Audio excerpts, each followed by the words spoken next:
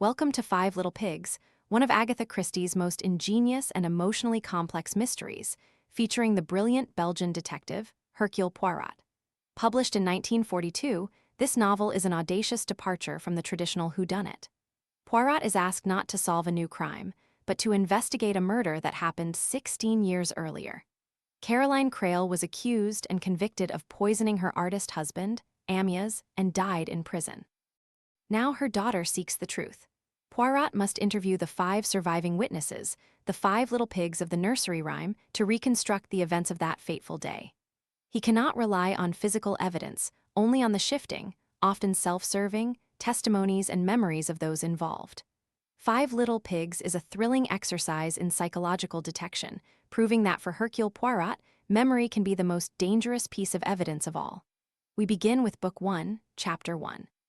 Hercule Poirot looked with interest and appreciation at the young woman who was being ushered into the room. There had been nothing distinctive in the letter she had written. It had been a mere request for an appointment, with no hint of what lay behind that request. It had been brief and businesslike. Only the firmness of the handwriting had indicated that Carla Lemarchant was a young woman, and now here she was in the flesh, a tall, slender young woman in the early 20s. The kind of young woman that one definitely looked at twice. Her clothes were good, an expensive, well-cut coat and skirt and luxurious furs. Her head was well poised on her shoulders, she had a square brow, a sensitively cut nose and a determined chin. She looked very much alive. It was her aliveness more than her beauty which struck the predominant note.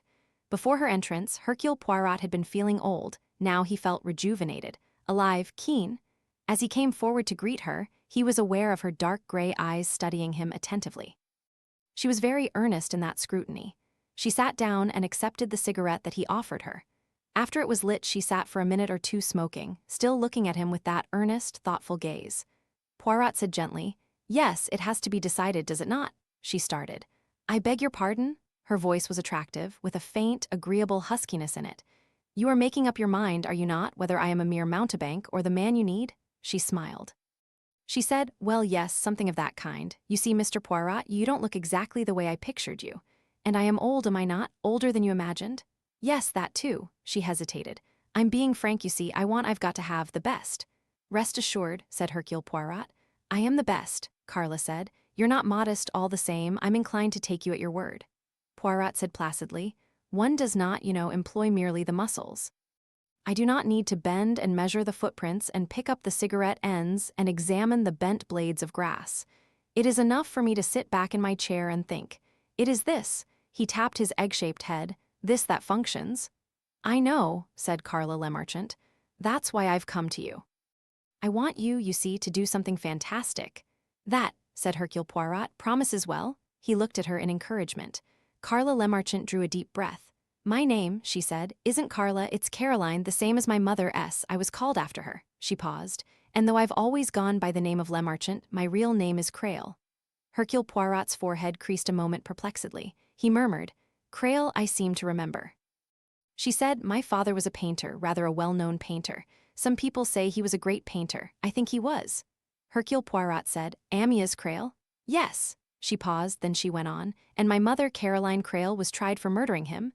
"Aha," said Hercule Poirot. "I remember now, but only vaguely. I was abroad at the time. It was a long time ago." 16 years, said the girl. Her face was very white now, and her eyes 2 burning lights. She said, "Do you understand? She was tried and convicted. She wasn't hanged because they felt that there were extenuating circumstances, so the sentence was commuted to penal servitude for life. But she died only a year after the trial. You see, it's all over, done, finished with." Poirot said quietly. "And so?" The girl called Carla Lemarchant pressed her hands together. She spoke slowly and haltingly, but with an odd, pointed emphasis. She said, "You've got to understand exactly where I come in. I was 5 years old at the time it happened, too young to know anything about it. I remember my mother and my father, of course, and I remember leaving home suddenly, being taken to the country. I remember the pigs and a nice fat farmer's wife and everybody being very kind, and I remember, quite clearly, the funny way they used to look at me, everybody, a sort of furtive look. I knew, of course, children do, that there was something wrong, but I didn't know what. And then I went on a ship. It was exciting. It went on for days, and then I was in Canada and Uncle Simon met me, and I lived in Montreal with him and with Aunt Louise, and when I asked about Mummy and Daddy, they said they'd be coming soon. And then I think I forgot. Only I sort of knew that they were dead without remembering anyone actually telling me so. Because by that time, you see, I didn't think about them anymore. I was very happy, you know. Uncle Simon and Aunt Louise were sweet to me, and I went to school and had a lot of friends, and I'd quite forgot that I'd ever had another name, not Lemarchant.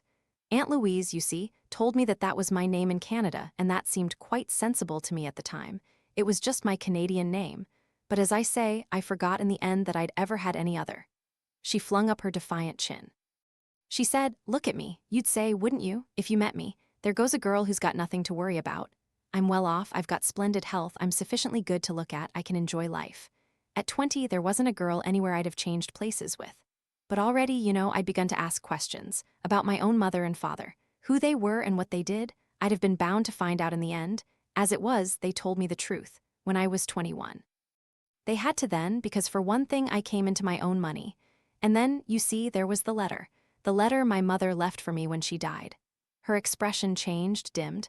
Her eyes were no longer two burning points, they were dark, dim pools. She said, "That's when I learnt the truth, that my mother had been convicted of murder. It was rather horrible." She paused. "There's something else I must tell you. I was engaged to be married. They said we must wait, that we couldn't be married until I was 21. When I knew, I understood why." Poirot stirred and spoke for the first time. He said, "And what was your fiancé's reaction?" John didn't care. He said it made no difference, not to him. He and I were John and Carla, and the past didn't matter." She leaned forward. "We're still engaged, but all the same, you know, it does matter. It matters to me, and it matters to John too. It isn't the past that matters to us, it's the future."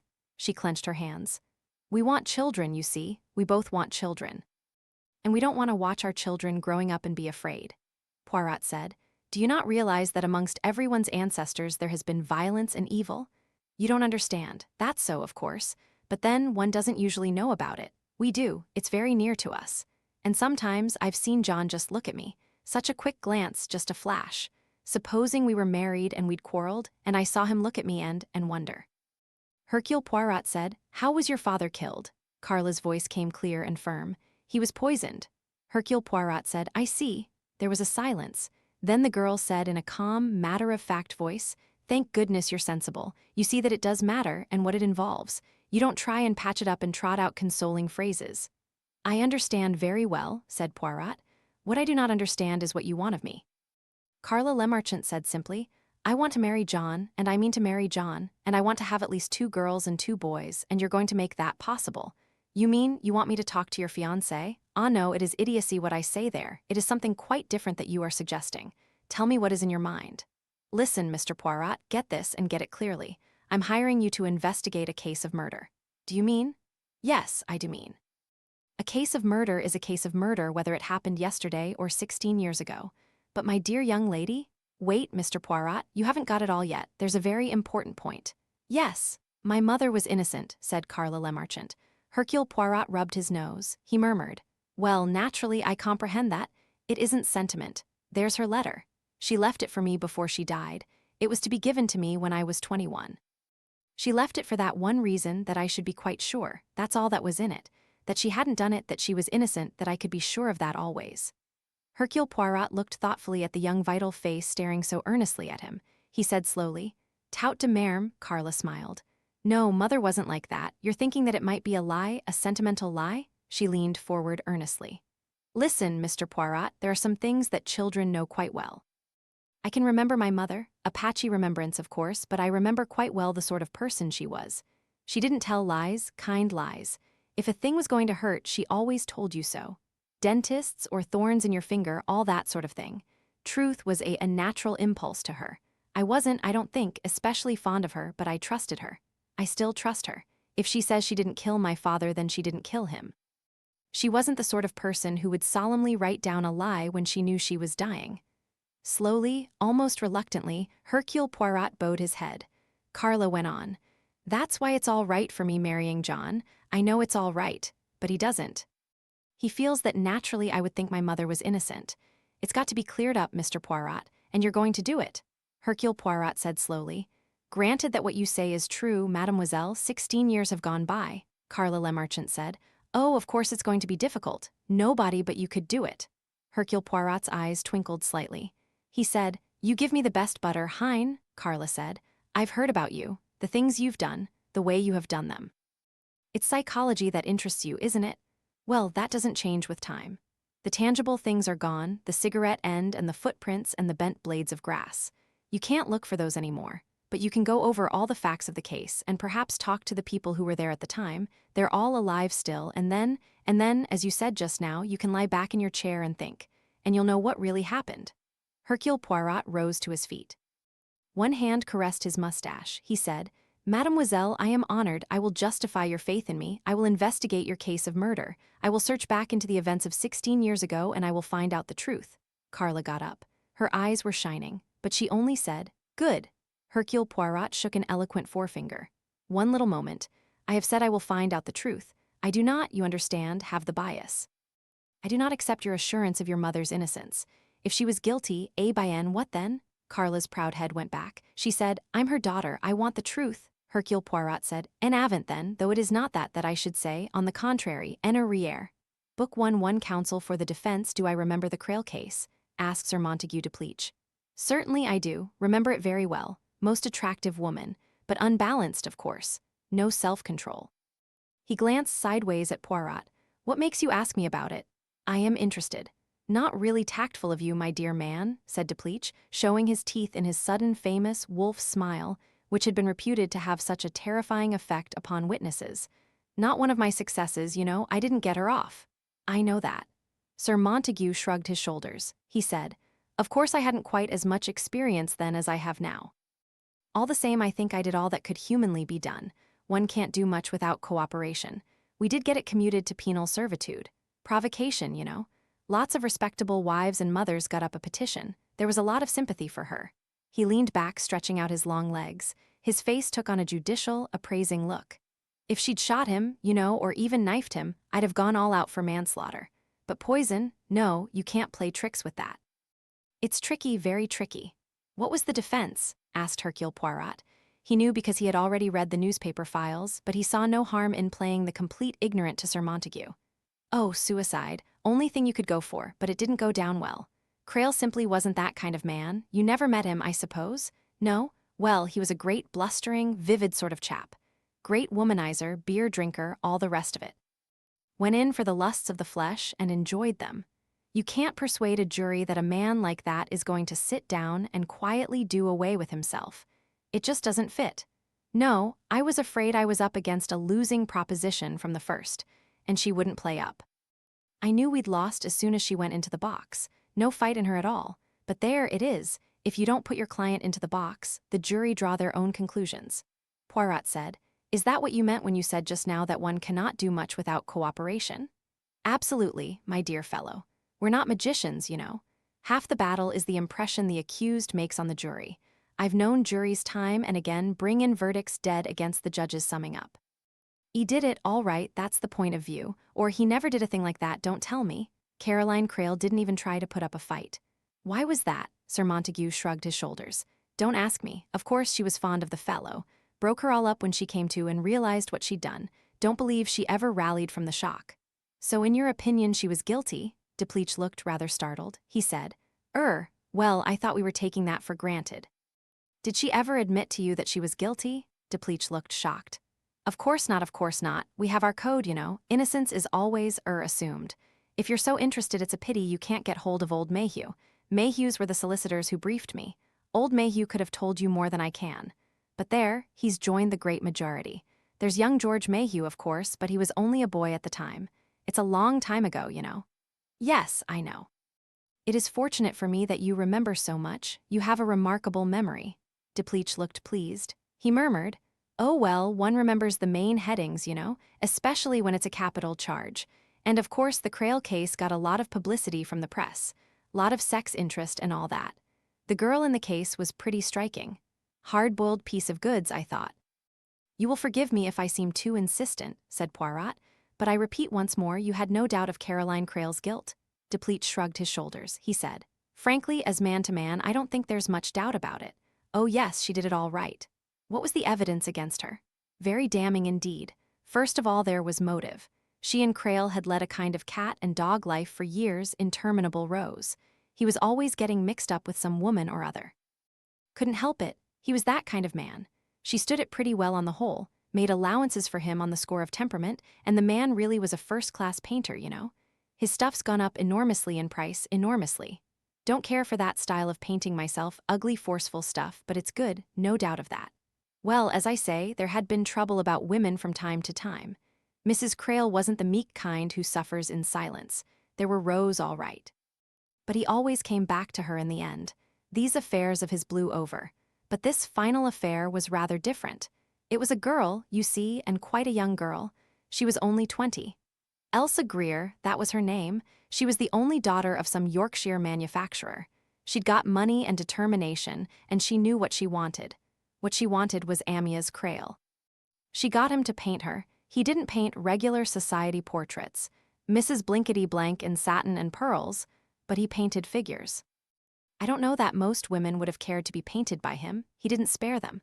But he painted the Greer girl, and he ended by falling for her good and proper.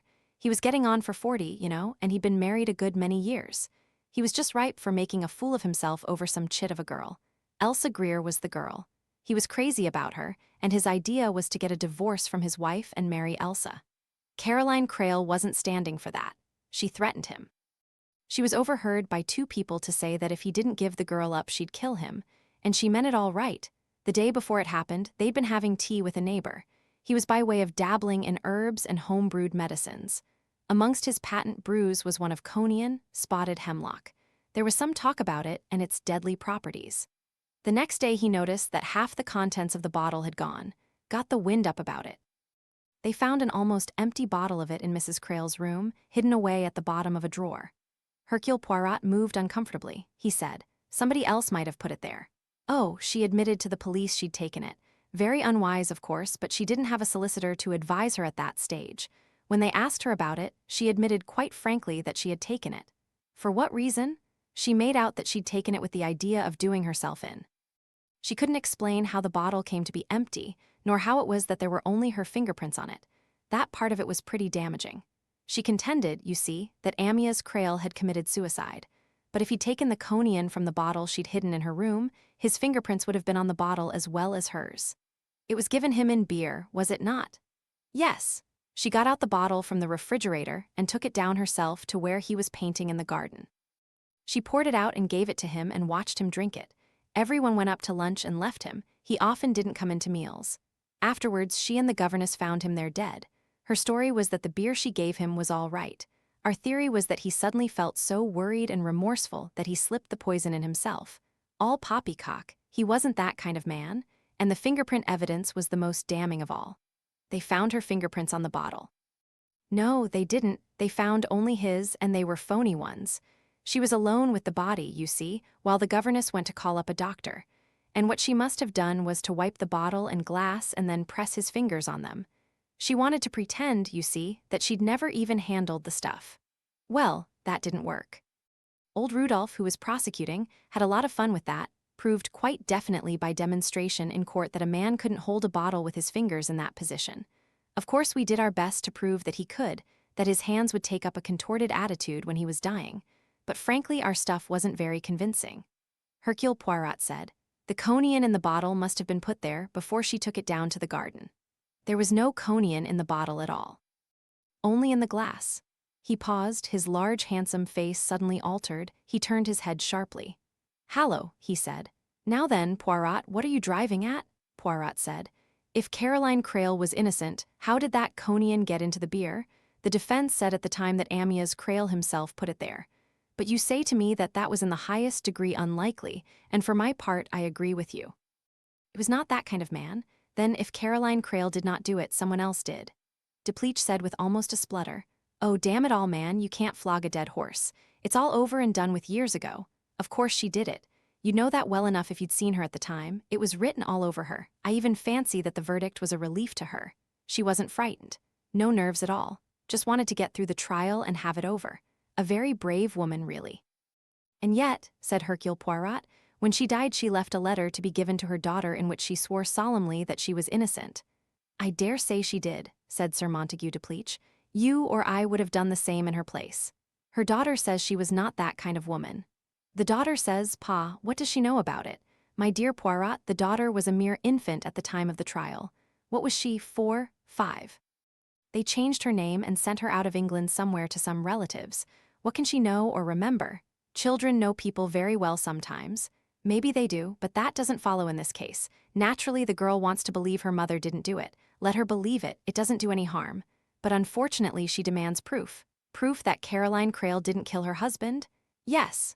Well, said Depleach, she won't get it. You think not. The famous K.C. looked thoughtfully at his companion. I've always thought you were an honest man, Poirot. What are you doing, trying to make money by playing on a girl's natural affections? You do not know the girl. She is an unusual girl, a girl of great force of character. Yes, I should imagine the daughter of Amyas and Caroline Crale might be that. What does she want? She wants the truth. I'm afraid she'll find the truth unpalatable. Honestly, Poirot, I don't think there's any doubt about it. She killed him. You will forgive me, my friend, but I must satisfy myself on that point. Well, I don't know what more you can do. You can read up the newspaper accounts of the trial. Humphrey Rudolph appeared for the crown. He's dead. Let me see, who was his junior? Young Fogg, I think. Yes, Fogg, you can have a chat with him. And then there are the people who were there at the time. Don't suppose they'll enjoy your butting in and raking the whole thing up, but I dare say you'll get what you want out of them. You're a plausible devil. Ah yes, the people concerned, that is very important. You remember perhaps who they were? Depleach considered. Let me see, it's a long time ago. There were only 5 people who were really in it, so to speak. I'm not counting the servants, a couple of faithful old things, scared-looking creatures. They didn't know anything about anything. No one could suspect them. There are 5 people, you say. Tell me about them. Well, there was Philip Blake. He was Crale's greatest friend, had known him all his life. He was staying in the house at the time. He's alive. I see him now and again on the links. Lives at St. George's Hill, stockbroker, plays the markets and gets away with it. Successful man, running to fat a bit. Yes, and who next? Then there was Blake's elder brother, country squire, stay-at-home sort of chap. A jingle ran through Poirot's head. He repressed it. He must not always be thinking of nursery rhymes. It seemed an obsession with him lately, and yet the jingle persisted. This little pig went to market, this little pig stayed at home, he murmured. He stayed at home, yes. He's the fellow I was telling you about, messed about with drugs and herbs, bit of a chemist, his hobby. What was his name now? Literary sort of name, I've got it. Meredith Blake, don't know whether he's alive or not. And who next? Next, well, there's the cause of all the trouble. The girl in the case, Elsa Greer. This little pig ate roast beef, murmured Poirot. Depleach stared at him. They've fed her meat all right, he said. She's been a go-getter. She's had 3 husbands since then, in and out of the divorce court as easy as you please. And every time she makes a change, it's for the better. Lady Didasham, that's who she is now. Open any Tatler and you're sure to find her. And the other 2? There was the governess woman, I don't remember her name. Nice, capable woman. Thompson, Jones, something like that. And there was the child. Caroline Crale's half-sister. She must have been about 15. She's made rather a name for herself. Digs up things and goes trekking to the back of beyond. Warren, that's her name. Angela Warren, rather an alarming young woman nowadays. I met her the other day. She is not, then, the little pig who cried wee wee wees? Sir Montague Depleach looked at him rather oddly. He said dryly, She's had something to cry wee wee about in her life. She's disfigured, you know, got a bad scar down one side of her face. Oh well, you'll hear all about it, I dare say. Poirot stood up. He said, I thank you. You have been very kind. If Mrs. Crale did not kill her husband, Depleach interrupted him. But she did, old boy, she did. Take my word for it. Poirot continued without taking any notice of the interruption. Then it seems logical to suppose that one of these 5 people must have done so. One of them could have done it, I suppose, said Depleach doubtfully, but I don't see why any of them should. No reason at all. In fact, I'm quite sure none of them did do it. Do get this bee out of your bonnet, old boy? But Hercule Poirot only smiled and shook his head. 2 counsel for the prosecution, guilty as hell, said Mr. Fogg succinctly. Hercule Poirot looked meditatively at the thin, clear-cut face of the barrister. Quentin Fogg, K.C., was a very different type from Montague Depleach. Depleach had force, magnetism, an overbearing and slightly bullying personality. He got his effects by a rapid and dramatic change of manner. Handsome, urbane, charming 1 minute, then an almost magical transformation, lips back, snarling smile, out for your blood. Quentin Fogg was thin, pale, singularly lacking in what is called personality. His questions were quiet and unemotional, but steadily persistent. If Depleach was like a rapier, Fogg was like an auger. He bored steadily. He had never reached spectacular fame, but he was known as a first-class man on law. He usually won his cases. Hercule Poirot eyed him meditatively. "So that," he said, "was how it struck you?" Fogg nodded. He said, "You should have seen her in the box. Old Humpy Rudolph, he was leading, simply made mincemeat of her." Mincemeat. He paused and then said unexpectedly, "On the whole, it was rather too much of a good thing." "I am not sure," said Hercule Poirot, "that I quite understand you." Fogg drew his delicately marked brows together. His sensitive hand stroked his bare upper lip. He said, "How shall I put it? It's a very English point of view. Shooting the sitting bird describes it best. Is that intelligible to you?" "It is, as you say, a very English point of view, but I think I understand you. In the Central Criminal Court, as on the playing fields of Eton, and in the hunting country, the Englishman likes the victim to have a sporting chance." "That's it exactly. Well, in this case, the accused didn't have a chance. Humpy Rudolph did as he liked with her. It started with her examination by Depleach. She stood up there, as docile as a little girl at a party, answering Depleach's questions with the answers she'd learn off by heart. Quite docile, word-perfect, and absolutely unconvincing. She'd been told what to say and she said it. It was Depleach's fault. That old mountebank played his part perfectly, but in any scene that needs two actors, one alone can't carry it. She didn't play up to him. It made the worst possible effect on the jury. And then old Humpy got up. I expect you've seen him. He's a great loss. Hitching his gown up, swaying back on his feet, and then straight off the mark. As I tell you, he made mincemeat of her. Led up to this and that, and she fell into the pitfall every time. He got her to admit the absurdities of her own statements. He got her to contradict herself. She floundered in deeper and deeper. And then he wound up with his usual stuff. Very compelling, very convinced.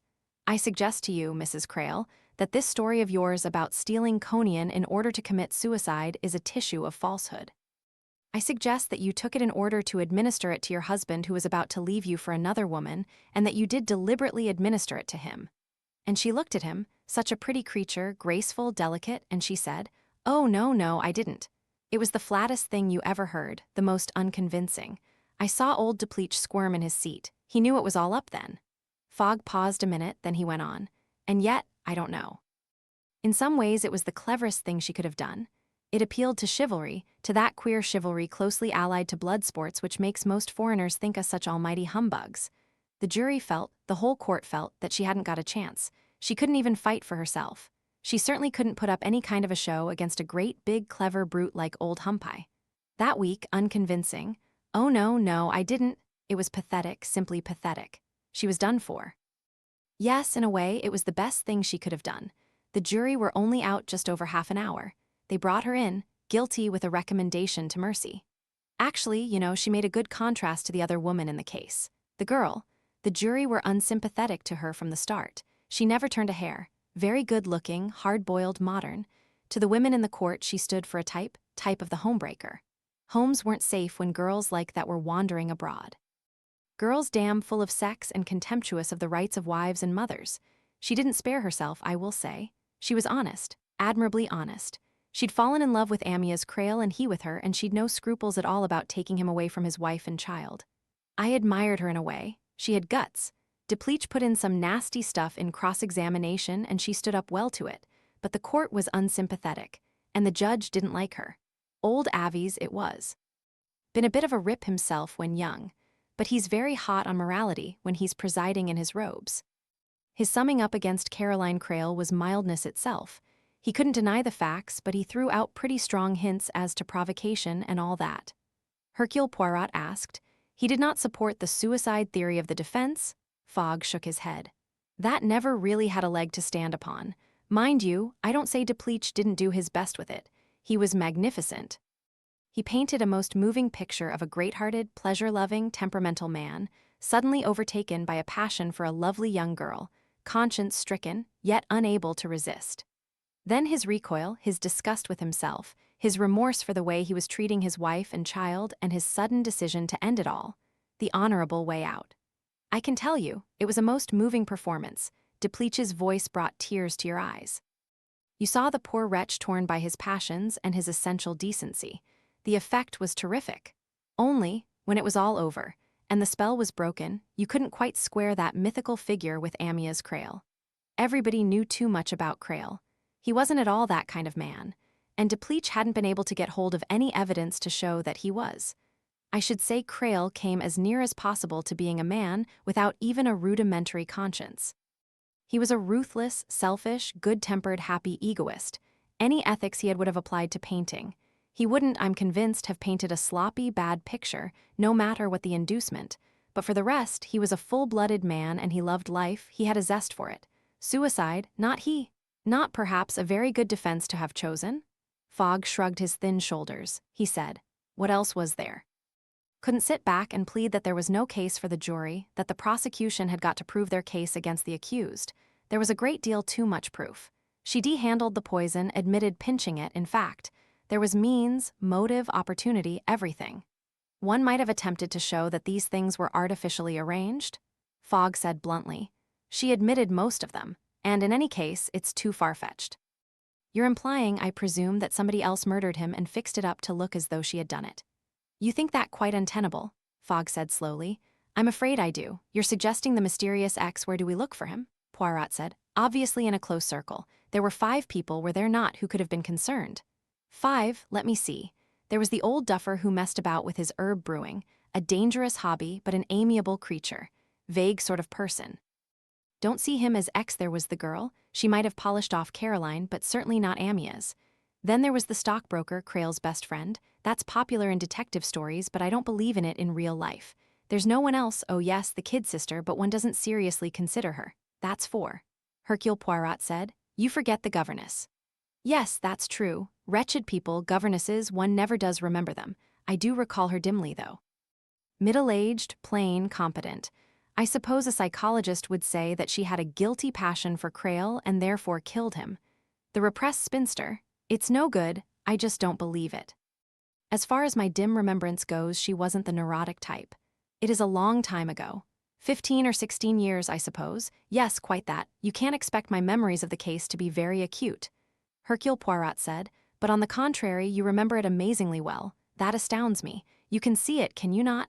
When you talk, the picture is there before your eyes. Fogg said slowly. Yes, you're right, I do see it, quite plainly.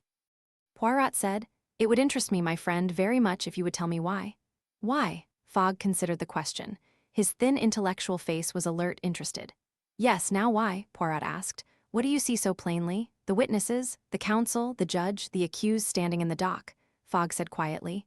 That's the reason, of course. You've put your finger on it. I shall always see her, funny thing, romance. She had the quality of it. I don't know if she was really beautiful. She wasn't very young, tired-looking circles under her eyes, but it all centered round her.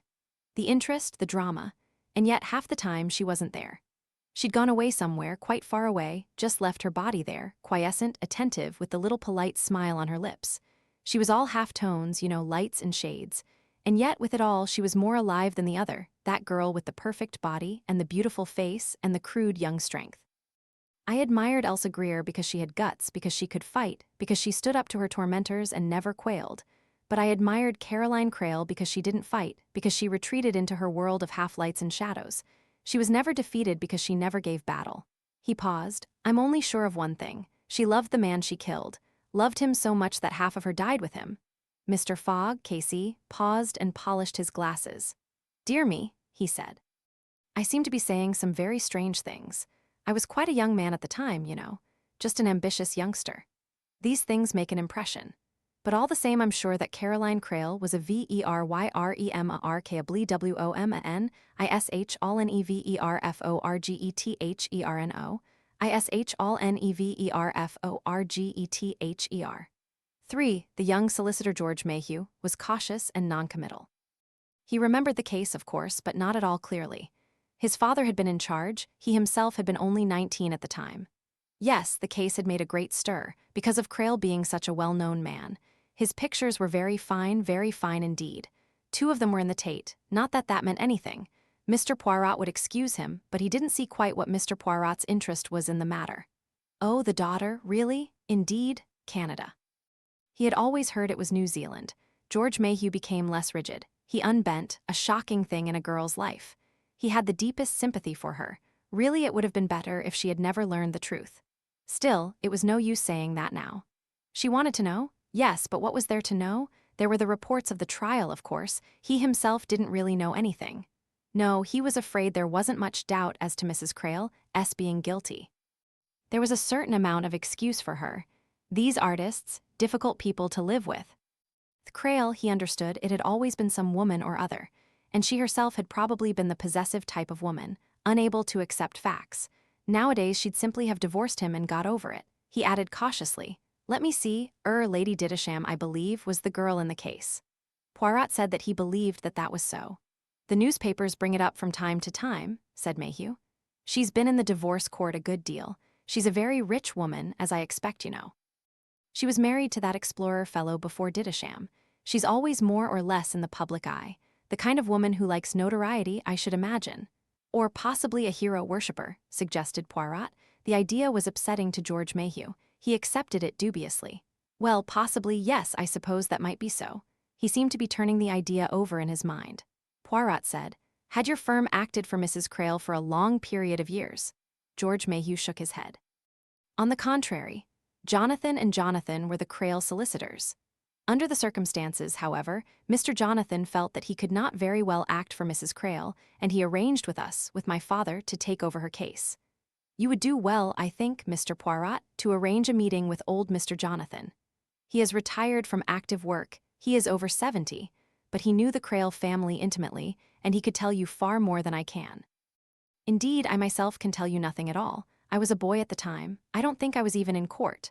Poirot rose, and George Mayhew, rising too, added, "You might like to have a word with Edmonds, our managing clerk. He was with the firm then and took a great interest in the case." Edmonds was a man of slow speech. His eyes gleamed with legal caution. He took his time in sizing up Poirot before he let himself be betrayed into speech. He said, I mind the Crale case." He added severely, "It was a disgraceful business." His shrewd eyes rested appraisingly on Hercule Poirot. He said, "It's a long time since to be raking things up again. A court verdict is not always an ending." Edmund's square head nodded slowly. "I'd not say that you weren't in the right of it there." Hercule Poirot went on, "Mrs. Crale left a daughter." I mind there was a child. Sent abroad to relatives, was she not?" Poirot went on, "That daughter believes firmly in her mother's innocence." The huge bushy eyebrows of Mr. Edmonds rose. "That's the way of it, is it?" Poirot asked. "Is there anything you can tell me to support that belief?" Edmonds reflected. Then slowly he shook his head. "I could not conscientiously say there was. I admired Mrs. Crale. Whatever else she was a lady, not like the other. A hussy, no more, no less. Bold as brass, jumped-up trash, that's what she was, and showed it." Mrs. Crale was quality. "But none the less a murderess?" Edmonds frowned. He said with more spontaneity than he had yet shown, "That's what I used to ask myself day after day, sitting there in the dock so calm and gentle. 'I'll not believe it,' I used to say to myself. But if you take my meaning, Mr. Poirot, there wasn't anything else to believe. That hemlock didn't get into Mr. Crale's beer by accident. It was put there. And if Mrs. Crale didn't put it there, who did?" "That is the question," said Poirot. "Who did?" Again those shrewd old eyes searched his face. "So that's your idea," said Mr. Edmonds. "What do you think yourself?" There was a pause before the officer answered. Then he said, "There was nothing that pointed that way, nothing at all." Poirot said, "You were in court during the hearing of the case?" "Every day." "You heard the witnesses give evidence?" "I did." "Did anything strike you about them, any abnormality, any insincerity?" Edmonds said bluntly. "Was one of them lying, do you mean? Had one of them a reason to wish Mr. Crale dead? If you'll excuse me, Mr. Poirot, that's a very melodramatic idea." "At least consider it," Poirot urged. He watched the shrewd face, the screwed-up, thoughtful eyes. Slowly, regretfully, Edmonds shook his head.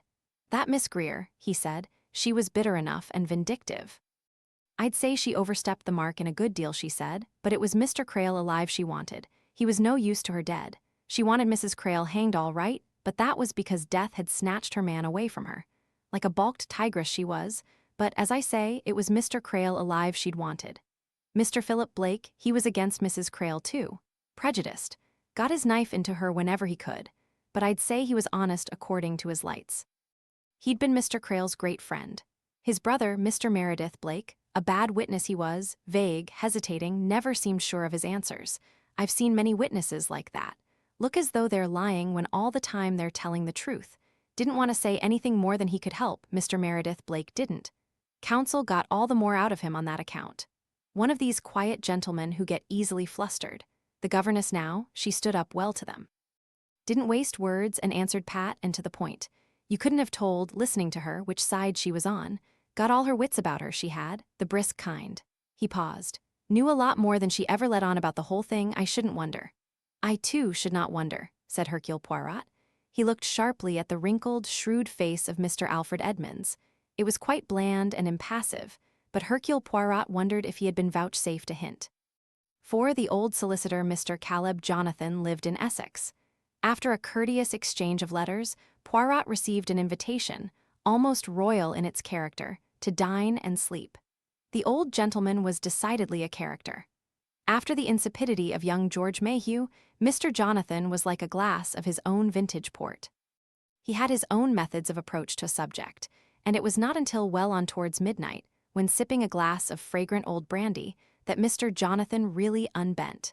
In Oriental fashion, he had appreciated Hercule Poirot's courteous refusal to rush him in any way. Now, in his own good time, he was willing to elaborate the theme of the Crale family. Our firm, of course, has known many generations of the Crales. I knew Amyas Crale and his father, Richard Crale, and I can remember Enoch Crale, the grandfather. Country squires, all of them, thought more of horses than human beings. They rode straight, liked women, and had no truck with ideas. They distrusted ideas, but Richard Crale's wife was cram full of ideas, more ideas than sense. She was poetical and musical, she played the harp, you know. She enjoyed poor health and looked very picturesque on her sofa. She was an admirer of Kingsley. That's why she called her son Amyas. His father scoffed at the name, but he gave in. Amyas Crale profited by his mixed inheritance. He got his artistic trend from his weakly mother, and his driving power and ruthless egoism from his father. All the Crales were egoists. They never by any chance saw any point of view but their own. Tapping with a delicate finger on the arm of his chair, the old man shot a shrewd glance at Poirot. Correct me if I am wrong, Mr. Poirot, but I think you are interested in character, shall we say? Poirot replied. That, to me, is the principal interest of all my cases. I can conceive of it, to get under the skin, as it were, of your criminal. How interesting, how absorbing. Our firm, of course, have never had a criminal practice. We should not have been competent to act for Mrs. Crale, even if taste had allowed. Mayhews, however, were a very adequate firm. They briefed Depleach, they didn't perhaps show much imagination there, still, he was very expensive and of course exceedingly dramatic. What they hadn't the wits to see was that Caroline would never play up in the way he wanted her to. She wasn't a dramatic woman. What was she? Asked Poirot. It is that I am chiefly anxious to know. Yes, of course. How did she come to do what she did? That is the really vital question. I knew her, you know, before she married. Caroline Spalding, she was, a turbulent, unhappy creature, very alive. Her mother was left a widow early in life and Caroline was devoted to her mother. Then the mother married again, there was another child. Yes, very sad, very painful. These young, ardent, adolescent jealousies. She was jealous? Passionately so. There was a regrettable incident. Poor child, she blamed herself bitterly afterwards. But you know, Mr. Poirot, these things happen. There is an inability to put on the brakes. It comes with maturity. Poirot said, What happened? She struck the child, the baby, flung a paperweight at her. The child lost the sight of one eye and was permanently disfigured. Mr. Jonathan sighed. He said, You can imagine the effect a simple question on that point had at the trial. Shook his head. It gave the impression that Caroline Crale was a woman of ungovernable temper. That was not true. No, that was not true. He paused and then resumed. Caroline Spalding came often to stay at Alderbury. She rode well and was keen. Richard Crale was fond of her. She waited on Mrs. Crale and was deft and gentle. Mrs. Crale also liked her. The girl was not happy at home. She was happy at Alderbury. Diana Crale, Amyas's sister, and she were by way of being friends. Philip and Meredith Blake, boys from the adjoining estate, were frequently at Alderbury. Philip was always a nasty, money-grubbing little brute. I must confess I have always had a distaste for him, but I am told that he tells a very good story and that he has the reputation of being a staunch friend. Meredith was what my contemporaries used to call namby-pamby. Liked botany and butterflies and observing birds and beasts. Nature study they call it nowadays. Ah, dear, all the young people were a disappointment to their parents. None of them ran true to type, huntin', shootin', fishin'. Meredith preferred watching birds and animals to shooting or hunting them. Philip definitely preferred town to country and went into the business of money-making. Diana married a fellow who wasn't a gentleman, one of the temporary officers in the war. And Amyas, strong, handsome, virile Amyas, blossomed into being a painter of all things in the world. It's my opinion that Richard Crale died of the shock. And in due course Amyas married Caroline Spalding. They'd always fought and sparred, but it was a love match all right. They were both crazy about each other, and they continued to care. But Amyas was like all the Crales, a ruthless egoist. He loved Caroline, but he never once considered her in any way. He did as he pleased. It's my opinion that he was as fond of her as he could be of anybody, but she came a long way behind his art. That came first. And I should say at no time did his art give place to a woman. He had affairs with women, they stimulated him, but he left them high and dry when he'd finished with them. He wasn't a sentimental man, nor a romantic one. And he wasn't entirely a sensualist either. The only woman he cared a button for was his own wife.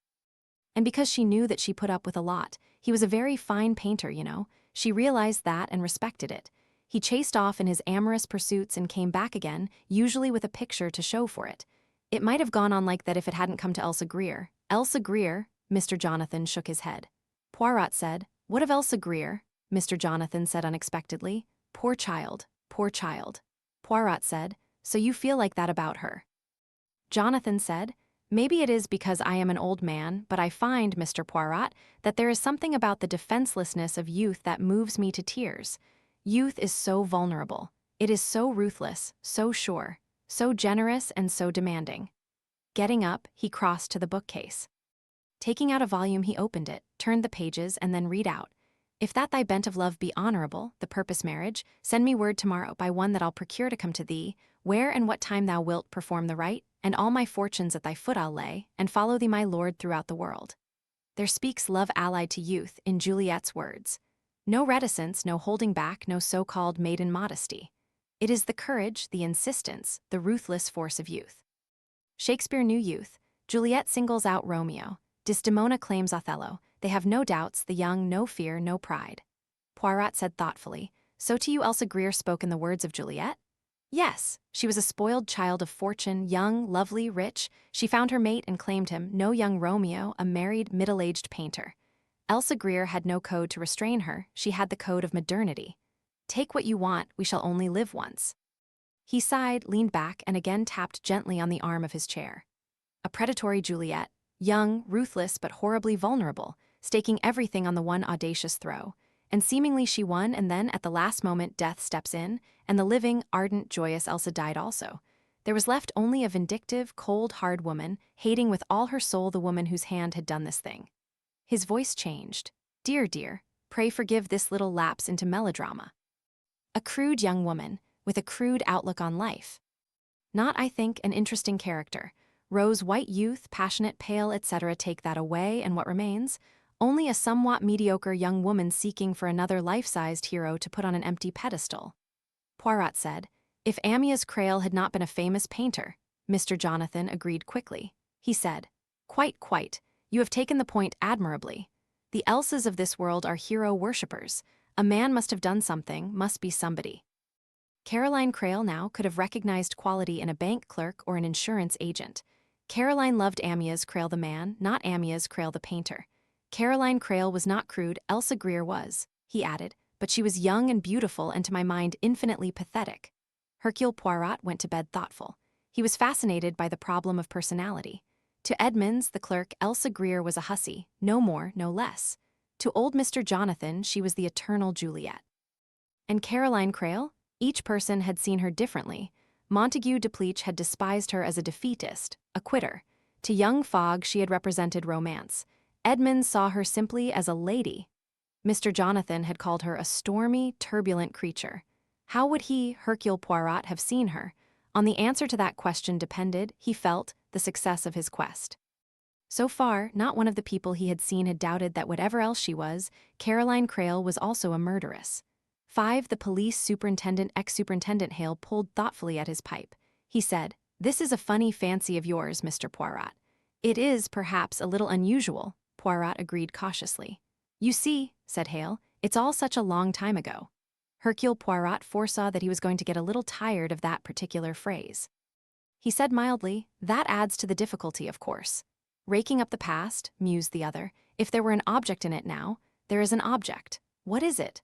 One can enjoy the pursuit of truth for its own sake. I do, and you must not forget the young lady. Hale nodded. Yes, I see her side of it.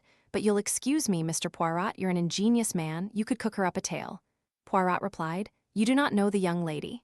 Oh, come now, a man of your experience. Poirot drew himself up.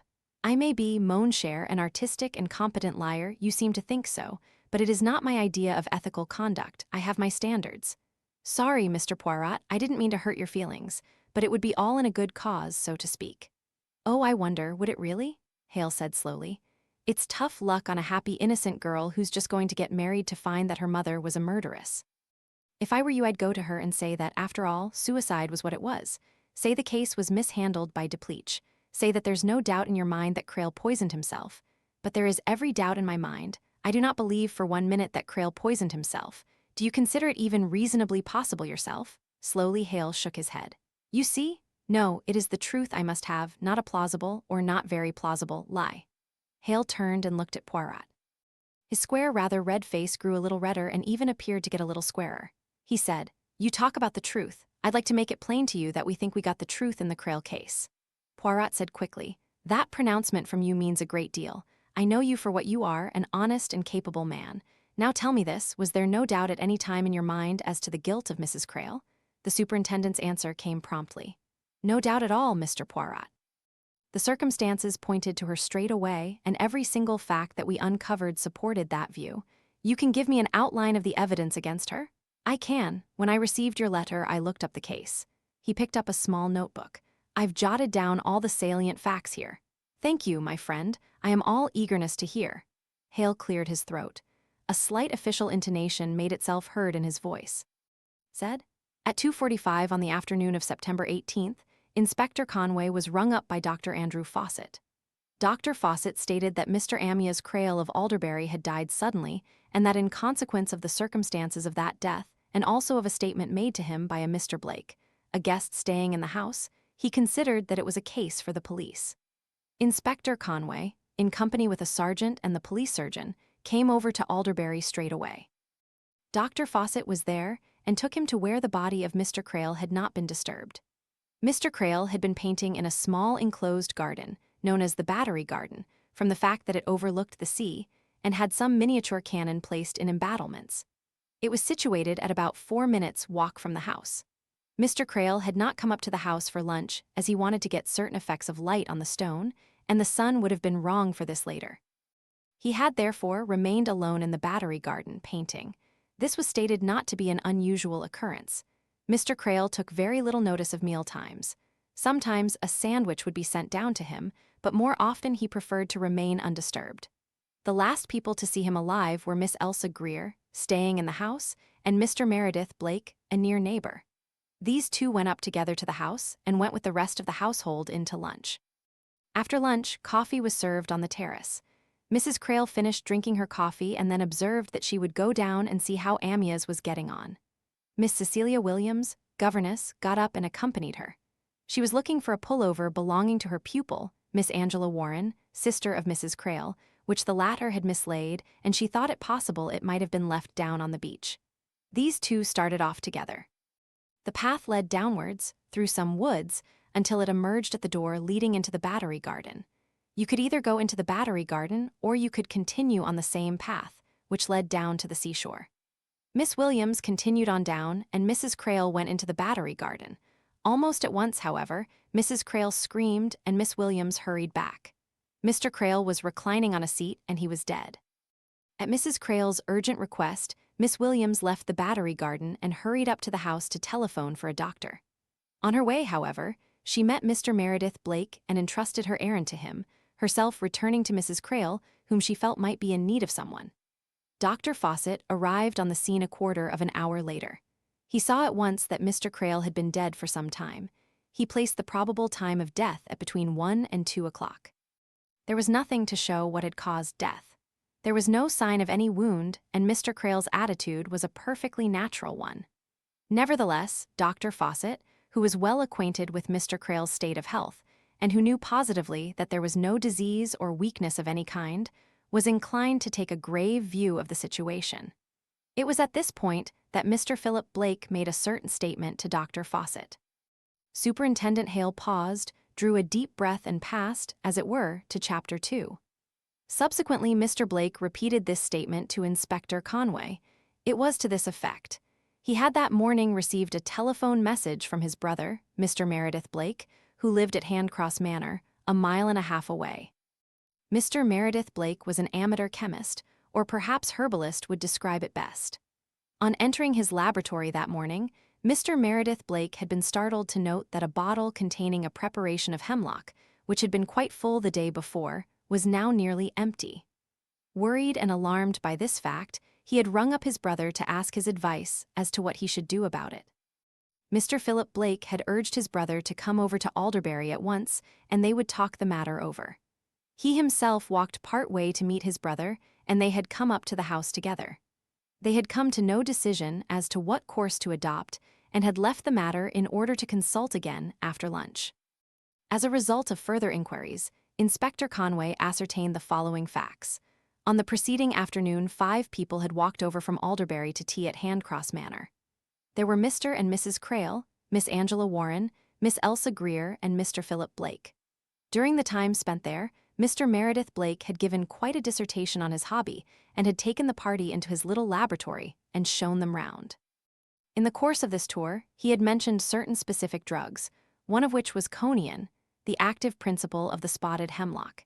He had explained its properties, had lamented the fact that it had now disappeared from the pharmacopoeia, and boasted that he had known small doses of it to be very efficacious in whooping cough and asthma. Later, he had mentioned its lethal properties and had actually read to his guests some passage from a Greek author describing its effects. Superintendent Hale paused, refilled his pipe, and passed on to Chapter 3. Colonel Freer, the chief constable, put the case into my hands.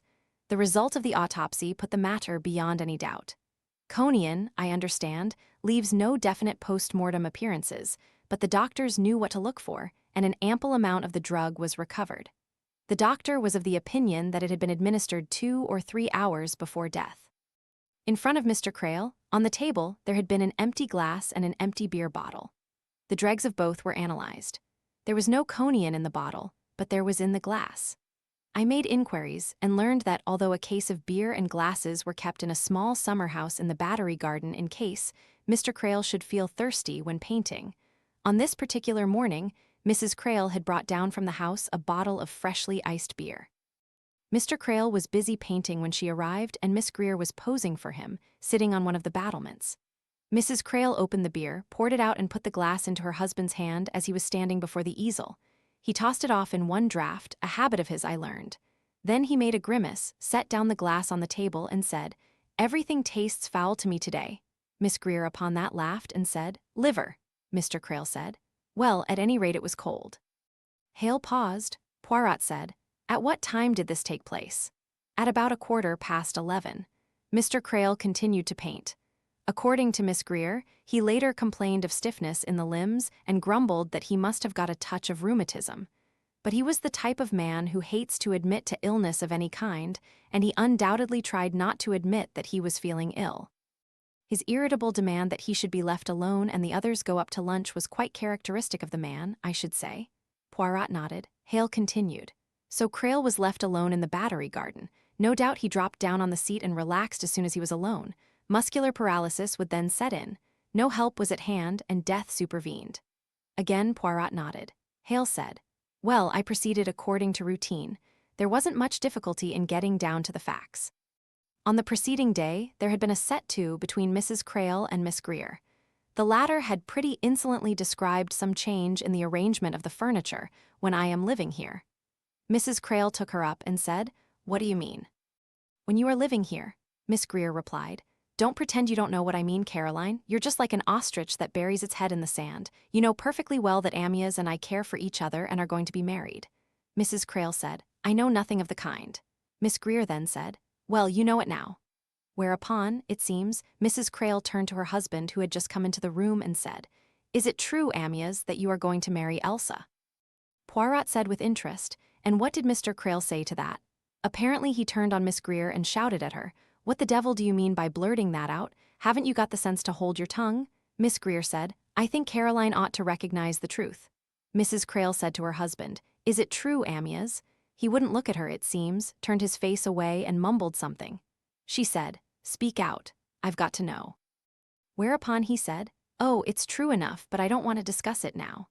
Then he flounced out of the room again, and Miss Greer said, "You see," and went on with something about its being no good for Mrs. Crale to adopt a dog-in-the-manger attitude about it. They must all behave like rational people. She herself hoped that Caroline and Amyas would always remain good friends. "And what did Mrs. Crale say to that?" asked Poirot curiously. According to the witnesses, she laughed. She said, "Over my dead body, Elsa." She went to the door and Miss Greer called after her, "What do you mean?" Mrs. Crale looked back and said, "I'll kill Amyas before I give him up to you." Hale paused. "Pretty damning, eh?" "Yes." Poirot seemed thoughtful. "Who overheard this scene?" Miss Williams was in the room and Philip Blake. Very awkward for them. "Their accounts of the scene agree?" "Near enough. You never got two witnesses to remember a thing exactly alike." "You know that just as well as I do, Mr. Poirot." Poirot nodded. He said thoughtfully, "Yes, it will be interesting to see." He stopped with the sentence unfinished. Hale went on, "I instituted a search of the house. In Mrs. Crale's bedroom, I found in a bottom drawer, tucked away underneath some winter stockings, a small bottle labeled jasmine scent. It was empty. I fingerprinted it. The only prints on it were those of Mrs. Crale. On analysis, it was found to contain faint traces of oil of jasmine and a strong solution of conium hydrobromide. I cautioned Mrs. Crale and showed her the bottle. She replied readily. She had, she said, been in a very unhappy state of mind. After listening to Mr. Meredith Blake's description of the drug, she had slipped back to the laboratory, had emptied out a bottle of jasmine scent which was in her bag, and had filled the bottle up with conium solution. I asked her why she had done this, and she said, "I don't want to speak of certain things more than I can help, but I had received a bad shock. My husband was proposing to leave me for another woman. If that was so, I didn't want to live. That is why I took it." Hale paused. Poirot said, "After all, it is likely enough." "Perhaps, Mr. Poirot, but it doesn't square with what she was overheard to say." And then there was a further scene on the following morning. Mr. Philip Blake overheard a portion of it. Miss Greer overheard a different portion of it. It took place in the library between Mr. and Mrs. Crale. Mr. Blake was in the hall and caught a fragment or two. Miss Greer was sitting outside near the open library window and heard a good deal more. "And what did they hear?" Mr. Blake heard Mrs. Crale say, "You and your women, I'd like to kill you. Someday I will kill you." No mention of suicide? Exactly. None at all. No words like, "If you do this thing, I'll kill myself." Miss Greer's evidence was much the same. According to her, Mr. Crale said, "Do try and be reasonable about this, Caroline. I'm fond of you and will always wish you well, you and the child. But I'm going to marry Elsa. We've always agreed to leave each other free." Mrs. Crale answered to that, "Very well, don't say I haven't warned you." He said, "What do you mean?" And she said, "I mean that I love you and I'm not going to lose you. I'd rather kill you than let you go to that girl." Poirot made a slight gesture. "It occurs to me," he murmured, "that Miss Greer was singularly unwise to raise this issue. Mrs. Crale could easily have refused her husband a divorce." "We had some evidence bearing on that point," said Hale. "Mrs. Crale, it seems, confided partly in Mr. Meredith Blake. He was an old and trusted friend. He was very distressed and managed to get a word with Mr. Crale about it. This, I may say, was on the preceding afternoon. Mr. Blake remonstrated delicately with his friend, said how distressed he would be if the marriage between Mr. and Mrs. Crale was to break up so disastrously. He also stressed the point that Miss Greer was a very young girl and that it was a very serious thing to drag a young girl through the divorce court. To this, Mr. Crale replied, with a chuckle, callous sort of brute he must have been, "That isn't Elsa's idea at all. She isn't going to appear. We shall fix it up in the usual way." Poirot said, "Therefore even more imprudent of Miss Greer to have broken out the way she did." Superintendent Hale said, "Oh, you know what women are, have to get at each other's throats. It must have been a difficult situation anyhow. I can't understand Mr. Crale allowing it to happen. According to Mr. Meredith Blake, he wanted to finish his picture. Does that make sense to you?" "Yes, my friend, I think it does." "It doesn't to me. The man was asking for trouble. He was probably seriously annoyed with his young woman for breaking out the way she did." "Oh, he was. Meredith Blake said so. If he had to finish the picture, I don't see why he couldn't have taken some photographs and worked from them. I know a chap, does watercolors of places, he does that." Poirot shook his head. "No, I can understand Crale the artist.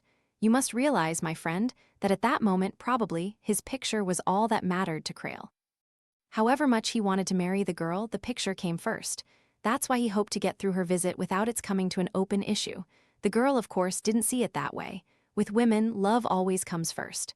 "Don't I know it?" said Superintendent Hale with feeling. "Men," continued Poirot, "and especially artists, are different." "Art," said the superintendent with scorn. "All this talk about art, I never have understood it and I never shall. You should have seen that picture Crale was painting. All lopsided. He made the girl look as though she'd got toothache, and the battlements were all cockeyed. Unpleasant looking, the whole thing. I couldn't get it out of my mind for a long time afterwards. I even dreamt about it. And what's more, it affected my eyesight. I began to see battlements and walls and things all out of drawing." "Yes, and women too," Poirot smiled. He said, "Although you do not know it, you are paying a tribute to the greatness of Amyas Crale's art." "Nonsense. Why can't a painter paint something nice and cheerful to look at? Why go out of your way to look for ugliness? Some of us, mon cher, see beauty in curious places." "The girl was a good looker, all right," said Hale. "Lots of makeup and next to no clothes on. It isn't decent the way these girls go about. And that was 16 years ago, mind you. Nowadays one wouldn't think anything of it. But then, well, it shocked me. Trousers and one of those canvas shirts, open at the neck and not another thing, I should say." "You seem to remember these points very well," murmured Poirot slyly. Superintendent Hale blushed. "I'm just passing on the impression I got," he said austerely. Quite," said Poirot soothingly. He went on, "So it would seem that the principal witnesses against Mrs. Crale were Philip Blake and Elsa Greer?" "Yes." Vehement they were, both of them. But the governess was called by the prosecution too, and what she said carried more weight than the other two. She was on Mrs. Crale's side entirely, you see, up in arms for her, but she was an honest woman and gave her evidence truthfully without trying to minimize it in any way. And Meredith Blake? He was very distressed by the whole thing, poor gentleman. As well he might be. Blamed himself for his drug brewing, and the coroner blamed him for it too. Conian and eye salts comes under Schedule I of the Poisons Acts. He came in for some pretty sharp censure. He was a friend of both parties, and it hit him very hard, besides being the kind of county gentleman who shrinks from notoriety and being in the public eye. Did not Mrs. Crale's young sister give evidence? No, it wasn't necessary. She wasn't there when Mrs. Crale threatened her husband, and there was nothing she could tell us that we couldn't get from someone else equally well. She saw Mrs. Crale go to the refrigerator and get the iced beer out, and of course, the defense could have subpoenaed her to say that Mrs. Crale took it straight down without tampering with it in any way. But that point wasn't relevant because we never claimed that the conian was in the beer bottle. How did she manage to put it in the glass with those two looking on? Well, first of all, they weren't looking on. That is to say, Mr. Crale was painting, looking at his canvas and at the sitter. And Miss Greer was posed, sitting with her back almost to where Mrs. Crale was standing, and her eyes looking over Mr. Crale's shoulder. Poirot nodded. As I say, neither of the two was looking at Mrs. Crale. She had the stuff in one of those pipette things, one used to fill fountain pens with them. We found it crushed to splinters on the path up to the house. Poirot murmured, "You have an answer to everything." "Well, come now, Mr. Poirot, without prejudice. She threatens to kill him. She takes the stuff from the laboratory. The empty bottle is found in her room and nobody has handled it but her. She deliberately takes down iced beer to him, a funny thing anyway when you realize that they weren't on speaking terms. A very curious thing. I had already remarked on it. Yes, bit of a giveaway. Why was she so amiable all of a sudden? He complains of the taste of the stuff, and Conian has a nasty taste. She arranges to find the body, and she sends the other woman off to telephone. Why? So that she can wipe that bottle and glass and then press his fingers on it. After that she can pipe up and say that it was remorse and that he committed suicide. A likely story. It was certainly not very well imagined. No, if you ask me, she didn't take the trouble to think. She was so eaten up with hate and jealousy. All she thought of was doing him in. And then, when it's over, when she sees him there dead, well then, I should say, she suddenly comes to herself and realizes that what she's done is murder, and that you get hanged for murder. Desperately she goes bald-headed for the only thing she can think of, which is suicide. Poirot said, "It is very sound what you say there. Yes, her mind might work that way. In a way it was a premeditated crime, and in a way it wasn't," said Hale. "I don't believe she really thought it out, just went on with it blindly." Poirot murmured, "I wonder." Hale looked at him curiously. He said, "Have I convinced you, Mr. Poirot, that it was a straightforward case?" "Almost, not quite. There are one or two peculiar points. Can you suggest an alternative solution that will hold water?" Poirot said. "What were the movements of the other people on that morning?" We went into them, I can assure you. We checked up on everybody. Nobody had what you could call an alibi you can't have with poisoning. Why, there's nothing to prevent a would-be murderer from handing his victim some poison in a capsule the day before, telling him it's a specific cure for indigestion, and he must take it before lunch, and then going away to the other end of England. But you don't think that happened in this case? Mr. Crale didn't suffer from indigestion, and in any case, I can't see that kind of thing happening. It's true that Mr. Meredith Blake was given to recommending quack nostrums of his own concocting, but I don't see Mr. Crale trying any of them. And if he did, he'd probably talk and joke about it. Besides, why should Mr. Meredith Blake want to kill Mr. Crale?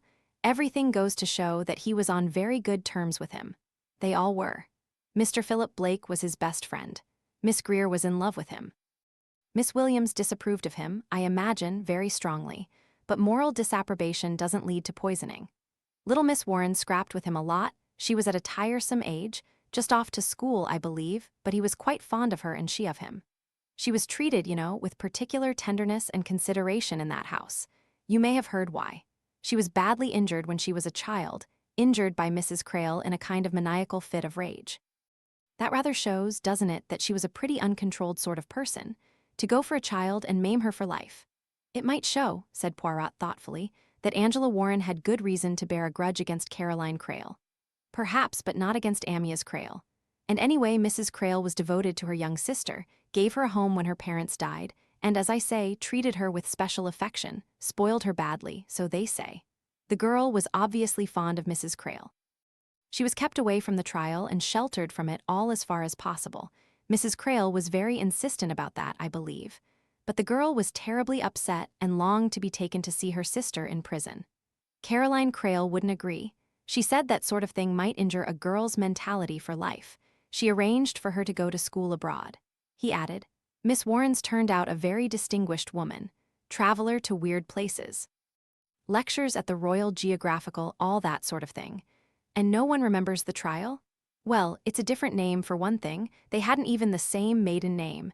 They had the same mother but different fathers. Mrs. Crale's name was Spalding. This Miss Williams, was she the child's governess or Angela Warren S? Angela S. There was a nurse for the child, but she used to do a few little lessons with Miss Williams every day, I believe. Where was the child at the time? She'd gone with the nurse to pay a visit to her grandmother, a Lady Tressilian, a widow lady who'd lost her own 2 little girls and who was devoted to this kid. Poirot nodded. I see. Hale continued. As to the movements of the other people on the day of the murder, I can give them to you. Miss Greer sat on the terrace near the library window after breakfast. There, as I say, she overheard the quarrel between Crale and his wife. After that, she accompanied Crale down to the Battery and sat for him until lunchtime with a couple of breaks to ease her muscles. Philip Blake was in the house after breakfast and overheard part of the quarrel. After Crale and Miss Greer went off, he read the paper until his brother telephoned him. Thereupon, he went down to the shore to meet his brother. They walked together up the path again past the Battery garden. Miss Greer had just gone up to the house to fetch a pullover as she felt chilly, and Mrs. Crale was with her husband discussing arrangements for Angela's departure to school. Ah, an amicable interview? Well, no, not amicable. Crale was fairly shouting at her, I understand, annoyed at being bothered with domestic details. I suppose she wanted to get things straightened up if there was going to be a break. Poirot nodded. Hale went on. The 2 brothers exchanged a few words with Amyas Crale. Then Miss Greer reappeared and took up her position, and Crale picked up his brush again, obviously wanting to get rid of them. They took the hint and went up to the house. It was when they were at the Battery, by the way, that Amyas Crale complained all the beer down there was hot, and his wife promised to send him down some iced beer. Aha! Exactly, aha! Sweet as sugar she was about it. They went up to the house and sat on the terrace outside. Mrs. Crale and Angela Warren brought them out beer there. Later, Angela Warren went down to bathe and Philip Blake went with her. Meredith Blake went down to a clearing with a seat just above the Battery garden. He could just see Miss Greer as she posed on the battlements and could hear her voice and Crale's as they talked. He sat there and thought over the Conian business. He was still very worried about it and didn't know quite what to do. Elsa Greer saw him and waved her hand to him. When the bell went for lunch, he came down to the Battery, and Elsa Greer and he went back to the house together. He noticed then that Crale was looking, as he put it, very queer, but he didn't really think anything of it at the time. Crale was the kind of man who is never ill, and so one didn't imagine he would be. On the other hand, he did have moods of fury and despondency according as to whether his painting was not going as he liked it. On those occasions, one left him alone and said as little as possible to him. That's what these two did on this occasion. As to the others, the servants were busy with housework and cooking lunch. Miss Williams was in the schoolroom part of the morning correcting some exercise books. Afterwards, she took some household mending to the terrace. Angela Warren spent most of the morning wandering about the garden, climbing trees and eating things. You know what a girl of 15 is. Plums, sour apples, hard pears, etc. After she came back to the house and, as I say, went down with Philip Blake to the beach and had a bathe before lunch. Superintendent Hale paused. "Now then," he said belligerently, "do you find anything phony about that?" Poirot said. "Nothing at all." "Well then," the two words expressed volumes. "But all the same," said Hercule Poirot, "I am going to satisfy myself." What are you going to do?" "I am going to visit these 5 people, and from each one I am going to get his or her own story." Superintendent Hale sighed with a deep melancholy. He said, "Man, you're nuts. None of their stories are going to agree. Don't you grasp that elementary fact? No 2 people remember a thing in the same order anyway. And after all this time, why, you'll hear 5 accounts of 5 separate murders." "That," said Poirot, "is what I am counting upon. It will be very instructive." 6. This little pig went to market. Philip Blake was recognizably like the description given of him by Montague Depleach, a prosperous, shrewd, jovial-looking man, slightly running to fat. Hercule Poirot had timed his appointment for 6:30 on a Saturday afternoon. Philip Blake had just finished his 18 holes, and he had been on his game, winning a $5 from his opponent. He was in the mood to be friendly and expansive. Hercule Poirot explained himself and his errand. On this occasion, at least, he showed no undue passion for unsullied truth. It was a question, Blake gathered, of a series of books dealing with famous crimes. Philip Blake frowned. He said, "Good Lord, why make up these things?" Hercule Poirot shrugged his shoulders. He was at his most foreign today. He was out to be despised but patronized. He murmured, "It is the public. They eat it up, yes, eat it up." "Ghouls," said Philip Blake. But he said it good-humoredly, not with the fastidiousness and the distaste that a more sensitive man might have displayed. Hercule Poirot said with a shrug of the shoulders, "It is human nature. You and I, Mr. Blake, who know the world, have no illusions about our fellow human beings. Not bad people, most of them, but certainly not to be idealized." Blake said heartily, "I've parted with my illusions long ago. Instead, you tell a very good story, so I have been told." "Ah." Blake's eyes twinkled. "Heard this one?" Poirot's laugh came at the right place. It was not an edifying story, but it was funny. Philip Blake lay back in his chair, his muscles relaxed, his eyes creased with good humor. Hercule Poirot thought suddenly that he looked rather like a contented pig. A pig. This little pig went to market. What was he like, this man, this Philip Blake? A man, it would seem, without cares. Prosperous, contented. No remorseful thoughts, no uneasy twinges of conscience from the past, no haunting memories here. No, a well-fed pig who had gone to market and fetched the full market price. But once, perhaps, there had been more to Philip Blake. He must have been when young, a handsome man. Eyes always a shade too small, a fraction too near together, perhaps, but otherwise a well-made, well-set-up young man. How old was he now? At a guess, between 50 and 60. Nearing 40, then, at the time of Crale's death. Less stultified, then, less sunk in the gratifications of the minute. Asking more of life, perhaps, and receiving less. Poirot murmured as a mere catchphrase, "You comprehend my position." "No, really, I'm hanged if I do." The stockbroker sat upright again. His glance was once more shrewd. "Why, you're not a writer?" "Not precisely, no. Actually, I am a detective." The modesty of this remark had probably not been equaled before in Poirot's conversation. "Of course you are." "We all know that, the famous Hercule Poirot," but his tone held a subtly mocking note. Intrinsically, Philip Blake was too much of an Englishman to take the pretensions of a foreigner seriously. To his cronies, he would have said, "Quaint little mountebank. Oh well, I expect his stuff goes down with the women all right." And although that derisive, patronizing attitude was exactly the one which Hercule Poirot had aimed at inducing, nevertheless he found himself annoyed by it. This man, this successful man of affairs, was unimpressed by Hercule Poirot. It was a scandal. "I am gratified," said Poirot untruly, "that I am so well known to you. My success, let me tell you, has been founded on the psychology, the eternal why, of human behavior. That, Mr. Blake, is what interests the world in crime today. It used to be romance. Famous crimes were retold from one angle only, The love story connected with them. Nowadays, it is very different. People read with interest that Dr. Crippen murdered his wife because she was a big bouncing woman and he was little and insignificant, and therefore she made him feel inferior. They read of some famous woman criminal that she killed because she'd been snubbed by her father when she was 3 years old. It is, as I say, the why of crime that interests nowadays. Philip Blake said, with a slight yawn, "The why of most crimes is obvious enough, I should say. Usually money." Poirot cried, "Ah, but my dear sir, the why must never be obvious. That is the whole point. And that's where you come in, and that, as you say, is where I come in. It is proposed to rewrite the stories of certain bygone crimes from the psychological angle. Psychology and crime, it is my speciality. I have accepted the commission." Philip Blake grinned. "Pretty lucrative, I suppose?" "I hope so, I certainly hope so." "Congratulations. Now perhaps you'll tell me where I come in?" "Most certainly." "The Crale case, monsieur?" Philip Blake did not look startled, but he looked thoughtful. He said, "Yes, of course, the Crale case." Hercule Poirot said anxiously, "It is not displeasing to you, Mr. Blake?" "Oh, as to that." Philip Blake shrugged his shoulders. "It's no use resenting a thing that you've no power to stop. The trial of Caroline Crale is public property. Anyone can go ahead and write it up. It's no use my objecting. In a way, I don't mind telling you, I do dislike it a good deal. Amyas Crale was one of my best friends. I'm sorry the whole unsavory business has to be raked up again, but these things happen. You are a philosopher, Mr. Blake." No, I just know enough not to start kicking against the pricks. I dare say you'll do it less offensively than many others." "I hope, at least, to write with delicacy and good taste," said Poirot. Philip Blake gave a loud guffaw, but without any real amusement. "Makes me chuckle to hear you say that." "I assure you, Mr. Blake, I am really interested. It is not just a matter of money with me. I genuinely want to recreate the past, to feel and see the events that took place, to see behind the obvious, and to visualize the thoughts and feelings of the actors in the drama." Philip Blake said, "I don't know that there was much subtlety about it. It was a pretty obvious business. Crude female jealousy, that was all there was to it." "It would interest me enormously, Mr. Blake, if I could have your own reactions to the affair."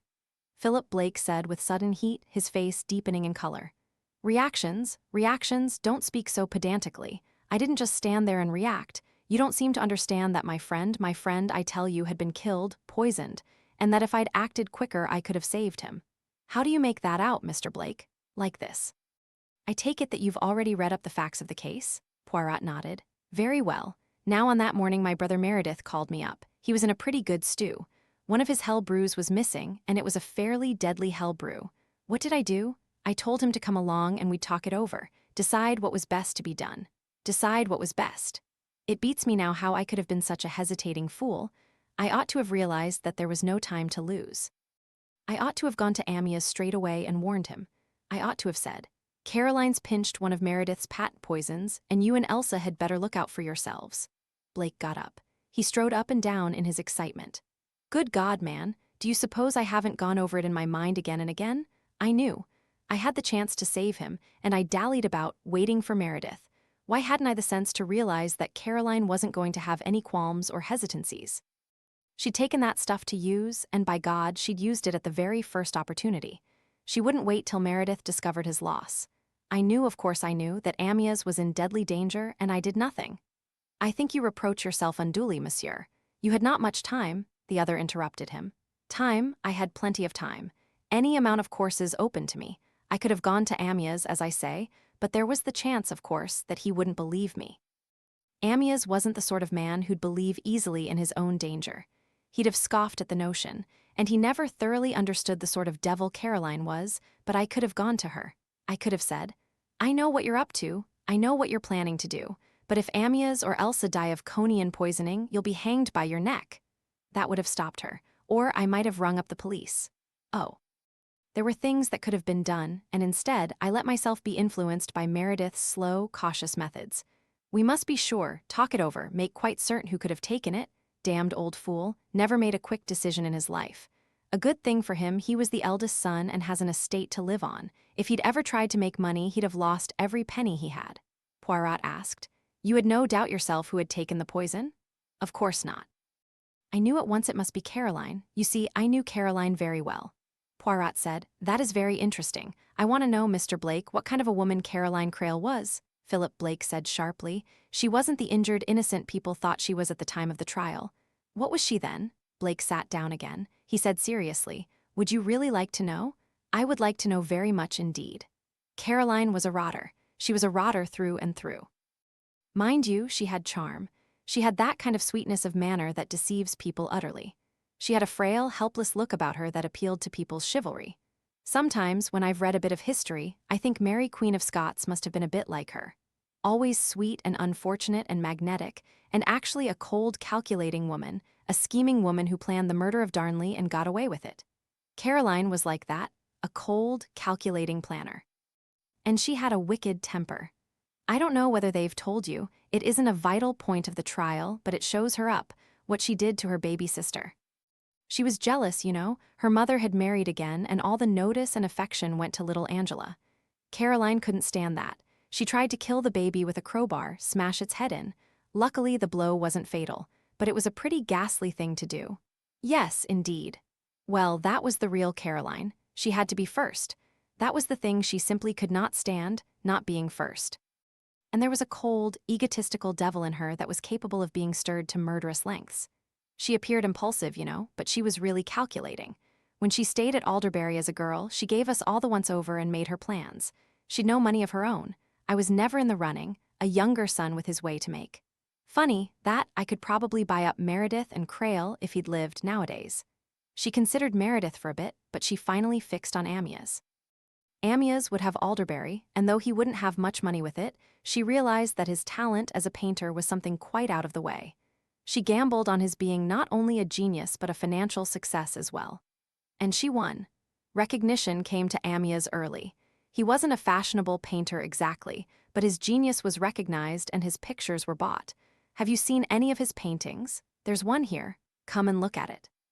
He led the way into the dining room and pointed to the left-hand wall. There you are. That's Amyas. Poirot looked in silence. It came to him with fresh amazement that a man could so imbue a conventional subject with his own particular magic. A vase of roses on a polished mahogany table, that hoary old set piece. How then did Amyas Crale contrive to make his roses flame and burn with a riotous, almost obscene life? The polished wood of the table trembled and took on sentient life. How explain the excitement the picture roused? For it was exciting. The proportions of the table would have distressed Superintendent Hale. He would have complained that no known roses were precisely of that shape or color. And afterwards he would have gone about wondering vaguely why the roses he saw were unsatisfactory, and round mahogany tables would have annoyed him for no known reason. Poirot gave a little sigh. He murmured, "Yes, it is all there." Blake led the way back. He mumbled, "Never have understood anything about art myself. Don't know why I like looking at that thing so much, but I do. It's oh, damn it all, it's good." Poirot nodded emphatically. Blake offered his guest a cigarette and lit one himself. He said, "And that's the man who painted those roses, the man who painted the woman with a cocktail shaker. The man who painted that amazing, painful nativity. That's the man who was cut short in his prime, deprived of his vivid, forceful life all because of a vindictive, mean-natured woman." He paused. "You'll say that I'm bitter, that I'm unduly prejudiced against Caroline. She had charm, I've felt it. But I always knew, the real woman behind. And that woman, Mr. Poirot, was evil. She was cruel and malignant and a grabber. And yet it has been told me that Mrs. Crale put up with many hard things in her married life." "Yes, and didn't she let everybody know about it? Always the martyr. Poor old Amyas. His married life was one long hell, or rather it would have been if it hadn't been for his exceptional quality. His art, you see, he always had that. It was an escape. When he was painting, he didn't care. He shook off Caroline and her nagging and all the ceaseless rows and quarrels. They were endless, you know. Not a week passed without a thundering row over one thing or another. She enjoyed it. Having rows stimulated her, I believe. It was an outlet. She could say all the hard, bitter, stinging things she wanted to say. She'd positively purr after one of those set-tos, go off looking as sleek and well-fed as a cat. But it took it out of him. He wanted peace, rest, a quiet life. Of course a man like that ought never to marry. He isn't out for domesticity. A man like Crale should have affairs but no binding ties. They're bound to chafe him. He confided in you? Well, he knew that I was a pretty devoted pal. He let me see things. He didn't complain. He wasn't that kind of man. Sometimes he'd say, 'Damn all women.' Or he'd say, 'Never get married, old boy. Wait for hell till after this life.' You knew about his attachment to Miss Greer? Oh yes, at least I saw it coming on. He told me he'd met a marvelous girl. She was different, he said, from anything or anyone he'd ever met before. Not that I paid much attention to that. Amyas was always meeting one woman or other who was different. Usually a month later, he'd stare at you if you mentioned them and wonder who you were talking about. But this Elsa Greer really was different. I realized that when I came down to Alderbury to stay. She'd got him, hooked him good and proper. The poor mutt fairly ate out of her hand. You did not like Elsa Greer either? No, I didn't like her. She was definitely a predatory creature. She too wanted to own Crale body and soul. But I think, all the same, that she'd have been better for him than Caroline. She might conceivably have let him alone once she was sure of him. Or she might have got tired of him and moved on to someone else. The best thing for Amyas would have been to be quite free of female entanglements. But that, it would seem, was not to his taste, Philip Blake said with a sigh. The damned fool was always getting himself involved with some woman or other. And yet, in a way, women really meant very little to him. The only two women who really made any impression on him at all in his life were Caroline and Elsa. Poirot said, was he fond of the child? Angela? Oh, we all liked Angela. She was such a sport. She was always game for anything. What a life she led, that wretched governess of hers. Yes, Amyas liked Angela all right, but sometimes she went too far and then he used to get really mad with her, and then Caroline would step in. Caro was always on Angela's side, and that would finish Amyas altogether. He hated it when Caro sided with Angela against him. There was a bit of jealousy all round, Amyas was jealous of the way Caro always put Angela first and would do anything for her. And Angela was jealous of Amyas and rebelled against his overbearing ways. It was his decision that she should go to school that autumn, and she was furious about it. Not, I think, because she didn't like the idea of school. She really rather wanted to go, I believe. But it was Amyas's high-handed way of settling it all offhand that infuriated her. She played all sorts of tricks on him in revenge. Once she put 10 slugs in his bed. On the whole, I think Amyas was right. It was time she got some discipline. Miss Williams was very efficient, but even she confessed that Angela was getting too much for her. He paused. Poirot said, when I asked if Amyas was fond of the child, I referred to his own child, his daughter. Oh, you mean little Carla? Yes, she was a great pet. He enjoyed playing with her when he was in the mood. But his affection for her wouldn't have deterred him from marrying Elsa, if that's what you mean. He hadn't that kind of feeling for her. Was Caroline Crale very devoted to the child? A kind of spasm contorted Philip's face. He said, I can't say that she wasn't a good mother. No, I can't say that. It's the one thing. Yes, Mr. Blake, Philip said slowly and painfully. It's the one thing I really regret in this affair, the thought of that child, such a tragic background to her young life. They sent her abroad to Amyas's cousin and her husband. I sincerely hope, they managed to keep the truth from her. Poirot shook his head. He said, the truth, Mr. Blake, has a habit of making itself known, even after many years. The stockbroker murmured, I wonder. Poirot went on, in the interests of truth, Mr. Blake, I am going to ask you to do something. What is it? I am going to beg that you will write me out an exact account of what happened on those days at Alderbury. That is to say, I am going to ask you to write me out a full account of the murder and its attendant circumstances. But my dear fellow, after all this time, I should be hopelessly inaccurate. Not necessarily. Surely. No, for one thing, with the passage of time, the mind retains a hold on essentials and rejects superficial matters. Ho, you mean a mere broad outline? Not at all. I mean a detailed, conscientious account of each event as it occurred and every conversation you can remember.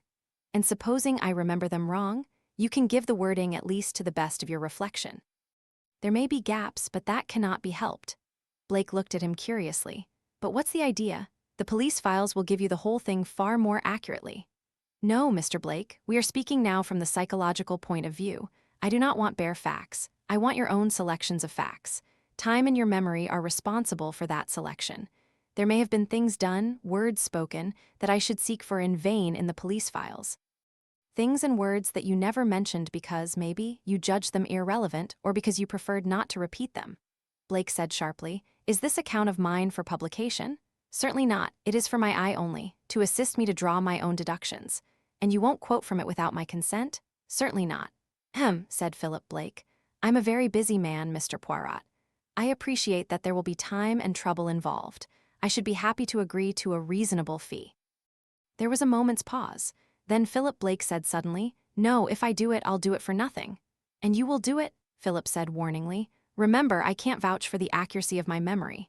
"That is perfectly understood." "Then I think," said Philip Blake, "that I should like to do it. I feel I owe it, in a way, to Amyas Crale." 7. This little pig stayed at home. Hercule Poirot was not a man to neglect details.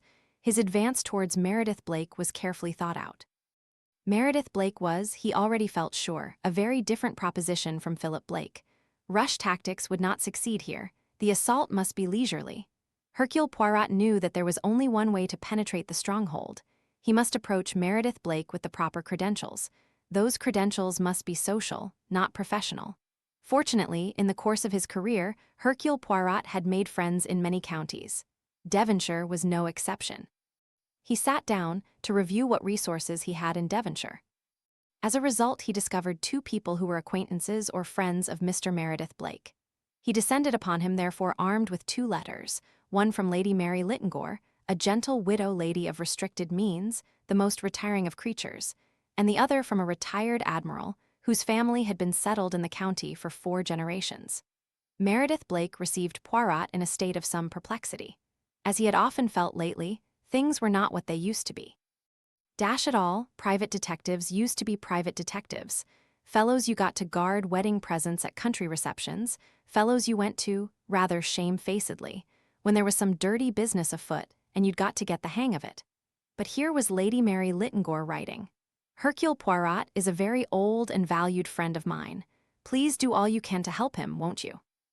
And Mary Littengore wasn't, no, decidedly she wasn't, the sort of woman you associate with private detectives and all that they stand for. And Admiral Cronshaw wrote, "Very good chap, absolutely sound. Grateful if you will do what you can for him. Most entertaining fellow, can tell you lots of good stories." And now here was the man himself. Really a most impossible person, the wrong clothes, button boots, an incredible mustache, not his Meredith Blake's kind of fellow at all. Didn't look as though he'd ever hunted or shot, or even played a decent game. A foreigner. Slightly amused, Hercule Poirot read accurately these thoughts passing through the other's head. He had felt his own interest rising considerably as the train brought him into the West Country. He would see now, with his own eyes, the actual place where these long-past events happened. It was here, at Handcross Manor, that 2 young brothers had lived and gone over to Alderbury, and joked and played tennis and fraternized with a young Amyas Crale and a girl called Caroline. It was from here that Meredith had started out to Alderbury on that fatal morning. That had been 16 years ago. Hercule Poirot looked with interest at the man who was confronting him with somewhat uneasy politeness. Very much what he had expected. Meredith Blake resembled superficially every other English country gentleman of straitened means and outdoor tastes. A shabby old coat of Harris tweed, a weather-beaten, pleasant, middle-aged face with somewhat faded blue eyes, a weak mouth, half hidden by a rather straggly mustache. Poirot found Meredith Blake a great contrast to his brother. He had a hesitating manner, his mental processes were obviously leisurely. It was as though his tempo had slowed down with the years, just as his brother's had been accelerated. As Poirot had already guessed, he was a man whom you could not hurry. The leisurely life of the English countryside was in his bones. He looked, the detective thought, a good deal older than his brother, though, from what Mr. Jonathan had said, it would seem that only a couple of years separated them. Hercule Poirot prided himself on knowing how to handle an old-school tie. It was no moment for trying to seem English. No, one must be a foreigner, frankly a foreigner, and be magnanimously forgiven for the fact. Of course, these foreigners don't quite know the ropes, will shake hands at breakfast. Still, a decent fellow, really? Poirot set about creating this impression of himself. The 2 men talked, cautiously, of Lady Mary Littengore and of Admiral Cronshaw. Other names were mentioned. Fortunately, Poirot knew someone's cousin and had met somebody else's sister-in-law. He could see a kind of warmth dawning in the squire's eye. The fellow seemed to know the right people. Gracefully, insidiously, Poirot slid into the purpose of his visit. He was quick to counteract the inevitable recoil. This book was, alas, going to be written. Miss Crale, Miss Lemarchant, as she was now called, was anxious for him to exercise a judicious editorship. The facts, unfortunately, were public property, but much could be done in their presentation to avoid wounding susceptibilities. Poirot murmured that before now he had been able to use discreet influence to avoid certain purple passages in a book of memoirs. Meredith Blake flushed angrily. His hand shook a little as he filled a pipe.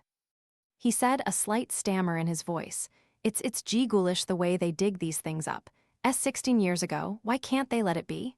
Poirot shrugged his shoulders. He said, I agree with you, but what will you? There is a demand for such things, and anyone is at liberty to reconstruct a proved crime and to comment on it. Seems disgraceful to me. Poirot murmured, Alas, we do not live in a delicate age. You would be surprised, Mr. Blake, if you knew the unpleasant publications I had succeeded in, shall we say, softening. I am anxious to do all I can to save Miss Crale's feeling in the matter. Meredith Blake murmured, Little Carla, that child, a grown-up woman, one can hardly believe it. I know, time flies swiftly, does it not? Meredith Blake sighed. He said, too quickly. Poirot said, As you will have seen in the letter I handed you from Miss Crale, she is very anxious to know everything possible about the sad events of the past. Meredith Blake said with a touch of irritation, Why rake up everything again? How much better to let it all be forgot. You say that, Mr. Blake, because you know all the past too well. Miss Crale, remember, knows nothing. That is to say, she knows only the story as she has learnt it from the official accounts. Meredith Blake winced. He said, Yes, I forgot. Poor child. What a detestable position for her, the shock of learning the truth, and then those soulless, callous reports of the trial. The truth, said Hercule Poirot, can never be done justice to in a mere legal recital. It is the things that are left out that are the things that matter. The emotions, the feelings, the characters of the actors in the drama, the extenuating circumstances. He paused, and the other man spoke eagerly like an actor who had received his cue. Extenuating circumstances, that's just it. If ever there were extenuating circumstances, there were in this case. Amyas Crale was an old friend. His family and mine had been friends for generations, but one has to admit that his conduct was, frankly, outrageous. He was an artist, of course, and presumably that explains it. But there it is, he allowed a most extraordinary set of affairs to arise. The position was one that no ordinary decent man could have contemplated for a moment. Hercule Poirot said, I am interested that you should say that. It had puzzled me, that situation. Not so does a well-bred man, a man of the world, go about his affairs. Blake's thin, hesitating face had lit up with animation. He said, Yes, but the whole point is that Amyas never was an ordinary man. He was a painter, you see, and with him painting came first, really sometimes in the most extraordinary way. I don't understand these so-called artistic people myself, never have. I understood Crale a little because, of course, I'd known him all my life. His people were the same sort as my people. And in many ways, Crale ran true to type. It was only where art came in that he didn't conform to the usual standards. He wasn't, you see, an amateur in any way. He was first class, really first class. Some people say he's a genius. They may be right. But as a result, he was always what I should describe as unbalanced. When he was painting a picture, nothing else mattered, nothing could be allowed to get in the way. He was like a man in a dream, completely obsessed by what he was doing. Not till the canvas was finished did he come out of this absorption and start to pick up the threads of ordinary life again. He looked questioningly at Poirot, and the latter nodded. You understand, I see. Well, that explains, I think, why this particular situation arose. He was in love with this girl. He wanted to marry her. He was prepared to leave his wife and child for her. But he'd started painting her down here, and he wanted to finish that picture. Nothing else mattered to him. He didn't see anything else. And the fact that the situation was a perfectly impossible one for the two women concerned doesn't seem to have occurred to him. Did either of them understand his point of view? Oh yes, in a way. Elsa did, I suppose. She was terrifically enthusiastic about his painting. But it was a difficult position for her, naturally. And as for Caroline, he stopped. Poirot said, For Caroline, yes, indeed. Meredith Blake said, speaking with a little difficulty, Caroline I had always been very fond of Caroline. There was a time when I hoped to marry her. But that was soon nipped in the bud. Still, I remained, if I may say so, devoted to her service. Poirot nodded thoughtfully. That slightly old-fashioned phrase expressed, he felt, the man before him very typically. Meredith Blake was the kind of man who would devote himself readily to a romantic and honorable devotion. He would serve his lady faithfully and without hope of reward. Yes, it was all very much in character. He said, carefully weighing the words, You must have resented this attitude on her behalf? I did. Oh, I did. I actually remonstrated with Crale on the subject. When was this? Actually the day before it all happened. They came over to tea here, you know. I got Crale aside and I put it to him. I even said I remember that it wasn't fair on either of them. Ah, you said that? Yes, I didn't think, you see, that he realized. Possibly not. I said to him that it was putting Caroline in a perfectly unendurable position. If he meant to marry this girl, he ought not to have her staying in the house and well more or less flaunt her in Caroline's face. It was, I said, an unendurable insult. Poirot asked curiously, "What did he answer?" Meredith Blake replied with distaste. He said, "Caroline must lump it." Hercule Poirot's eyebrows rose. "Not," he said, a very sympathetic reply. I thought it abominable. I lost my temper. I said that no doubt, not caring for his wife, he didn't mind how much he made her suffer, but what I said about the girl? Hadn't he realized it was a pretty rotten position for her? His reply to that was that Elsa must lump it too. Then he went on, "You don't seem to understand, Meredith, that this thing I'm painting is the best thing I've done. It's good, I tell you. And a couple of jealous, quarreling women aren't going to upset it, no, by hell they're not." It was hopeless talking to him. I said he seemed to have taken leave of all ordinary decency. Painting, I said, wasn't everything. He interrupted there. He said, "Ah, but it is to me." I was still very angry. I said it was perfectly disgraceful the way he had always treated Caroline. She had had a miserable life with him. He said he knew that and he was sorry about it. Sorry. He said, "I know, Mary, you don't believe that, but it's the truth. I've given Caroline the hell of a life and she's been a saint about it. But she did know, I think, what she might be letting herself in for. I told her candidly the sort of damnable, egoistic, loose-living kind of chap I was. I put it to him then very strongly that he ought not to break up his married life. There was the child to be considered and everything. I said that I could understand that a girl like Elsa could bowl a man over, but that even for her sake he ought to break off the whole thing. She was very young. She was going into this bald-headed, but she might regret it bitterly afterwards. I said couldn't he pull himself together, make a clean break and go back to his wife? "And what did he say?" Blake said. "He just looked embarrassed. He patted me on the shoulder and said, 'You're a good chap, Mary, but you're too sentimental. You wait till the picture's finished and you'll admit that I was right.' I said, 'Damn your picture.' And he grinned and said all the neurotic women in England couldn't do that. Then I said that it would have been more decent to have kept the whole thing from Caroline until after the picture was finished. He said that that wasn't his fault. It was Elsa who had insisted on spilling the beans. I said, 'Why?' And he said that she had had some idea that it wasn't straight otherwise. She wanted everything to be clear and above board. Well, of course, in a way, one could understand that and respect the girl for it. However badly she was behaving, she did at least want to be honest. A lot of additional pain and grief is caused by honesty," remarked Hercule Poirot. Meredith Blake looked at him doubtfully. He did not quite like the sentiment. He sighed. "It was a most unhappy time for us all." "The only person who does not seem to have been affected by it was Amyas Crale," said Poirot. "And why? Because he was a rank egoist. I remember him now, grinning at me as he went off saying, 'Don't worry, Mary, everything's going to pan out all right.'" "The incurable optimist," murmured Poirot. Meredith Blake said, "He was the kind of man who didn't take women seriously. I could have told him that Caroline was desperate." "Did she tell you so?" "Not in so many words. But I shall always see her face as it was that afternoon, white and strained with a kind of desperate gaiety. She talked and laughed a lot. But her eyes, there was a kind of anguished grief in them that was the most moving thing I have ever known. Such a gentle creature, too." Hercule Poirot looked at him for a minute or two without speaking. Clearly the man in front of him felt no incongruity in speaking thus of a woman who on the day after had deliberately killed her husband. Meredith Blake went on. He had by now quite overcome his first suspicious hostility. Hercule Poirot had the gift of listening. To men such as Meredith Blake, the reliving of the past has a definite attraction. He spoke now almost more to himself than to his guest. "I ought to have suspected something, I suppose. It was Caroline who turned the conversation to my little hobby. It was, I must confess, an enthusiasm of mine. The old English herbalists, you know, are a very interesting study. There are so many plants that were formerly used in medicine and which have now disappeared from the official pharmacopoeia. And it's astonishing, really, how a simple decoction of something or other will really work wonders. No need for doctors half the time. The French understand these things, some of their tisanes are first-rate." He was well away now on his hobby. "Dandelion tea, for instance, marvelous stuff. And a decoction of hips, I saw the other day somewhere that that's coming into fashion with the medical profession again. Oh yes, I must confess I got a lot of pleasure out of my brews. Gathering the plants at the right time, drying them, macerating them, all the rest of it.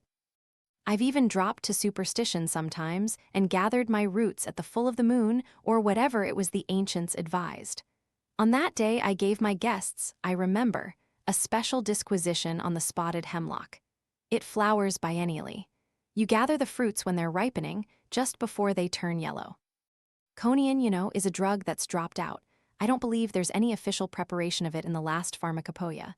But I've proved the usefulness of it in whooping cough, and in asthma too, for that matter. You talked of all this in your laboratory. Yes, I showed them round, explained the various drugs to them, valerian and the way it attracts cats. One sniff at that was enough for them. Then they asked about deadly nightshade, and I told them about belladonna and atropine. They were very much interested. What is comprised in that word?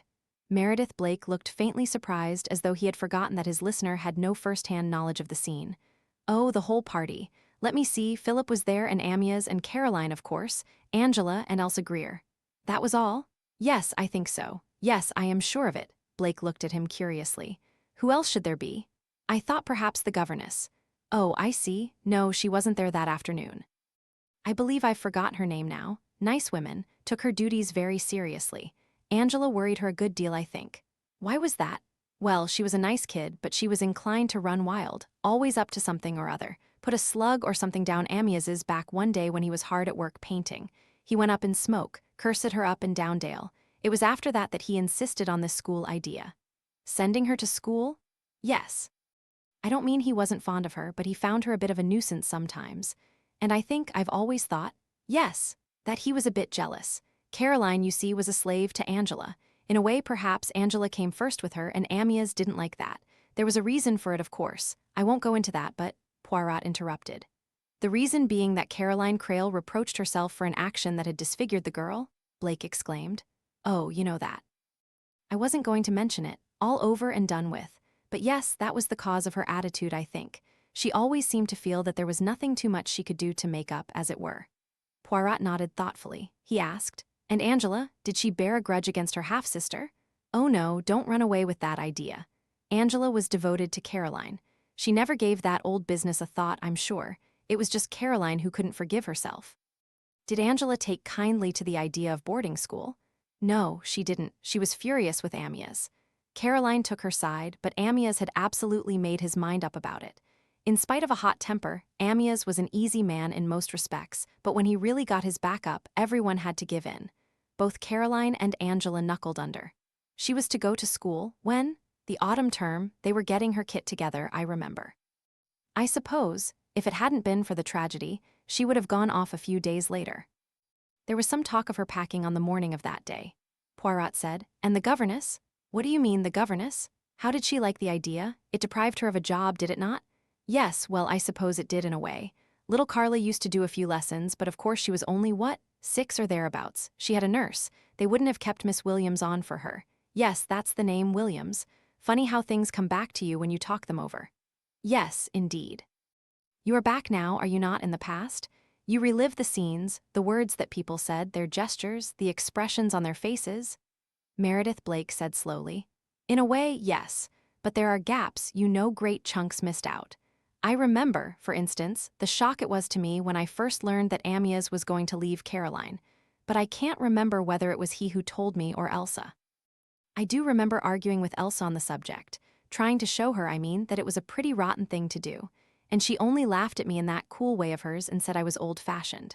Well, I dare say I am old-fashioned, but I still think I was right. Amyas had a wife and child, he ought to have stuck to them. But Miss Greer thought that point of view out of date? Yes. Mind you, 16 years ago, divorce wasn't looked on quite so much as a matter of course as it is now. But Elsa was the kind of girl who went in for being modern. Her point of view was that when two people weren't happy together, it was better to make a break. She said that Amyas and Caroline never stopped having rows, and that it was far better for the child that she shouldn't be brought up in an atmosphere of disharmony. And her argument did not impress you? Meredith Blake said slowly. I felt, all the time, that she didn't really know what she was talking about. She was rattling these things off, things she'd read in books or heard from her friends. It was like a parrot. It's a queer thing to say, pathetic somehow, so young and so self-confident. He paused. There is something about youth, Mr. Poirot, that can be terribly moving. Hercule Poirot said, looking at him with some interest. I know what you mean. Blake went on, speaking more to himself than to Poirot. That's partly, I think, why I tackled Crale. He was nearly 20 years older than the girl. It didn't seem fair. Poirot murmured. Alas, how seldom one makes any effect. When a person has determined on a certain course, it is not easy to turn them from it. Meredith Blake said, that is true enough. His tone was a shade bitter. I certainly did no good by my interference, but then I am not a very convincing person. I never have been. Poirot threw him a quick glance. He read into that slight acerbity of tone the dissatisfaction of a sensitive man with his own lack of personality, and he acknowledged to himself the truth of what Blake had just said. Meredith Blake was not the man to persuade anyone into or out of any course. His well-meaning attempts would always be set aside, indulgently usually, without anger, but definitely set aside. They would not carry weight. He was essentially an ineffective man. Poirot said with an appearance of changing a painful subject, You still have your laboratory of medicines and cordials, yes? No. The word came sharply, with an almost anguished rapidity. Meredith Blake said, his face flushing. I abandoned the whole thing, dismantled it. I couldn't go on with it. How could I, after what had happened? The whole thing, you see, might have been said to be my fault. No, Mr. Blake, you are too sensitive.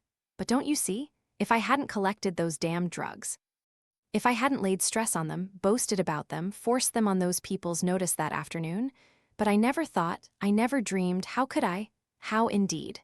But I went bumbling on about them, pleased with my little bit of knowledge, blind, conceited fool. I pointed out that damned Conian. I even, fool that I was, took them back into the library and read them out that passage from the Phaedo describing Socrates' death. A beautiful piece of writing, I've always admired it, but it's haunted me ever since. Poirot said, Did they find any fingerprints on the Conian bottle? Hers. Caroline Crale's? Yes. Not yours. No, I didn't handle the bottle, you see, only pointed to it. But at the same time, surely, you had handled it. Oh, of course, but I gave the bottles a periodic dusting from time to time. I never allowed the servants in there, of course, and I had done that about 4 or 5 days previously.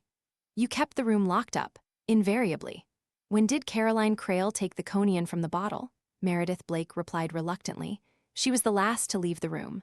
I called her, I remember, and she came hurrying out.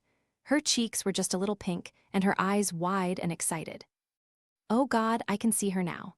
Poirot said, Did you have any conversation with her at all that afternoon? I mean by that, did you discuss the situation as between her and her husband at all? Blake said slowly in a low voice. Not directly. She was looking, as I've told you, very upset. I said to her at a moment when we were more or less by ourselves. Is anything the matter, my dear? She said. Everything's the matter. I wish you could have heard the desperation in her voice. Those words were the absolute literal truth. There's no getting away from it. Amyas Crale was Caroline's whole world. She said, Everything's gone, finished. I'm finished, Meredith. And then she laughed and turned to the others and was suddenly wildly and very unnaturally gay. Hercule Poirot nodded his head slowly. He looked very like a China mandarin. He said, Yes, I see it was like that. Meredith Blake pounded suddenly with his fist. His voice rose. It was almost a shout. And I'll tell you this, Mr. Poirot. When Caroline Crale said at the trial that she took the stuff for herself, I'll swear she was speaking the truth.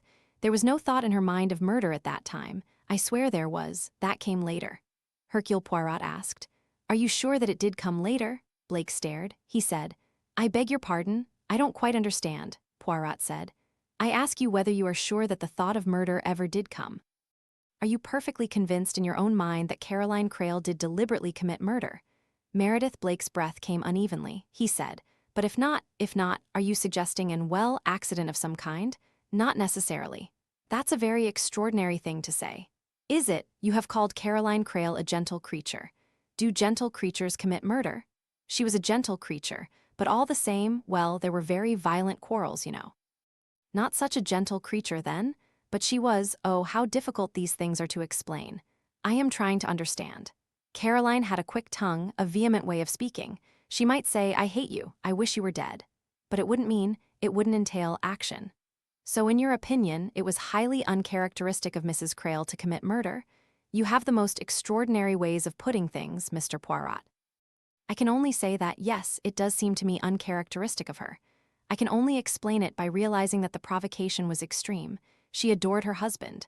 Under those circumstances, a woman might well kill. Poirot nodded. Yes, I agree.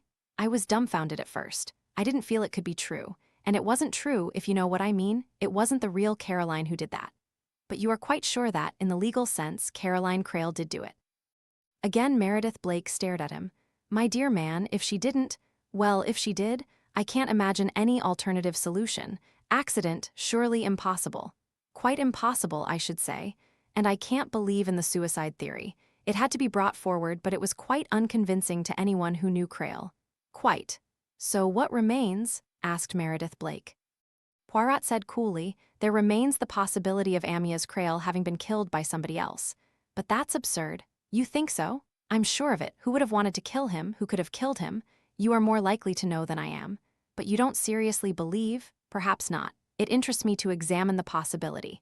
Give it your serious consideration. Tell me what you think. Meredith stared at him for a minute or two. Then he lowered his eyes. After a minute or two, he shook his head. He said, I can't imagine any possible alternative. I should like to do so. If there were any reason for suspecting anybody else, I would readily believe Caroline innocent. I don't want to think she did it. I couldn't believe it at first. But who else is there? Who else was there? Philip, Crale's best friend. Elsa, ridiculous. Myself. Do I look like a murderer, a respectable governess? A couple of old faithful servants. Perhaps you'd suggest that the child Angela did it? No, Mr. Poirot, there's no alternative. Nobody could have killed Amyas Crale but his wife, but he drove her to it. And so, in a way, it was suicide after all, I suppose. Meaning that he died by the result of his own actions, though not by his own hand? Yes, it's a fanciful point of view, perhaps, but well, cause and effect, you know. Hercule Poirot said, Have you ever reflected, Mr. Blake, that the reason for murder is nearly always to be found by a study of the person murdered? I hadn't exactly. Yes, I suppose I see what you mean. Poirot said, Until you know exactly what sort of a person the victim was, you cannot begin to see the circumstances of a crime clearly. He added, That is what I am seeking for, and what you and your brother have helped to give me, a reconstruction of the man Amyas Crale. Meredith Blake passed the main point of the remark over. His attention had been attracted by a single word. He said quickly, Philip. Yes, you have talked with him also. Certainly, Meredith Blake said sharply. You should have come to me first.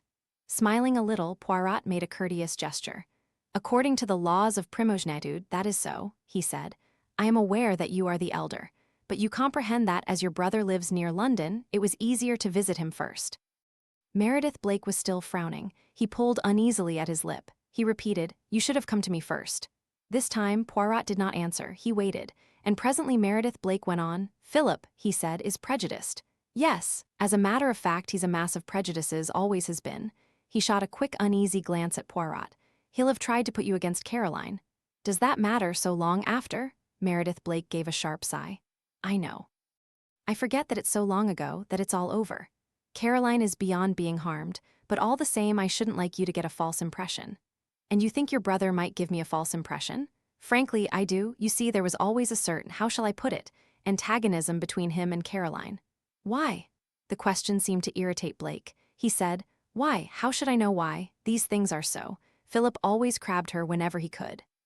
He was annoyed, I think, when Amyas married her. He never went near them for over a year. And yet Amyas was almost his best friend. That was the reason, really, I suppose. He didn't feel that any woman was good enough. And he probably felt that Caroline's influence would spoil their friendship. And did it? No, of course it didn't. Amyas was always just as fond of Philip, right up to the end. Used to twit him with being a money grabber and with growing a corporation and being a Philistine generally. Philip didn't care. He just used to grin and say it was a good thing Amyas had one respectable friend. How did your brother react to the Elsa Greer affair?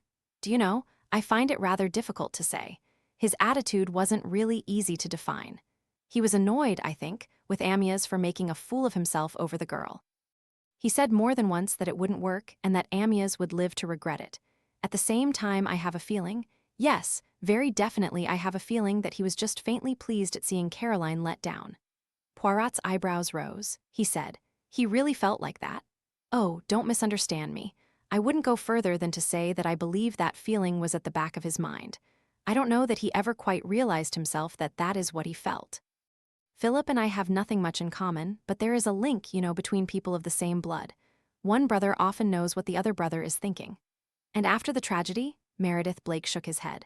A spasm of pain crossed his face. He said, Poor Phil. He was terribly cut up, just broken up by it. He'd always been devoted to Amyas, you see. There was an element of hero worship about it, I think. Amyas Crale and I are the same age. Philip was 2 years younger. And he looked up to Amyas always. Yes, it was a great blow to him. He was terribly bitter against Caroline. He, at least, had no doubts then, Meredith Blake said. None of us had any doubts. There was a silence.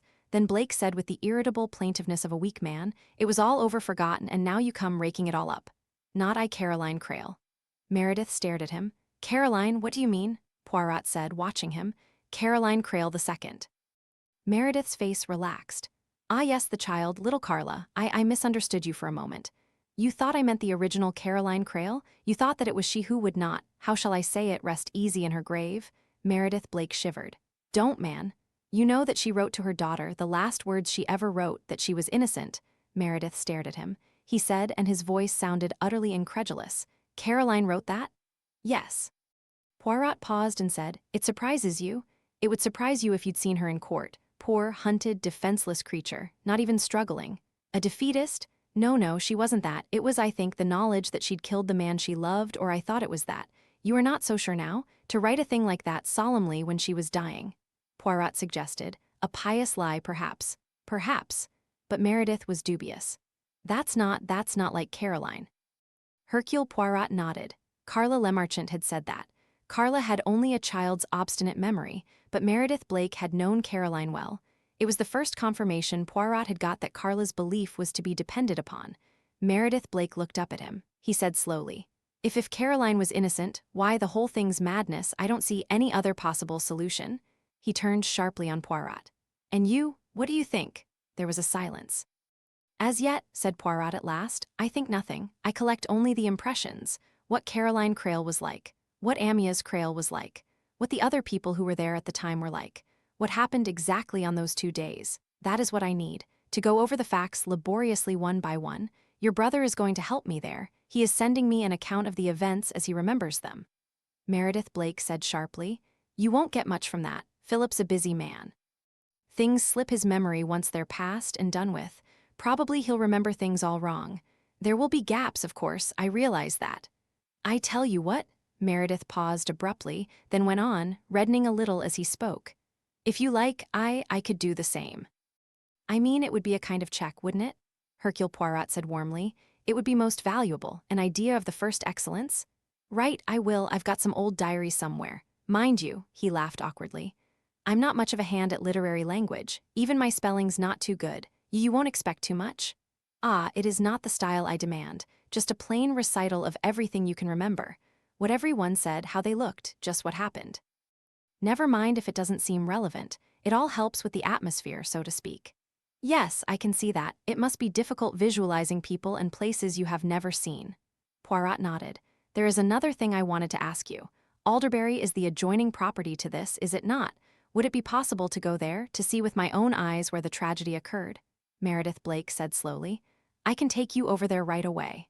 But of course, it is a good deal changed." "It has not been built over?" "No, thank goodness, not quite so bad as that. But it's a kind of hostel now. It was bought by some society. Hordes of young people come down to it in the summer, and of course all the rooms have been cut up and partitioned into cubicles, and the grounds have been altered a good deal. You must reconstruct it for me by your explanations." "I'll do my best. I wish you could have seen it in the old days. It was one of the loveliest properties I know." He led the way out through the window and began walking down a slope of lawn. Who was responsible for selling it? The executors on behalf of the child. Everything Crale had came to her. He hadn't made a will, so I imagine that it would be divided automatically between his wife and the child. Caroline's will left what she had to the child also. Nothing to her half-sister. Angela had a certain amount of money of her own left her by her father. Poirot nodded. "I see." Then he uttered an exclamation. "But where is it that you take me? This is the seashore ahead of us." "Ah, I must explain our geography to you. You'll see for yourself in a minute. There's a creek, you see, Camel Creek they call it, runs inland, looks almost like a river mouth, but it isn't, it's just sea. To get to Alderbury by land you have to go right inland and round the creek, but the shortest way from one house to the other is to row across this narrow bit of the creek. Alderbury is just opposite. There you can see the house through the trees." They had come out on a little beach. Opposite them was a wooded headland, and a white house could just be distinguished high up amongst the trees. 2 boats were drawn up on the beach.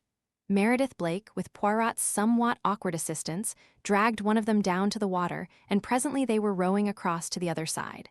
"We always went this way in the old days," Meredith explained. Unless, of course, there was a storm or it was raining, and then we'd take the car. But it's nearly 3 miles if you go round that way. He ran the boat neatly alongside a stone quay on the other side. He cast a disparaging eye on a collection of wooden huts and some concrete terraces. All new, this. Used to be a boathouse, tumble-down old place, and nothing else. And one walked along the shore and bathed off those rocks over there. He assisted his guest to alight, made fast the boat, and led the way up a steep path. "Don't suppose we'll meet anyone," he said over his shoulder. "Nobody here in April except for Easter. Doesn't matter if we do, I'm on good terms with my neighbors. Sun's glorious today, might be summer. It was a wonderful day then, more like July than September. Brilliant sun, but a chilly little wind." The path came out of the trees and skirted an outcrop of rock. Meredith pointed up with his hand. "That's what they called the battery. We're more or less underneath it now, skirting round it." They plunged into trees again, and then the path took another sharp turn, and they emerged by a door set in a high wall. The path itself continued to zigzag upwards, but Meredith opened the door, and the two men passed through it. For a moment, Poirot was dazzled coming in from the shade outside. The battery was an artificially cleared plateau with battlements set with cannon. It gave one the impression of overhanging the sea. There were trees above it and behind it, but on the seaside there was nothing but the dazzling blue water below. "Attractive spot," said Meredith. He nodded contemptuously towards a kind of pavilion set back against the back wall. That wasn't there, of course, only an old tumble-down shed where Amyas kept his painting muck and some bottled beer and a few deck chairs. It wasn't concreted then, either. There used to be a bench and a table, painted iron ones. That was all. Still, it hasn't changed much. His voice held an unsteady note. Poirot said, "And it was here that it happened?" Meredith nodded. The bench was there up against the shed. He was sprawled on that. He used to sprawl there sometimes when he was painting, just fling himself down and stare, and then suddenly up he'd jump and start laying the paint on the canvas like mad. He paused. That's why, he looked almost natural, as though he might be asleep, just have dropped off. But his eyes were open and he'd just stiffened up. Stuff sort of paralyses you, there isn't any pain. I've always been glad of that. Poirot asked a thing that he already knew. "Who found him?" "She did, Caroline, after lunch. I and Elsa, I suppose, were the last ones to see him alive. It must have been coming on then. He looked queer. I'd rather not talk about it. I'll write it to you." "Easier that way?" He turned abruptly and went out of the battery. Poirot followed him without speaking. The two men went on up the zigzag path. At a higher level than the battery there was another small plateau. It was overshadowed with trees, and there was a bench there and a table. Meredith said, "They haven't changed this much, but the bench used not to be ye oldie rustic. It was just a painted iron business. A bit hard for sitting, but a lovely view." Poirot agreed. Through a framework of trees one looked down over the battery to the creek mouth. "I sat up here part of the morning," Meredith explained. "Trees weren't quite so overgrown then. One could see the battlements of the battery quite plainly. That's where Elsa was posing, sitting on one with her head twisted round." He gave a slight twitch of his shoulders. "Trees grow faster than one thinks," he muttered. "Oh well, suppose I'm getting old. Come on up to the house." They continued to follow the path till it emerged near the house. It had been a fine old house, Georgian in style. It had been added to, and on a green lawn near it were set some 50 little wooden bathing hutches. "Young men sleep there, girls in the house," Meredith explained. "I don't suppose there's anything you want to see here. All the rooms have been cut about. Used to be a little conservatory tacked on here. These people have built a loggia." "Oh well, I suppose they enjoy their holidays. Can't keep everything as it used to be, more's the pity." He turned away abruptly. "We'll go down another way. It all comes back to me, ghosts everywhere." They returned to the quay by a somewhat longer and more rambling route. Neither of them spoke. Poirot respected his companion's mood. When they reached Handcross Manor once more, Meredith Blake said abruptly, "I bought that picture, the one that Amyas was painting. I just couldn't stand the idea of its being sold for, well, publicity value, a lot of dirty-minded brutes gaping at it. It was a fine piece of work. Amyas said it was the best thing he'd ever done. I shouldn't be surprised if he was right. It was practically finished. He only wanted to work on it another day or so. Would you care to see it?" Hercule Poirot said quickly. "Yes, indeed." Blake led the way across the hall and took a key from his pocket. He unlocked a door and they went into a fair-sized, dusty-smelling room. It was closely shuttered. Blake went across to the windows and opened the wooden shutters.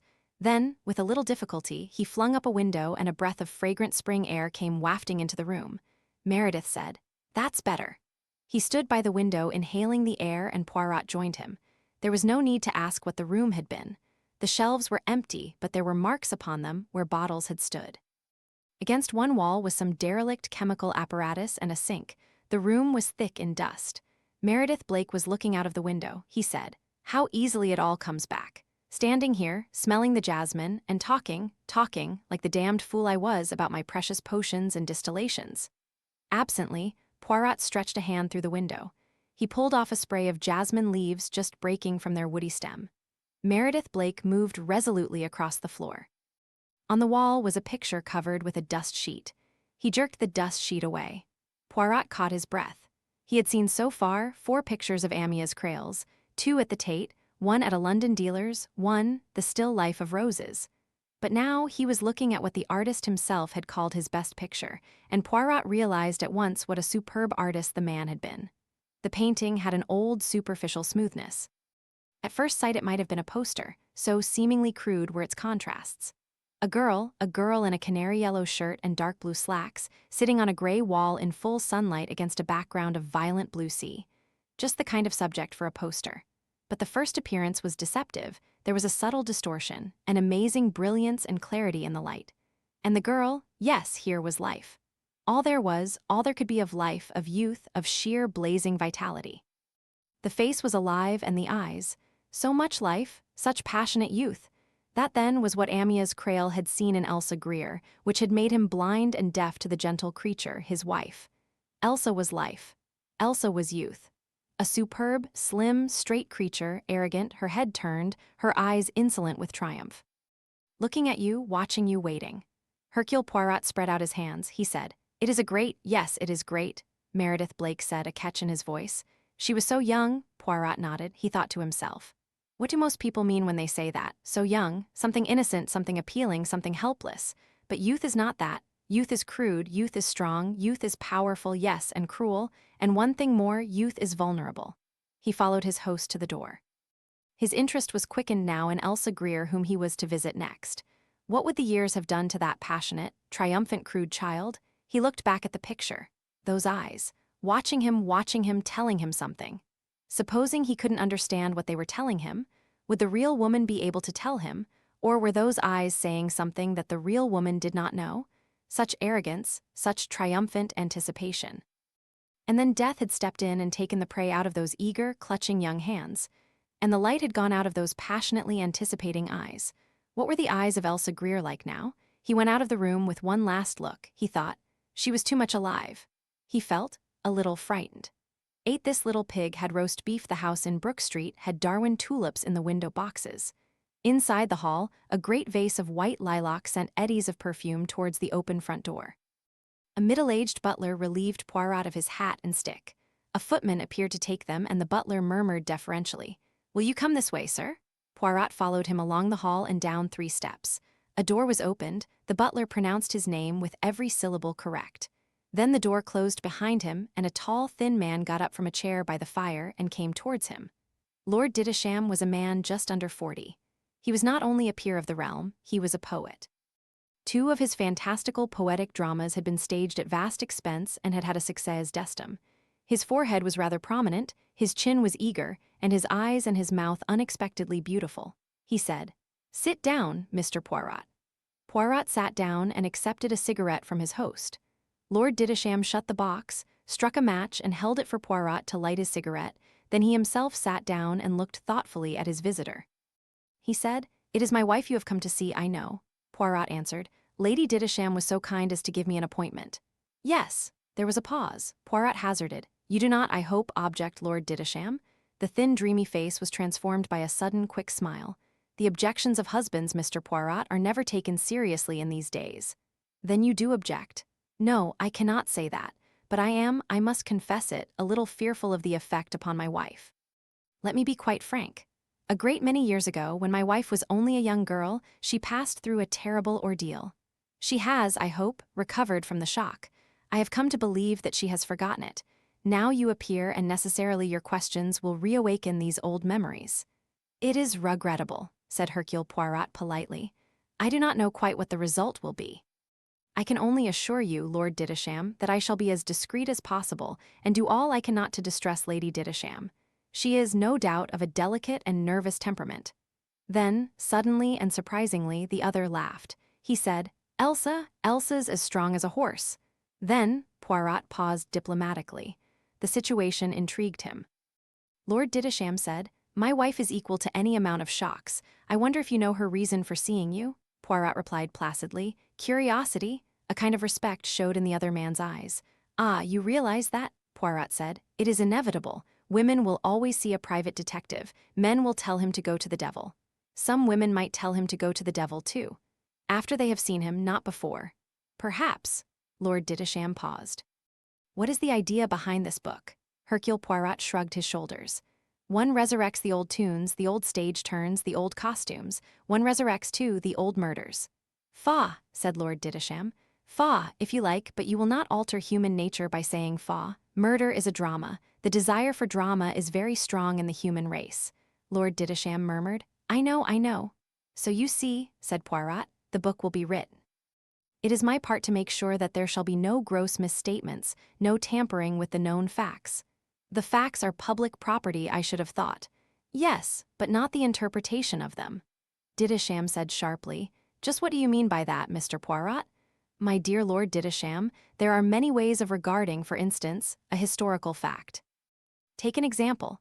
Many books have been written on your Mary Queen of Scots, representing her as a martyr, as an unprincipled and wanton woman, as a rather simple-minded saint, as a murderess and an intriguer, or again as a victim of circumstance and fate.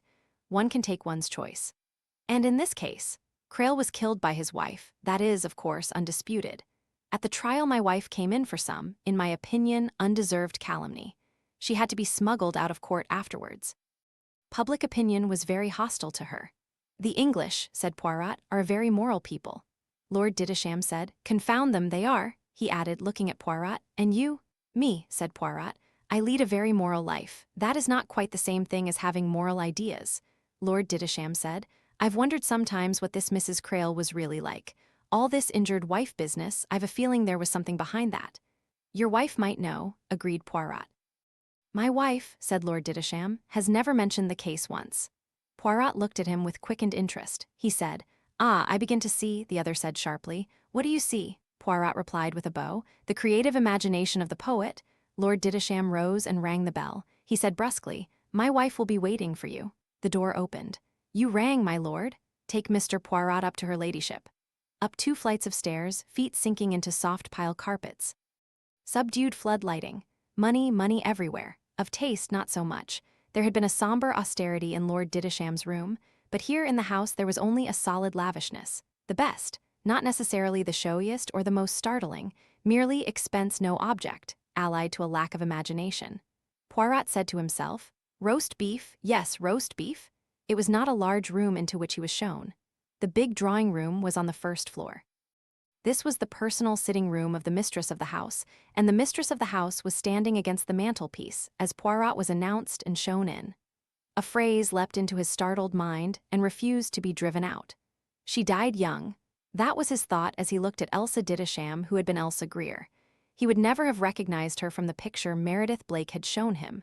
That had been, above all, a picture of youth, a picture of vitality. Here there was no youth, there might never have been youth. And yet he realized, as he had not realized from Crale's picture, that Elsa was beautiful. Yes, it was a very beautiful woman who came forward to meet him, and certainly not old. After all, what was she? Not more than 36 now if she had been 20 at the time of the tragedy. Her black hair was perfectly arranged round her shapely head, her features were almost classic, her makeup was exquisite. He felt a strange pang. It was, perhaps, the fault of old Mr. Jonathan, speaking of Juliet, no Juliet here. Unless perhaps one could imagine Juliet a survivor, living on, deprived of Romeo, was it not an essential part of Juliet's makeup that she should die young? Elsa Greer had been left alive. She was greeting him in a level, rather monotonous voice. I am so interested, Mr. Poirot. Sit down and tell me what you want me to do, he thought. But she isn't interested. Nothing interests her. Big gray eyes like dead lakes. Poirot became, as was his way, a little obviously foreign. He exclaimed, I am confused, madame, veritably I am confused. Oh no, why? Because I realize that this reconstruction of a past drama must be excessively painful to you. She looked amused. Yes, it was amusement, quite genuine amusement, she said. I suppose my husband put that idea into your head? He saw you when you arrived. Of course he doesn't understand in the least. He never has. I'm not at all the sensitive sort of person he imagines I am. The amusement was still in her voice. She said, my father, was a mill hand. He worked his way up and made a fortune. You don't do that if you're thin-skinned. I'm the same. Poirot thought to himself, yes, that is true. A thin-skinned person would not have come to stay in Caroline Crale's house. Lady Didisham said, what is it you want me to do? You are sure, madame, that to go over the past would not be painful to you? She considered a minute, and it struck Poirot suddenly that Lady Didisham was a very frank woman. She might lie from necessity, but never from choice. Elsa Didisham said slowly, no, not painful. In a way, I wish it were. Why? She said impatiently. It's so stupid never to feel anything. And Hercule Poirot thought, yes, Elsa Greer is dead. Aloud he said, at all events, Lady Didisham, it makes my task very much easier. She said cheerfully, what do you want to know? Have you a good memory, madame? Reasonably good, I think. And you are sure it will not pain you to go over those days in detail? It won't pain me at all. Things can only pain you when they are happening. It is so with some people, I know. Lady Didisham said, that's what Edward, my husband, can't understand. He thinks the trial and all that was a terrible ordeal for me. Was it not? Elsa Didisham said. No, I enjoyed it. There was a reflective, satisfied quality in her voice. She went on, God, how that old brute Depleach went for me. He's a devil, if you like. I enjoyed fighting him. He didn't get me down.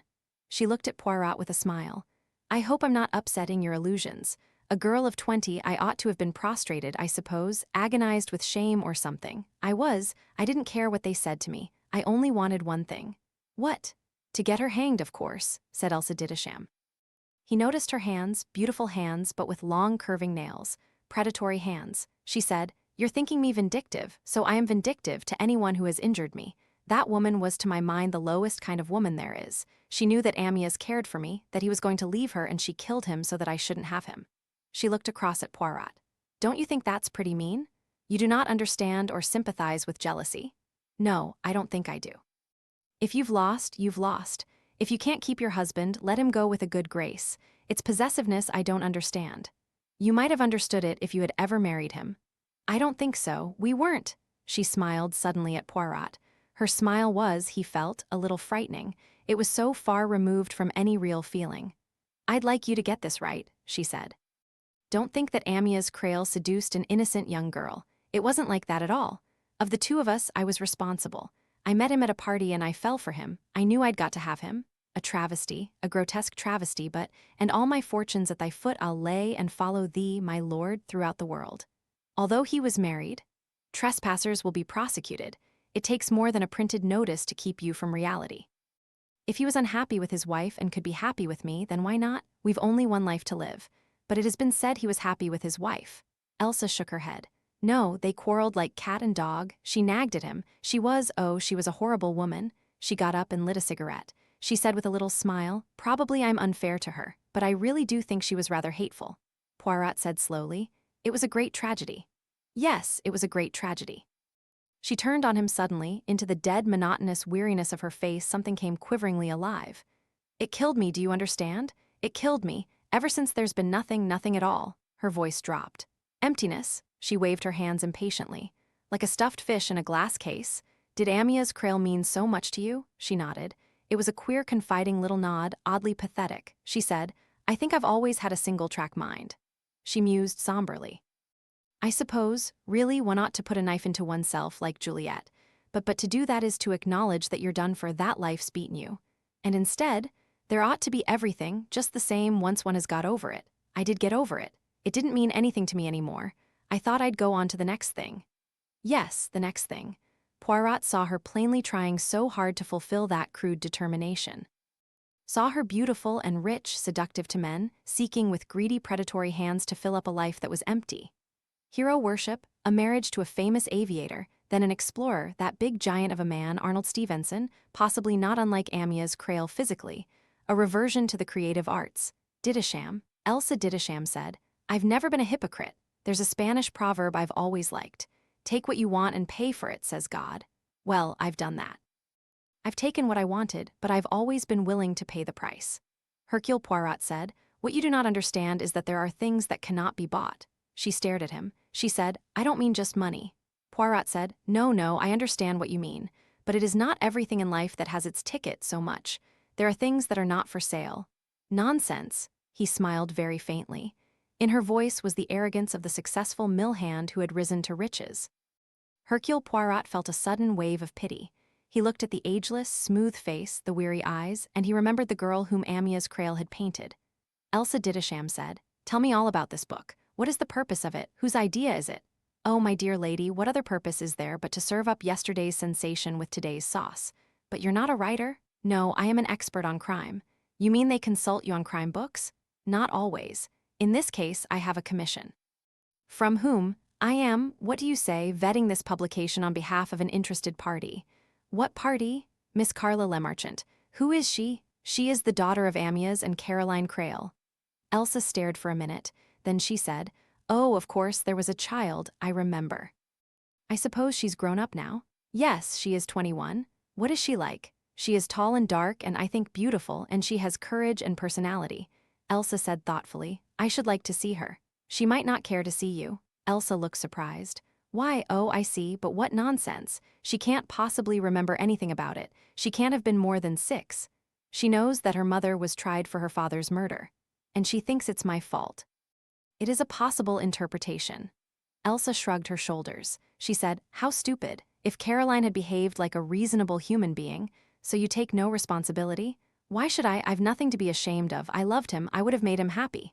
She looked across at Poirot. Her face broke up. Suddenly, incredibly, he saw the girl of the picture. She said, "If I could make you see, if you could see it from my side. If you knew." Poirot leaned forward. "But that is what I want. See, Mr. Philip Blake, who was there at the time, he is writing me a meticulous account of everything that happened. Mr. Meredith Blake the same. Now if you..." Elsa Greer took a deep breath. She said contemptuously, "Those two, Philip was always stupid. Meredith used to trot round after Caroline, but he was quite a dear. But you won't have any real idea from their accounts." He watched her, saw the animation rising in her eyes, saw a living woman take shape from a dead one.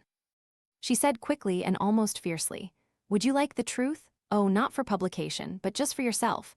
I will undertake not to publish without your consent." "I'd like to write down the truth." She was silent a minute or two, thinking. He saw the smooth hardness of her cheeks falter and take on a younger curve. He saw life ebbing into her as the past claimed her again. "To go back, to write it all down, to show you what she was." Her eyes flashed. Her breast heaved passionately. "She killed him. She killed Amyas. Amyas who wanted to live, who enjoyed living. Hate oughtn't to be stronger than love, but her hate was, and my hate for her is, I hate her, I hate her, I hate her." She came across to him. She stooped, her hand clutched at his sleeve. She said urgently, "You must understand, you must, how we felt about each other. Amyas and I mean, there's something, I'll show you." She whirled across the room. She was unlocking a little desk, pulling out a drawer concealed inside a pigeonhole. Then she was back. In her hand was a creased letter, the ink faded. She thrust it on him, and Poirot had a sudden poignant memory of a child he had known who had thrust on him one of her treasures, a special shell picked up on the seashore and zealously guarded. Just so had that child stood back and watched him. Proud, afraid, keenly critical of his reception of her treasure. He unfolded the faded sheets. "Elsa, you wonderful child, there never was anything as beautiful. And yet I'm afraid I'm too old, a middle-aged, ugly-tempered devil with no stability in me. Don't trust me, don't believe in me, I'm no good apart from my work. The best of me is in that. There, don't say you haven't been warned. Hell, my lovely, I'm going to have you all the same. I'd go to the devil for you and you know it. And I'll paint a picture of you that will make the fat-headed world hold its sides and gasp. I'm crazy about you, I can't sleep, I can't eat. Elsa, Elsa, Elsa, I'm yours forever, yours till death. Amyas." 16 years ago, faded ink, crumbling paper, but the words still alive, still vibrating. He looked across at the woman to whom they had been written, but it was no longer a woman at whom he looked. It was a young girl in love. He thought again of Juliet. 9. This little pig had none. May I ask why, Mr. Poirot? Hercule Poirot considered his answer to the question. He was aware of a pair of very shrewd gray eyes watching him out of the small, wizened face. He had climbed to the top floor of the Bear Building and knocked on the door of number 584 Gillespie Buildings, which had come into existence to provide what were called flatlets for working women. Here, in a small cubic space, existed Miss Cecilia Williams, in a room that was bedroom, sitting room, dining room, and by judicious use of the gas ring, kitchen. A kind of cubby hole attached to it contained a quarter-length bath and the usual offices. Meager though these surroundings might be, Miss Williams had contrived to impress upon them her stamp of personality. The walls were distempered an ascetic pale gray, and various reproductions hung upon them. Dante meeting Beatrice on a bridge, and that picture once described by a child as a blind girl sitting on an orange and called, I don't know why, Hope. There were also 2 watercolors of Venice and a sepia copy of Botticelli's Primavera. On the top of the low chest of drawers were a large quantity of faded photographs, mostly, by their style of hairdressing, dating from 20 to 30 years ago. The square of carpet was threadbare, the furniture battered and of poor quality. It was clear to Hercule Poirot that Cecilia Williams lived very near the bone. There was no roast beef here. This was the little pig that had none. Clear, incisive, and insistent, the voice of Miss Williams repeated its demand. You want my recollections of the Crale case? May I ask why? It had been said of Hercule Poirot by some of his friends and associates, at moments when he has maddened them most, that he prefers lies to truth and will go out of his way to gain his ends by means of elaborate false statements, rather than trust to the simple truth. But in this case, his decision was quickly made. Hercule Poirot did not come of that class of Belgian or French children who have had an English governess, but he reacted as simply and inevitably as various small boys who had been asked in their time. Did you brush your teeth this morning, Harold or Richard or Anthony?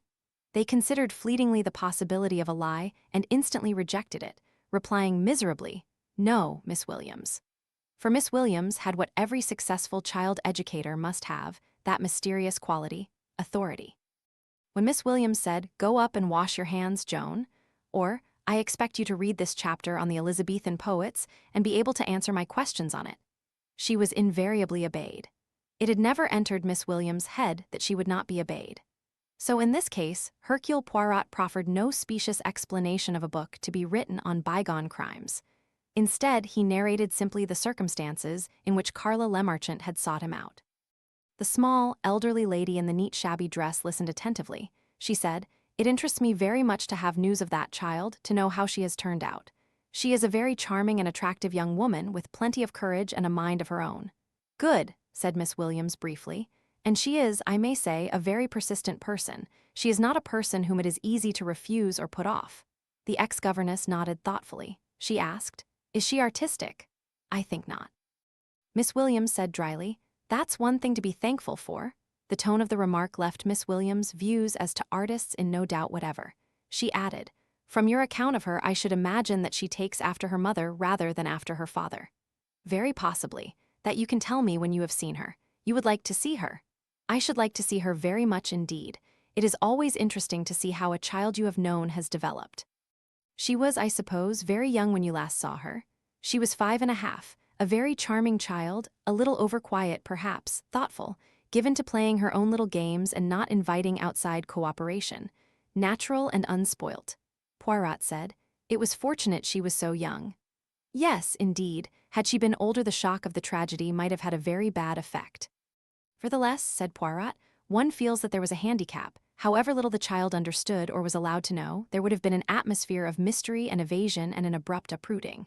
These things are not good for a child. Miss Williams replied thoughtfully, They may have been less harmful than you think. Poirot said, Before we leave the subject of Carla Lemarchant, little Carla Crale that was, there is something I would like to ask you. If anyone can explain it, I think you can. Yes. Her voice was inquiring, noncommittal. Poirot waved his hands in an effort to express his meaning. There is a something, a nuance I cannot define, but it seems to me always that the child, when I mention her, is not given her full representational value.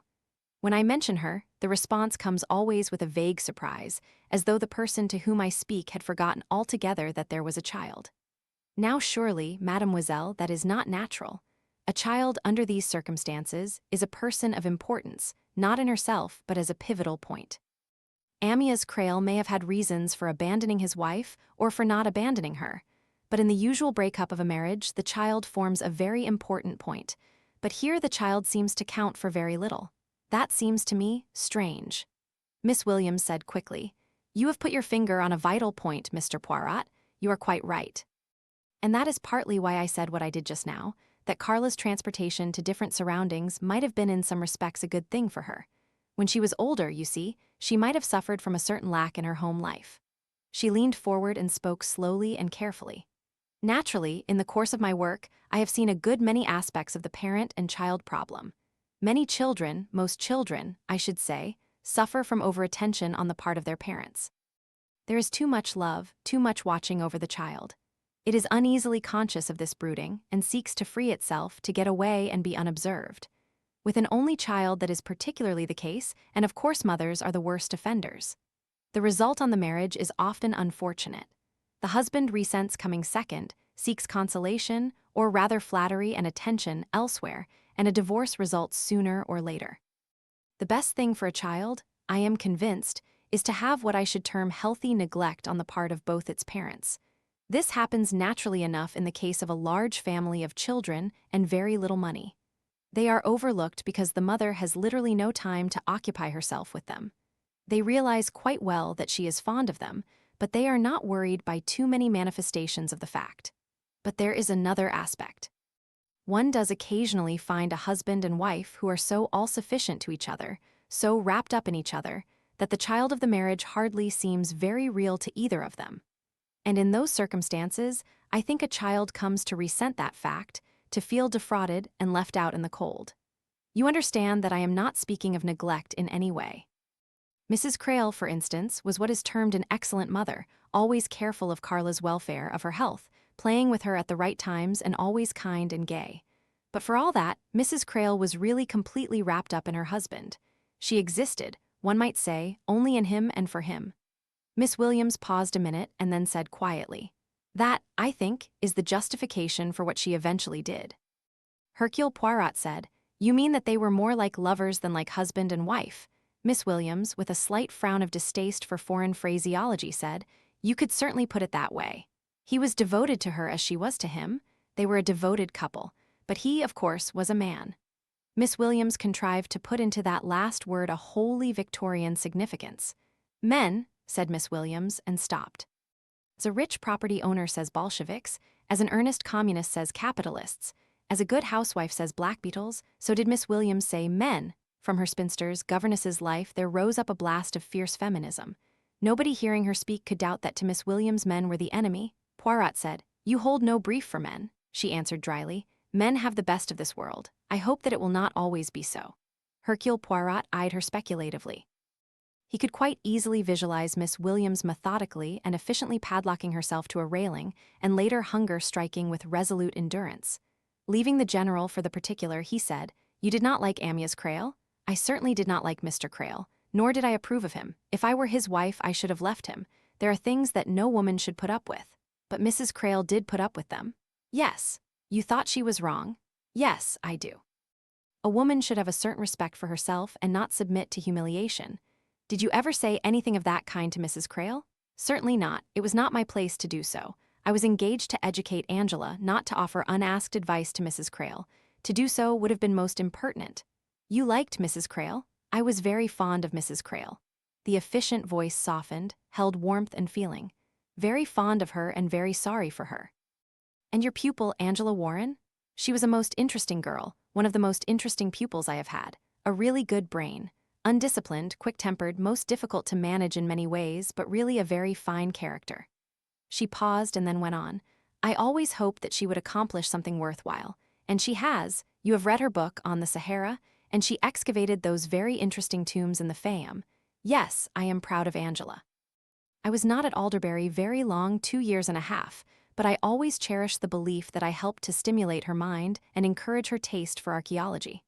Poirot murmured, "I understand that it was decided to continue her education by sending her to school. You must have resented that decision." "Not at all, Mr. Poirot. I thoroughly concurred with it." She paused and went, "Let me make the matter clear to you. Angela was a dear girl, really a very dear girl, warm-hearted and impulsive, but she was also what I call a difficult girl. That is, she was at a difficult age. There is always a moment where a girl feels unsure of herself, neither child nor woman. At one minute Angela would be sensible and mature, quite grown up, in fact, but a minute later she would relapse into being a hoydenish child, playing mischievous tricks and being rude and losing her temper.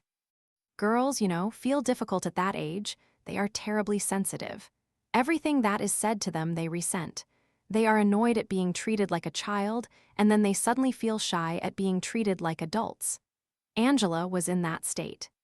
She had fits of temper, would suddenly resent teasing and flare out, and then she would be sulky for days at a time, sitting about and frowning. Then again she would be in wild spirits, climbing trees, rushing about with the garden boys, refusing to submit to any kind of authority. Miss Williams paused and went on. When a girl gets to that stage, school is very helpful. She needs the stimulation of other minds, that, and the wholesome discipline of a community, help her to become a reasonable member of society. Angela's home conditions were not what I would have called ideal. Mrs. Crale spoiled her, for one thing. Angela had only to appeal to her, and Mrs. Crale always backed her up. The result was that Angela considered she had first claim upon her sister's time and attention, and it was in these moods of hers that she used to clash with Mr. Crale. Mr. Crale naturally thought that he should come first, and intended to do so. He was really very fond of the girl, they were good companions and used to spar together quite amiably, but there were times when Mr. Crale used suddenly to resent Mrs. Crale's preoccupation with Angela. Like all men, he was a spoilt child. He expected everybody to make a fuss of him. Then he and Angela used to have a real set to, and very often Mrs. Crale would take Angela's side. Then he would be furious. On the other hand, if she supported him, Angela would be furious. It was on these occasions that Angela used to revert to childish ways and play some spiteful trick on him. He had a habit of tossing off his drinks, and she once put a lot of salt into his drink. The whole thing, of course, acted as an emetic, and he was inarticulate with fury. But what really brought things to a head was when she put a lot of slugs into his bed. He had a queer aversion for slugs. He lost his temper completely and said that the girl had got to be sent away to school. He wasn't going to put up with all this petty nonsense anymore. Angela was terribly upset, though actually she had once or twice expressed a wish herself to go to a boarding school, but she chose to make a huge grievance of it. Mrs. Crale didn't want her to go but allowed herself to be persuaded, largely owing, I think, to what I said to her on the subject. I pointed out to her that it would be greatly to Angela's advantage, and that I thought it would really be a great benefit to the girl. So it was settled that she should go to Helston, a very fine school on the south coast, in the autumn term. But Mrs. Crale was still unhappy about it all those holidays, and Angela kept up a grudge against Mr. Crale whenever she remembered. It wasn't really serious, you understand, Mr. Poirot, but it made a kind of undercurrent that summer to everything else that was going on. Poirot said. Meaning Elsa Greer, Miss Williams said sharply. Exactly. And shut her lips very tight after the word. What was your opinion of Elsa Greer? I had no opinion of her at all, a thoroughly unprincipled young woman. She was very young, old enough to know better. I can see no excuse for her, none at all. She fell in love with him, I suppose, Miss Williams interrupted with a snort. Fell in love with him indeed. I should hope, Mr. Poirot, that whatever our feelings, we can keep them in decent control. And we can certainly control our actions. That girl had absolutely no morals of any kind. It meant nothing to her that Mr. Crale was a married man. She was absolutely shameless about it all, cool and determined. Possibly she may have been badly brought up, but that's the only excuse I can find for her. Mr. Crale's death must have been a terrible shock to her. Oh, it was, and she herself was entirely to blame for it. I don't go as far as condoning murder, but all the same, Mr. Poirot, if ever a woman was driven to breaking point, that woman was Caroline Crale. I tell you frankly, there were moments when I would have liked to murder them both myself. Flaunting the girl in his wife's face, listening to her having to put up with the girl's insolence, and she was insolent, Mr. Poirot. Oh no, Amyas Crale deserved what he got. No man should treat his wife as he did and not be punished for it. His death was a just retribution. Hercule Poirot said, You feel strongly. The small woman looked at him with those indomitable gray eyes. She said, I feel very strongly about the marriage tie. Unless it is respected and upheld, a country degenerates. Mrs. Crale was a devoted and faithful wife. Her husband deliberately flouted her and introduced his mistress into her home. As I say, he deserved what he got. He goaded her past endurance, and I, for one, do not blame her for what she did. Poirot said slowly, He acted very badly, that I admit, but he was a great artist, remember. Miss Williams gave a terrific snort. Oh yes, I know. That's always the excuse nowadays. An artist. An excuse for every kind of loose living, for drunkenness, for brawling, for infidelity. And what kind of an artist was Mr. Crale when all is said and done? It may be the fashion to admire his pictures for a few years, but they won't last. Why, he couldn't even draw. His perspective was terrible. Even his anatomy was quite incorrect. I know something of what I am talking about, Mr. Poirot. I studied painting for a time as a girl in Florence, and to anyone who knows and appreciates the great masters, these daubs of Mr. Crale's are really ludicrous. Just splashing a few colors about on the canvas, no construction, no careful drawing. No, she shook her head, don't ask me to admire Mr. Crale's painting. 2 of them are in the Tate Gallery, Poirot reminded her. Miss Williams sniffed. Possibly, so is one of Mr. Epstein's statues, I believe. Poirot perceived that, according to Miss Williams, the last word had been said. He abandoned the subject of art. He said, "You were with Mrs. Crale when she found the body?" "Yes. She and I went down from the house together after lunch. Angela had left her pullover on the beach after bathing, or else in the boat. She was always very careless about her things. I parted from Mrs. Crale at the door of the Battery Garden, but she called me back almost at once. I believe Mr. Crale had been dead over an hour. He was sprawled on the bench near his easel. Was she terribly upset at the discovery? What exactly do you mean by that, Mr. Poirot? I am asking you what your impressions were at the time." "Oh, I see. Yes, she seemed to me quite dazed. She sent me off to telephone for the doctor. After all, we couldn't be absolutely sure he was dead. It might have been a cataleptic seizure." "Did she suggest such a possibility?" "I don't remember." "And you went and telephoned?" Miss Williams' tone was dry and brusque. "I had gone half up the path when I met Mr. Meredith Blake. I entrusted my errand to him and returned to Mrs. Crale. I thought, you see, she might have collapsed, and men are no good in a matter of that kind." "And had she collapsed?" Miss Williams said dryly. "Mrs. Crale was quite in command of herself. She was quite different from Miss Greer, who made a hysterical and very unpleasant scene." "What kind of a scene?" "She tried to attack Mrs. Crale." "You mean she realized that Mrs. Crale was responsible for Mr. Crale's death?" Miss Williams considered for a moment or two. No, she could hardly be sure of that. That terrible suspicion had not yet arisen. Miss Greer just screamed out, "It's all you're doing, Caroline. You killed him. It's all your fault." She did not actually say, "You've poisoned him," but I think there is no doubt that she thought so. "And Mrs. Crale?" Miss Williams moved restlessly. "Must we be hypocritical, Mr. Poirot? I cannot tell you what Mrs. Crale really felt or thought at that moment, whether it was horror at what she had done. Did it seem like that? And no, I can't say it did. Stunned, yes, and I think frightened. Yes, I am sure frightened, but that is natural enough." Hercule Poirot said in a dissatisfied tone, "Yes, perhaps that is natural enough. What view did she adopt officially as to her husband's death?" "Suicide." "She said very definitely from the first that it must be suicide. Did she say the same when she was talking to you privately, or did she put forward any other theory?" "No, she took pains to impress upon me that it must be suicide." Miss Williams sounded embarrassed. "And what did you say to that?" "Really, Mr. Poirot, does it matter what I said?" "Yes, I think it does."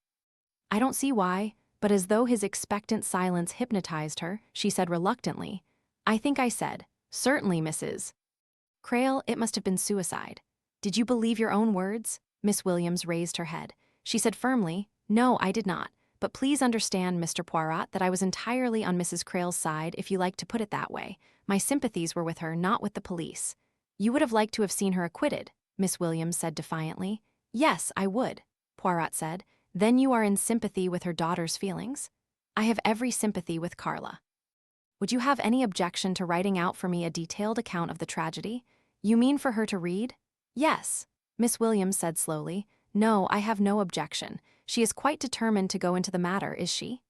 "Yes, I dare say it would have been preferable if the truth had been kept from her." Miss Williams interrupted him. "No, it is always better to face the truth. It is no use evading unhappiness by tampering with facts. Carla has had a shock learning the truth. Now she wants to know exactly how the tragedy came about. That seems to me the right attitude for a brave young woman to take. Once she knows all about it, she will be able to forget it again and go on with the business of living her own life." "Perhaps you are right," said Poirot. "I'm quite sure I'm right. But you see, there is more to it than that. She not only wants to know, she wants to prove her mother innocent." Miss Williams said, "Poor child." "That is what you say, is it?" Miss Williams said. "I see now why you said that it might be better if she had never known. All the same, I think it is best as it is. To wish to find her mother innocent is a natural hope, and hard though the actual revelation may be, I think from what you say of her that Carla is brave enough to learn the truth and not flinch from it." You are sure it is the truth? I don't understand you. You see no loophole for believing that Mrs. Crale was innocent. I don't think that possibility has ever been seriously considered. And yet she herself clung to the theory of suicide, Miss Williams said dryly. The poor woman had to say something. Do you know that when Mrs. Crale was dying, she left a letter for her daughter in which she solemnly swears that she is innocent? Miss Williams stared. That was very wrong of her, she said sharply. You think so? Yes, I do. Oh, I dare say you are a sentimentalist like most men, Poirot interrupted indignantly. I am not a sentimentalist. But there is such a thing as false sentiment. Why write that, a lie, at such a solemn moment? To spare your child pain? Yes, many women would do that. But I should not have thought it of Mrs. Crale. She was a brave woman and a truthful woman. I should have thought it far more like her to have told her daughter not to judge. Poirot said with slight exasperation, You will not even consider then the possibility that what Caroline Crale wrote was the truth? Certainly not. And yet you profess to have loved her. I did love her. I had a great affection and deep sympathy for her. Well then, Miss Williams looked at him in a very odd way. You don't understand, Mr. Poirot. It doesn't matter my saying this now, so long afterwards. You see, I happen to know that Caroline Crale was guilty. What? It's true. Whether I did right in withholding what I knew at the time I cannot be sure, but I did withhold it. But you must a k e it fromme, q it ede finit ely, that I know cia r allen ec r ale wsg y. 10. This little pig cried, wee. Angela Warren's flat overlooked Regent's Park. Here, on this spring day, a soft air wafted in through the open window, and one might have had the illusion that one was in the country if it had not been for the steady, menacing roar of the traffic passing below. Poirot turned from the window as the door opened, and Angela Warren came into the room. It was not the first time he had seen her. He had availed himself of the opportunity to attend a lecture she had given at the Royal Geographical. It had been, he considered, an excellent lecture. Dry, perhaps, from the view of popular appeal. Miss Warren had an excellent delivery. She neither paused nor hesitated for a word. She did not repeat herself. The tones of her voice were clear and not unmelodious. She made no concessions to romantic appeal or love of adventure. There was very little human interest in the lecture. It was an admirable recital of concise facts, adequately illustrated by excellent slides, and with intelligent deductions from the facts recited. Dry, precise, clear, lucid, highly technical. The soul of Hercule Poirot approved. Here, he considered, was an orderly mind. Now that he saw her at close quarters, he realized that Angela Warren might easily have been a very handsome woman. Her features were regular, though severe. She had finely marked dark brows, clear, intelligent brown eyes, a fine pale skin. She had very square shoulders and a slightly mannish walk. There was certainly about her no suggestion of the little pig who cries wee. But on the right cheek, disfiguring and puckering the skin, was that healed scar. The right eye was slightly distorted, the corner pulled downwards by it, but no one would have realized that the sight of that eye was destroyed. It seemed to Hercule Poirot almost certain that she had lived with her disability so long that she was now completely unconscious of it. And it occurred to him that of the 5 people in whom he had become interested as a result of his investigations, those who might have been said to start with the fullest advantages were not those who had actually wrested the most success and happiness from life. Elsa, who might have been said to start with all advantages, youth, beauty, riches, had done worst. She was like a flower overtaken by untimely frost, still in bud, but without life. Cecilia Williams, to outward appearances, had no assets of which to boast. Nevertheless, to Poirot's eye, there was no despondency there and no sense of failure. Miss Williams's life had been interesting to her. She was still interested in people and events. She had that enormous mental and moral advantage of a strict Victorian upbringing denied to us in these days. She had done her duty in that station of life to which it had pleased God to call her, and that assurance encased her in an armor impregnable to the slings and darts of envy, discontent, and regret. She had her memories, her small pleasures, made possible by stringent economies, and sufficient health and vigor to enable her still to be interested in life. Now, in Angela Warren, that young creature handicapped by disfigurement and its consequent humiliation, Poirot believed he saw a spirit strengthened by its necessary fight for confidence and assurance. The undisciplined schoolgirl had given place to a vital and forceful woman, a woman of considerable mental power, and gifted with abundant energy to accomplish ambitious purposes. She was a woman, Poirot felt sure, both happy and successful.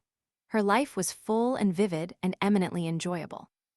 She was not, incidentally, the type of woman that Poirot really liked. Though admiring the clear-cut precision of her mind, she had just a sufficient nuance of the femme formidable about her to alarm him as a mere man. His taste had always been for the flamboyant and extravagant. With Angela Warren, it was easy to come to the point of his visit. There was no subterfuge. He merely recounted Carla Lemarchant's interview with him. Angela Warren's severe face lighted up appreciatively. "Little Carla, she is over here. I would like to see her so much. You have not kept in touch with her." "Hardly as much as I should have done. I was a schoolgirl at the time she went to Canada, and I realized, of course, that in a year or two she would have forgotten us. Of late years, an occasional present at Christmas has been the only link between us. I imagined that she would, by now, be completely immersed in the Canadian atmosphere and that her future would lie over there."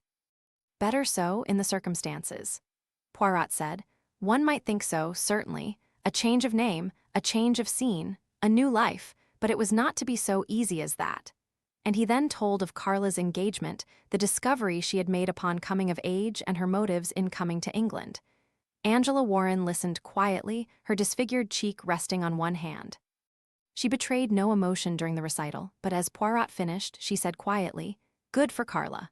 Poirot was startled. It was the first time that he had met with this reaction. He said, "You approve, Miss Warren?" "Certainly. I wish her every success. Anything I can do to help, I will. I feel guilty, that I haven't attempted anything myself." "Then you think that there is a possibility that she is right in her views?" Angela Warren said sharply, "Of course she's right." "Caroline didn't do it. I've always known that." Hercule Poirot murmured, "You surprise me very much indeed, mademoiselle. Everybody else I have spoken to," she cut in sharply. "You mustn't go by that. I've no doubt that the circumstantial evidence is overwhelming. My own conviction is based on knowledge of my sister. I just know quite simply and definitely that Caro couldn't have killed anyone." "Can one say that with certainty of any human creature?" "Probably not in most cases." "I agree that the human animal is full of curious surprises. But in Caroline's case there were special reasons which I have a better chance of appreciating than anyone else could." She touched her damaged cheek. "You see this, you've probably heard about it." Poirot nodded. "Caroline did that. That's why I'm sure I know that she didn't do murder. It would not be a convincing argument to most people. No, it would be the opposite. It was actually used in that way, I believe, as evidence that Caroline had a violent and ungovernable temper. Because she had injured me as a baby, learned men argued that she would be equally capable of poisoning an unfaithful husband." Poirot said. "I, at least, appreciated the difference. A sudden fit of ungovernable rage does not lead you to first abstract a poison and then use it deliberately on the following day." Angela Warren waved an impatient hand. "That's not what I mean at all. I must try and make it plain to you. Supposing that you are a person normally affectionate and of kindly disposition, but that you are also liable to intense jealousy. And supposing that during the years of your life when control is most difficult, you do, in a fit of rage, come near to committing what is, in effect, murder. Think of the awful shock, the horror, the remorse that seizes upon you. To a sensitive person like Caroline, that horror and remorse will never quite leave you. It never left her. I don't suppose I was consciously aware of it at the time, but looking back I recognize it perfectly. Caro was haunted, continually haunted, by the fact that she had injured me. That knowledge never left her in peace. It colored all her actions. It explained her attitude to me. Nothing was too good for me. In her eyes, I must always come first. Half the quarrels she had with Amyas were on my account. I was inclined to be jealous of him and played all kinds of tricks on him. I pinched cat stuff to put in his drink, and once I put a hedgehog in his bed. But Caroline was always on my side." Miss Warren paused, then she went on. "It was very bad for me, of course. I got horribly spoilt. But that's neither here nor there. We're discussing the effect on Caroline. The result of that impulse to violence was a lifelong abhorrence of any further act of the same kind. Caro was always watching herself, always in fear that something of that kind might happen again. And she took her own ways of guarding against it. One of these ways was a great extravagance of language. She felt, and I think, psychologically quite truly, that if she were violent enough in speech, she would have no temptation to violence in action.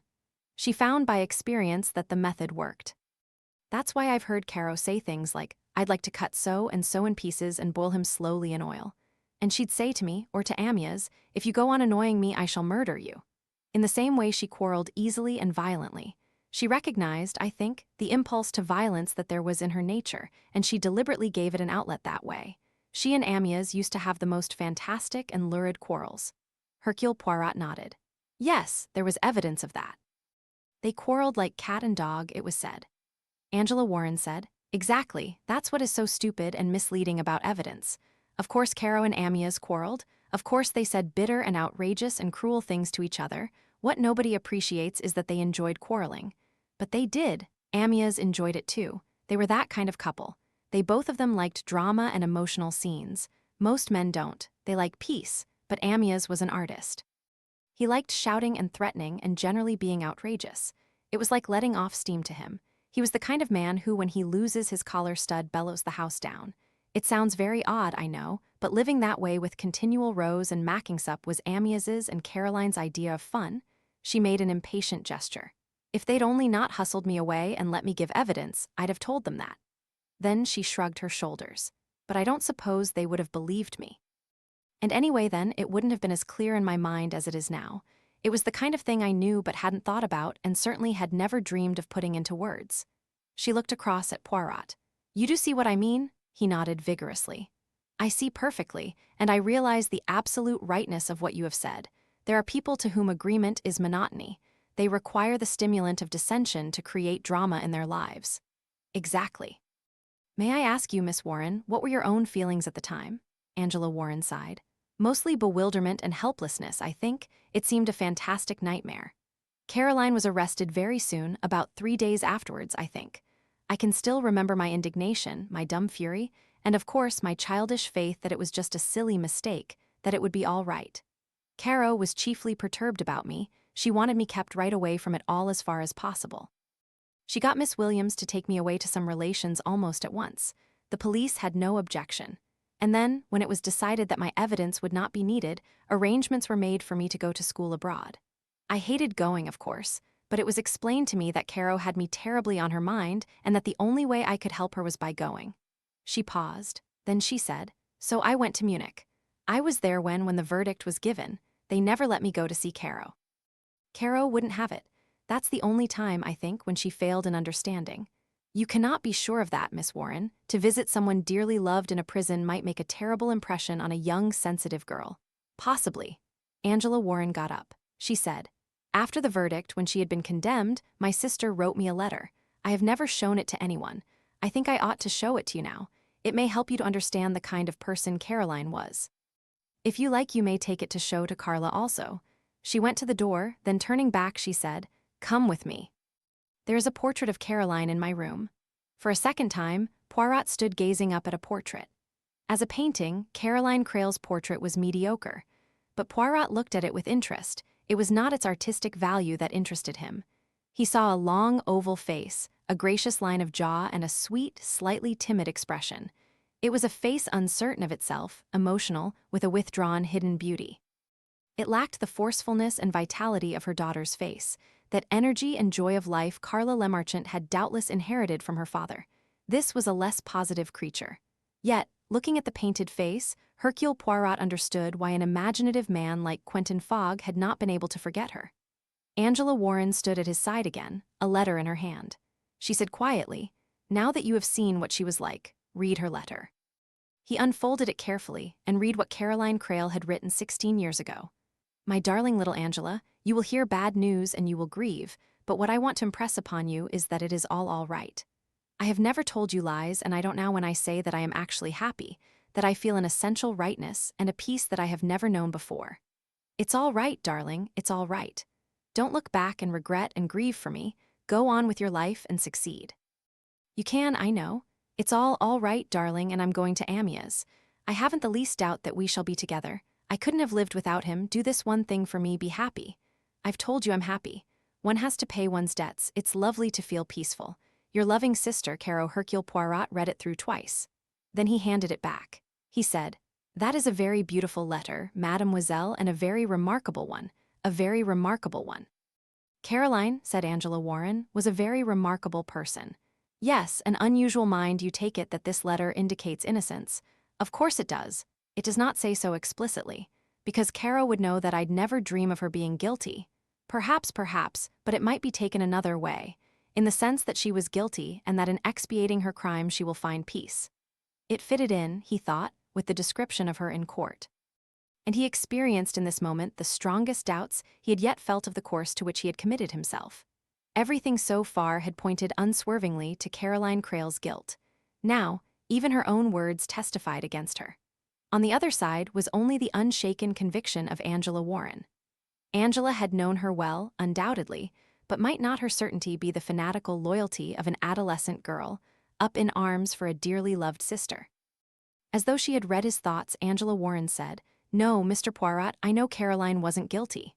Poirot said briskly, "The bon Dieu knows I do not want to shake you on that point, but let us be practical. You say your sister was not guilty. Very well then, what really happened?" Angela nodded thoughtfully. She said, "That is difficult, I agree. I suppose that, as Caroline said, Amyas committed suicide. Is that likely from what you know of his character?" "Very unlikely." "But you do not say, as in the first case, that you know it is impossible." "No, because, as I said just now, most people do impossible things, that is to say things that seem out of character. But I presume, if you know them intimately, it wouldn't be out of character." "You knew your brother-in-law well?" "Yes, but not like I knew Caro. It seems to me quite fantastic that Amyas should have killed himself, but I suppose he could have done so. In fact, he must have done so."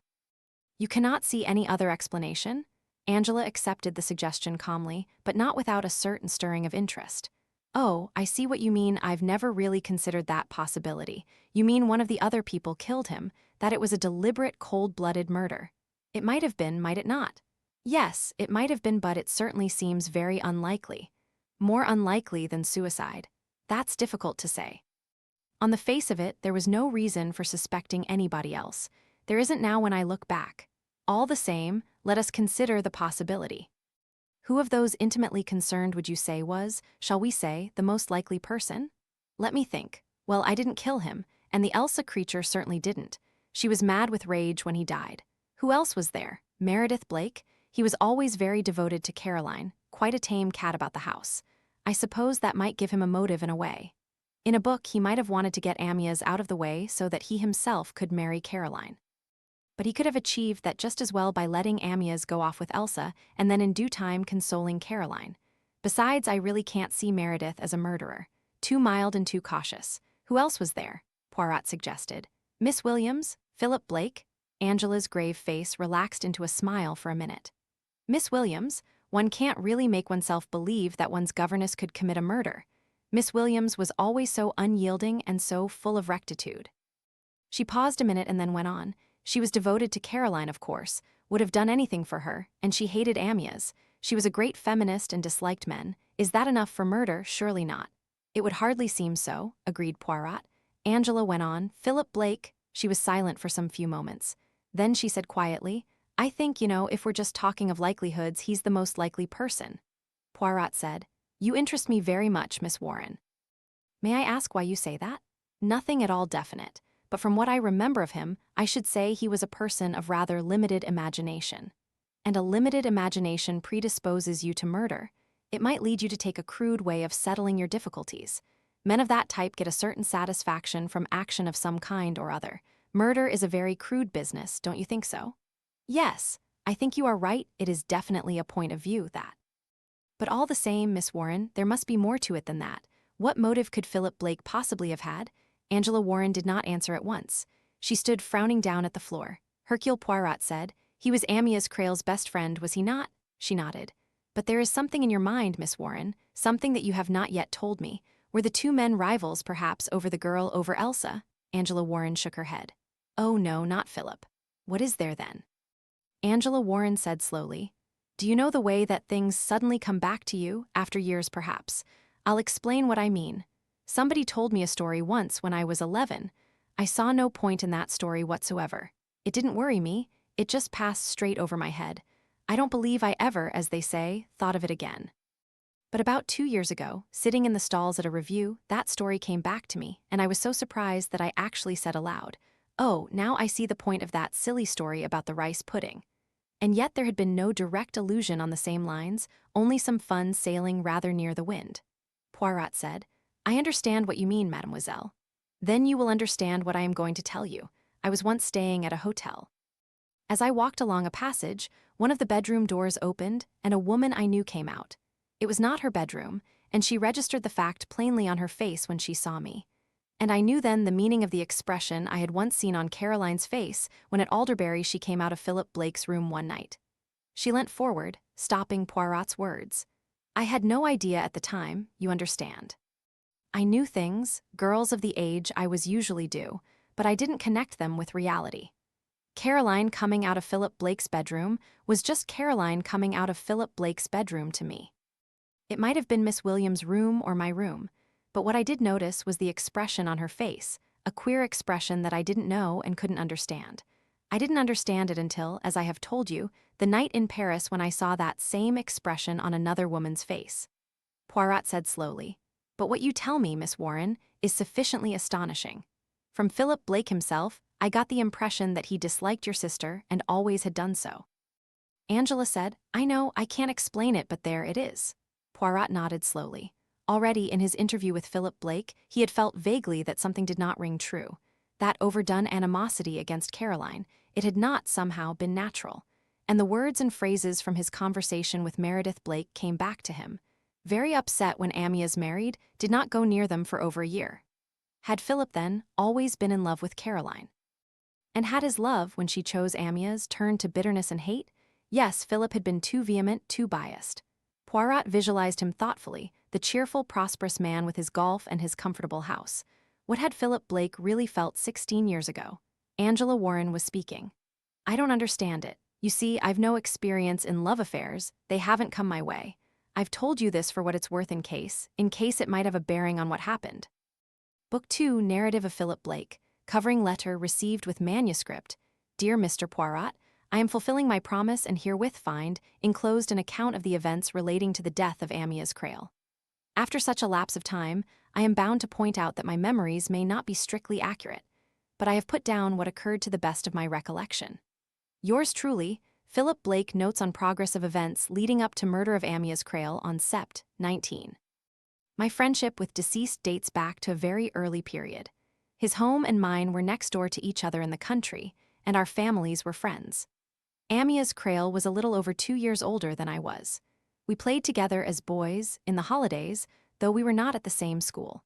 From the point of view of my long knowledge of the man, I feel myself particularly qualified to testify as to his character and general outlook on life.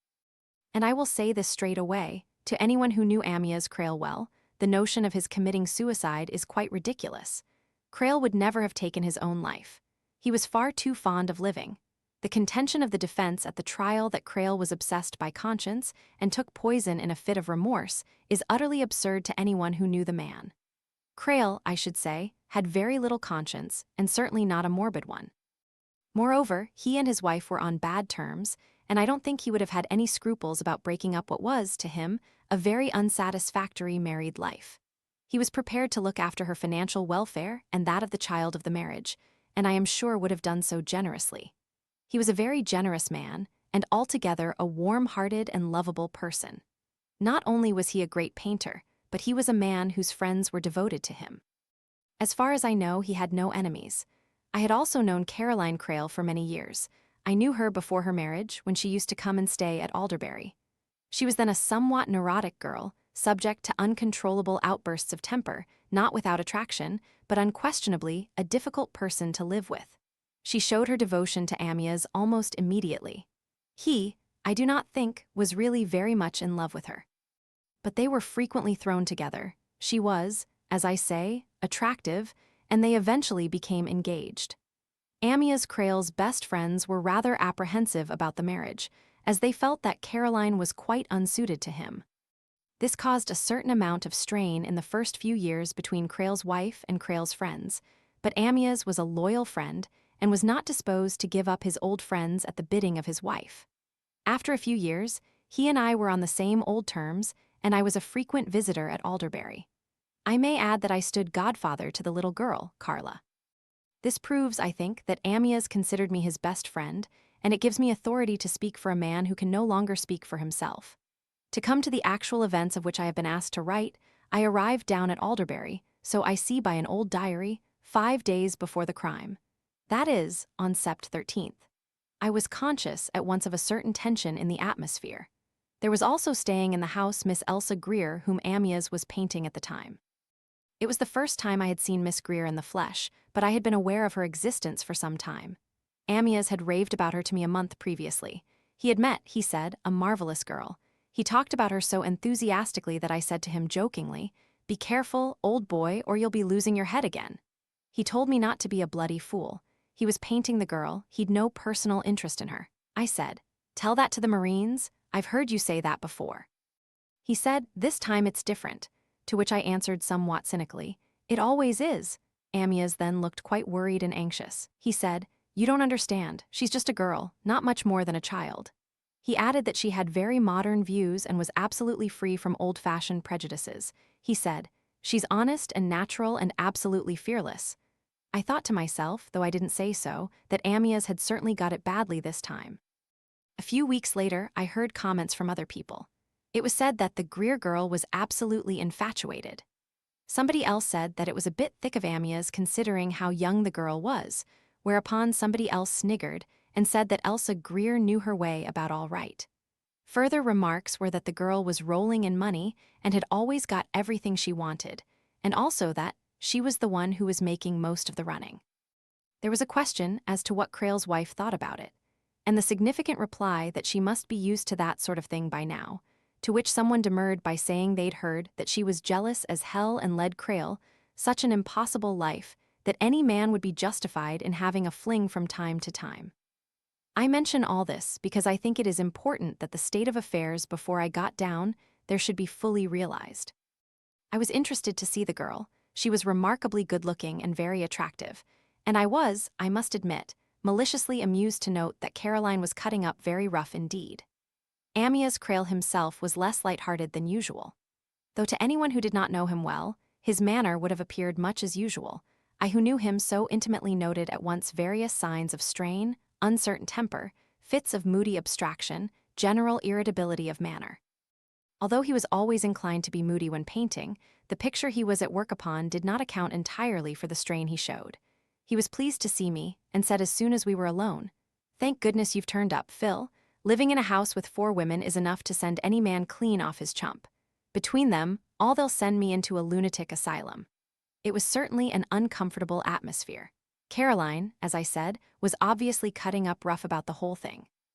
In a polite, well-bred way, she was ruder to Elsa than one would believe possible, without a single actually offensive word.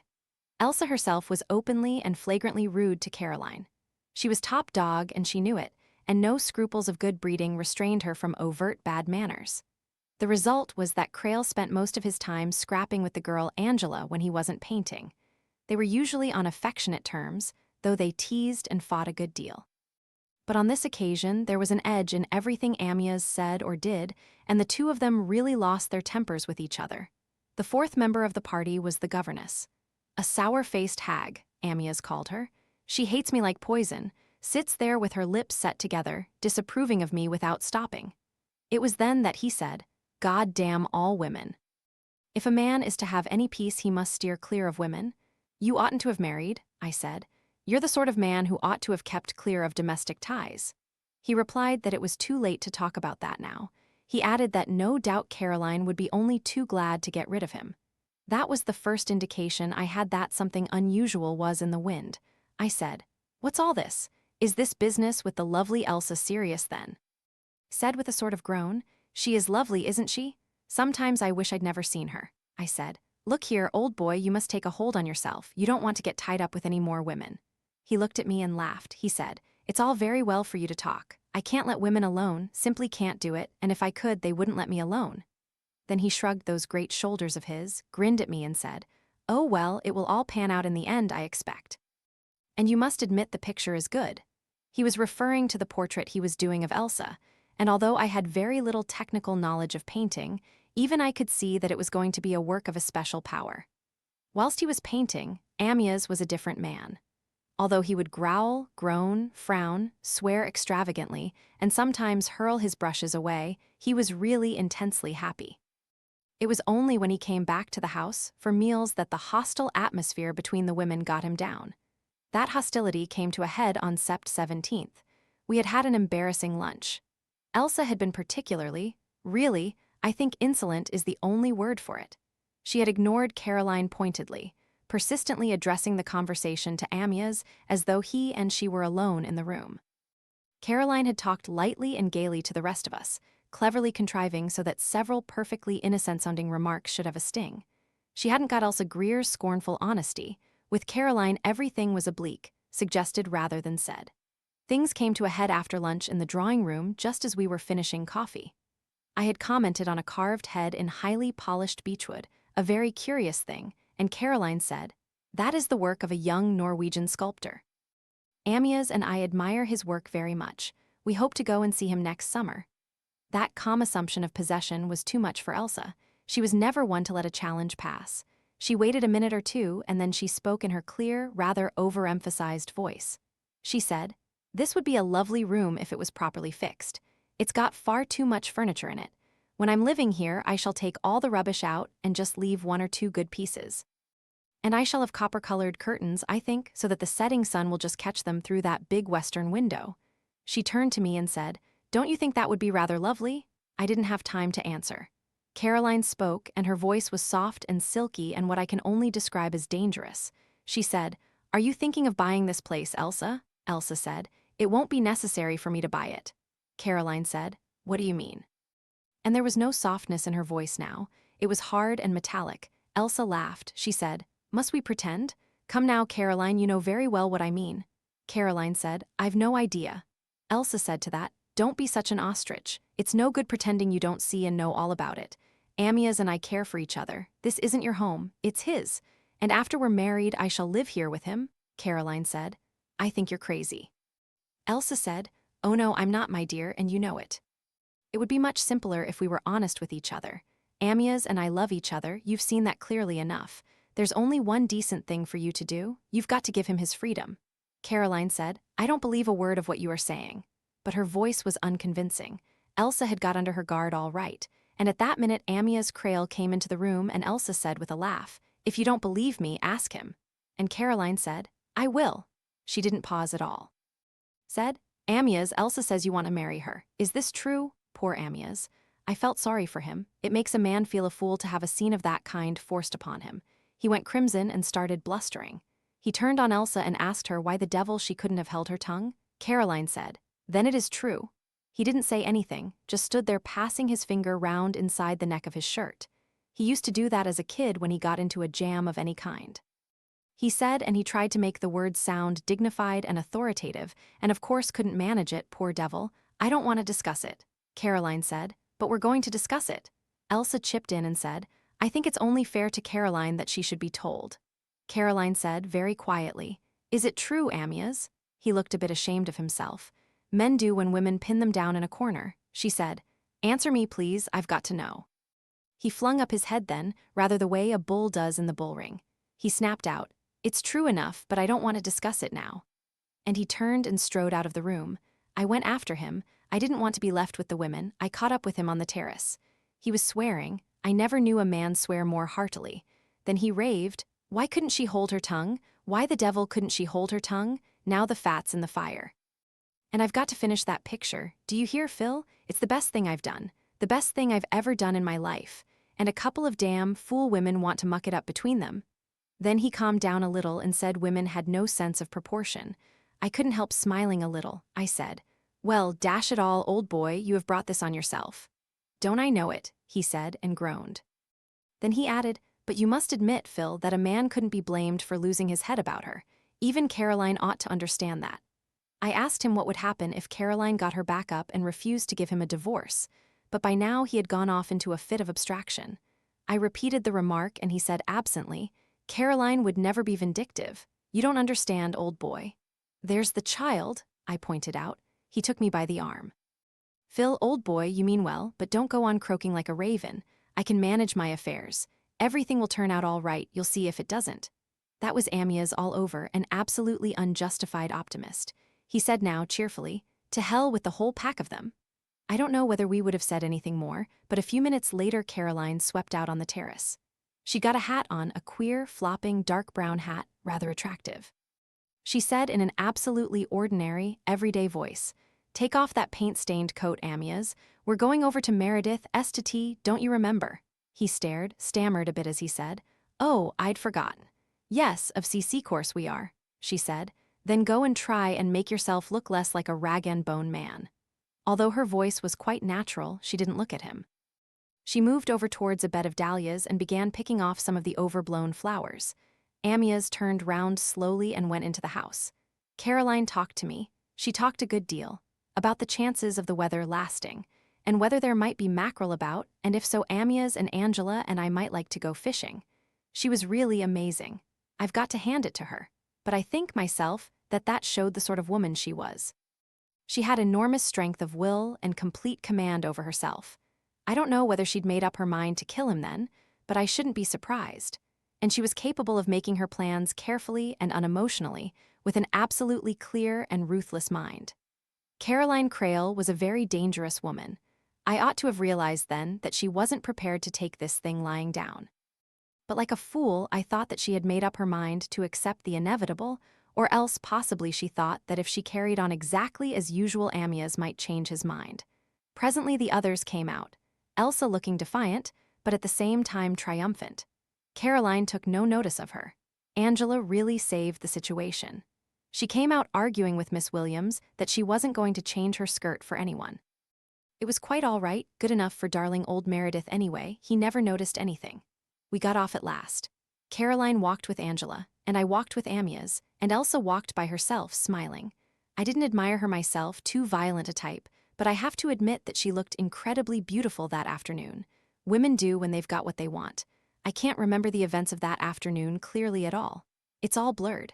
I remember old Mary coming out to meet us. I think we walked round the garden first. I remember having a long discussion with Angela about the training of terriers for ratting. She ate an incredible lot of apples and tried to persuade me to do so too. When we got back to the house, tea was going on under the big cedar tree. Mary, I remember, was looking very upset. I suppose either Caroline or Amyas had told him something. He was looking doubtfully at Caroline, and then he stared at Elsa. The old boy looked thoroughly worried. Of course, Caroline liked to have Meredith on a string more or less, the devoted, platonic friend who would never go too far. She was that kind of woman. After tea, Meredith had a hurried word with me. He said, "Look here, Phil, Amyas can't do this thing." I said, "Make no mistake, he's going to do it. He can't leave his wife and child and go off with this girl. He's years older than she is. She can't be more than 18. I said to him that Miss Greer was a fully sophisticated 20. He said, "Anyway, that's underage. She can't know what she's doing." Poor old Meredith, always the chivalrous Pukka Sahib. I said, "Don't worry, old boy, she knows what she's doing and she likes it." That's all we had the chance of saying. I thought to myself that probably Mary felt disturbed at the thought of Caroline being a deserted wife. Once the divorce was through, she might expect her faithful Dobbin to marry her. I had an idea that hopeless devotion was really far more in his line. I must confess that that side of it amused me.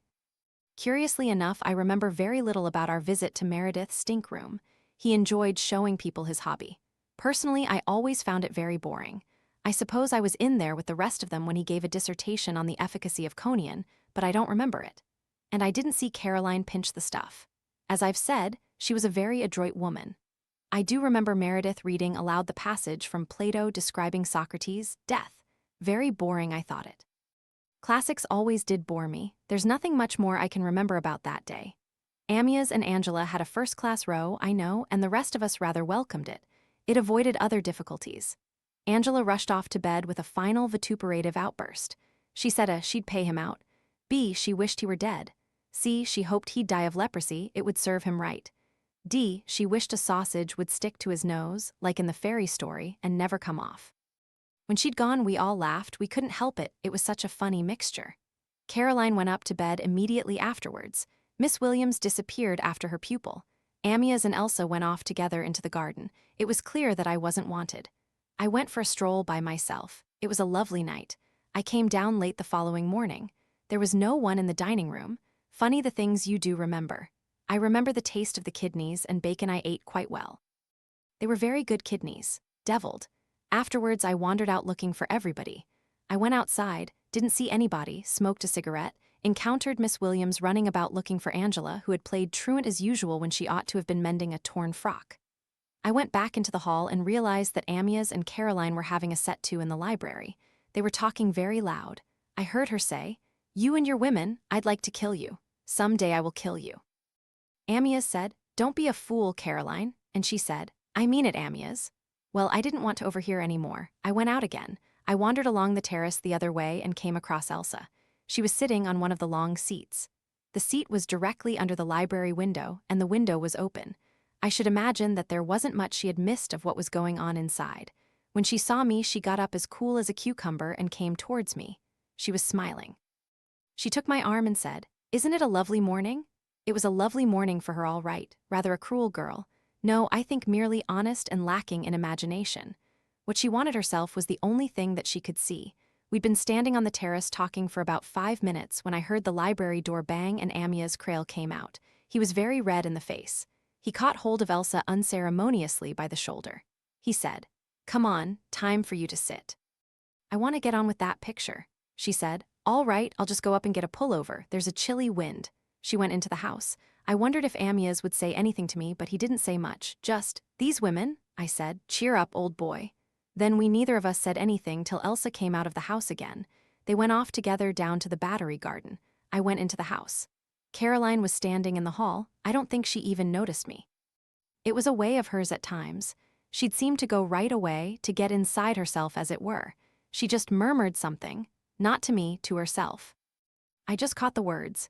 "It's too cruel," that's what she said. Then she walked past me and upstairs, still without seeming to see me, just like a person intent on some inner vision. I think myself, I've no authority for saying this. You understand that she went up to get the stuff, and that it was then she decided to do what she did do. And just at that moment, the telephone rang. In some houses, one would wait for the servants to answer it, but I was so often at Alderbury that I acted more or less as one of the family. I picked up the receiver. It was my brother Meredith's voice that answered. He was very upset. He explained that he had been into his laboratory and that the conian bottle was half empty. I don't need to go again over all the things I know now I ought to have done. The thing was so startling, and I was foolish enough to be taken aback. Meredith was dithering a good bit at the other end. I heard someone on the stairs, and I just told him sharply to come over at once. I myself went down to meet him. In case you don't know the lay of the land, the shortest way from one estate to the other was by rowing across a small creek. I went down the path to where the boats were kept by a small jetty. To do so, I passed under the wall of the Battery Garden. I could hear Elsa and Amyas talking as he painted. They sounded very cheerful and carefree. Amyas said it was an amazingly hot day, so it was, very hot for September, and Elsa said that sitting where she was, poised on the battlements, there was a cold wind blowing in from the sea. And then she said, "I'm horribly stiff from posing. Can't I have a rest, darling?" And I heard Amyas cry out, "Not on your life, stick it, you're a tough girl, and this is going good, I tell you." I heard Elsa say, "Brute," and laugh as I went out of earshot. Meredith was just rowing himself across from the other side. I waited for him. He tied up the boat and came up the steps. He was looking very white and worried. He said to me, "Your head's better than mine, Philip. What ought I to do? That stuff's dangerous." I said, "Are you absolutely sure about this?" Meredith, you see, was always a rather vague kind of chap. Perhaps that's why I didn't take it as seriously as I ought to have done. And he said he was quite sure. "The bottle had been full yesterday afternoon," I said, "and you've absolutely no idea who pinched it." He said none whatever and asked me what I thought. Could it have been one of the servants? I said I supposed it might have been, but it seemed unlikely to me. He always kept the door locked, didn't he? Always, he said, and then began a rigmarole about having found the window a few inches open at the bottom. Someone might have got in that way. "A chance burglar?" I asked skeptically. "It seems to me, Meredith, that there are some very nasty possibilities." He said, what did I really think?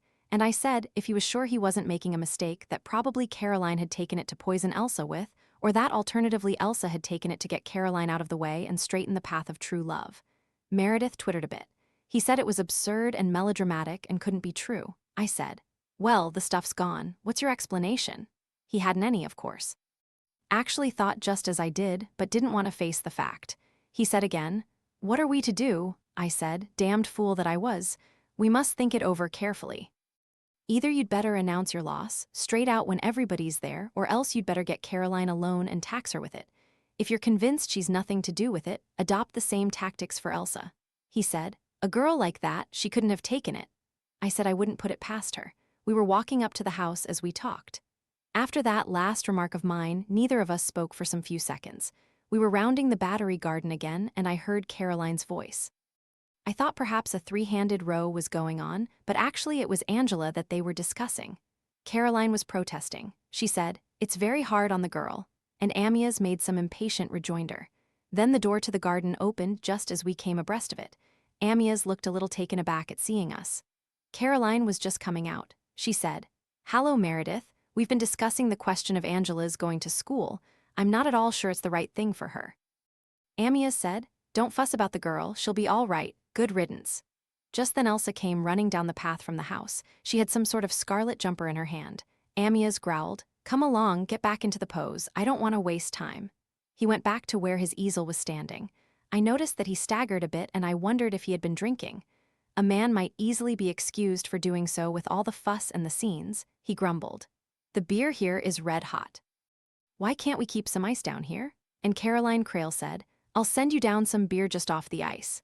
Amyas grunted out, "Thanks." Then Caroline shut the door of the Battery garden and came up with us to the house. We sat down on the terrace and she went into the house. About 5 minutes later, Angela came along with a couple of bottles of beer and some glasses. It was a hot day and we were glad to see it. As we were drinking it, Caroline passed us. She was carrying another bottle and said she would take it down to Amyas. Meredith said he'd go, but she was quite firm that she'd go herself. I thought, fool that I was, that it was just her jealousy. She couldn't stand those two being alone down there. That was what had taken her down there once already with the weak pretext of arguing about Angela's departure. She went off down that zigzag path, and Meredith and I watched her go. We'd still not decided anything, and now Angela clamored that I should come bathing with her. It seemed impossible to get Meredith alone. I just said to him, "After lunch?" and he nodded. Then I went off bathing with Angela. We had a good swim across the creek and back, and then we lay out on the rocks sunbathing. Angela was a bit taciturn, and that suited me. I made up my mind that directly after lunch I'd take Caroline aside and accuse her point blank of having stolen the stuff. No use letting Meredith do it, he'd be too weak. No, I'd tax her with it outright. After that, she'd have to give it back, or even if she didn't, she wouldn't dare use it. I was pretty sure it must be her on thinking things over. Elsa was far too sensible and hard-boiled a young woman to risk tampering with poisons. She had a hard head and would take care of her own skin. Caroline was made of more dangerous stuff, unbalanced, carried away by impulses and definitely neurotic. And still, at the back of my mind was the feeling that Meredith might have made a mistake, or some servant might have been poking about in there and split the stuff and then not dared to own up. You see, poison seems such a melodramatic thing, you can't believe in it. Not till it happens. It was quite late when I looked at my watch, and Angela and I fairly raced up to lunch. They were just sitting down, all but Amyas, who had remained down in the Battery painting. Quite a normal thing for him to do, and privately I thought him very wise to elect to do it today. Lunch was likely to have been an awkward meal. We had coffee on the terrace. I wish I could remember better how Caroline looked and acted. She didn't seem excited in any way. Quiet and rather sad is my impression. What a devil that woman was, for it is a devilish thing to do, to poison a man in cold blood. If there had been a revolver about and she caught it up and shot him, well, that might have been understandable. But this cold, deliberate, vindictive poisoning. And so calm and collected. She got up and said she'd take his coffee to him in the most natural way possible. And yet she knew, she must have known, that by now she'd find him dead. Miss Williams went with her. I don't remember if that was at Caroline's suggestion or not. I rather think it was. The two women went off together. Meredith strolled away shortly afterwards. I was just making an excuse to go after him when he came running up the path again. His face was gray. He gasped out, "We must get a doctor, quick, Amyas." I sprang up. "Is he ill, dying?" Meredith said. "I'm afraid he's dead." We'd forgotten Elsa for the minute, but she let out a sudden cry. It was like the wail of a banshee. She cried, "Dead, dead," and then she ran. I didn't know anyone could move like that, like a deer, like a stricken thing, and like an avenging fury, too. Meredith panted out, "Go after her, I'll telephone, go after her. You don't know what she'll do." I did go after her, and it's as well I did. She might quite easily have killed Caroline. I've never seen such grief and such frenzied hate. All the veneer of refinement and education was stripped off. You could see her father and her father's mother and father had been mill hands. Deprived of her lover, she was just elemental woman. She'd have clawed Caroline's face, torn her hair, hurled her over the parapet if she could. She thought for some reason or other that Caroline had knifed him. She'd got it all wrong, naturally. I held her off, and then Miss Williams took charge. She was good, I must say. She got Elsa to control herself in under a minute, told her she'd got to be quiet and that we couldn't have this noise and violence going on. She was a tartar, that woman, but she did the trick. Elsa was quiet, just stood there gasping and trembling. As for Caroline, so far as I am concerned, the mask was right off. She stood there perfectly quiet, you might have said dazed. But she wasn't dazed. It was her eyes gave her away. They were watchful, fully aware and quietly watchful. She'd begun, I suppose, to be afraid. I went up to her and spoke to her. I said it quite low. I don't think either of the two women overheard. I said, "You damned murderess, you've killed my best friend." She shrank back. She said, "No, oh no, he did it himself." I looked her full in the eyes. I said, "You can tell that story to the police." She did, and they didn't believe her. End of Philip Blake's statement. Narrative of Meredith Blake. Dear Mr. Poirot, as I promised you, I have set down in writing an account of all I can remember relating to the tragic events that happened 16 years ago.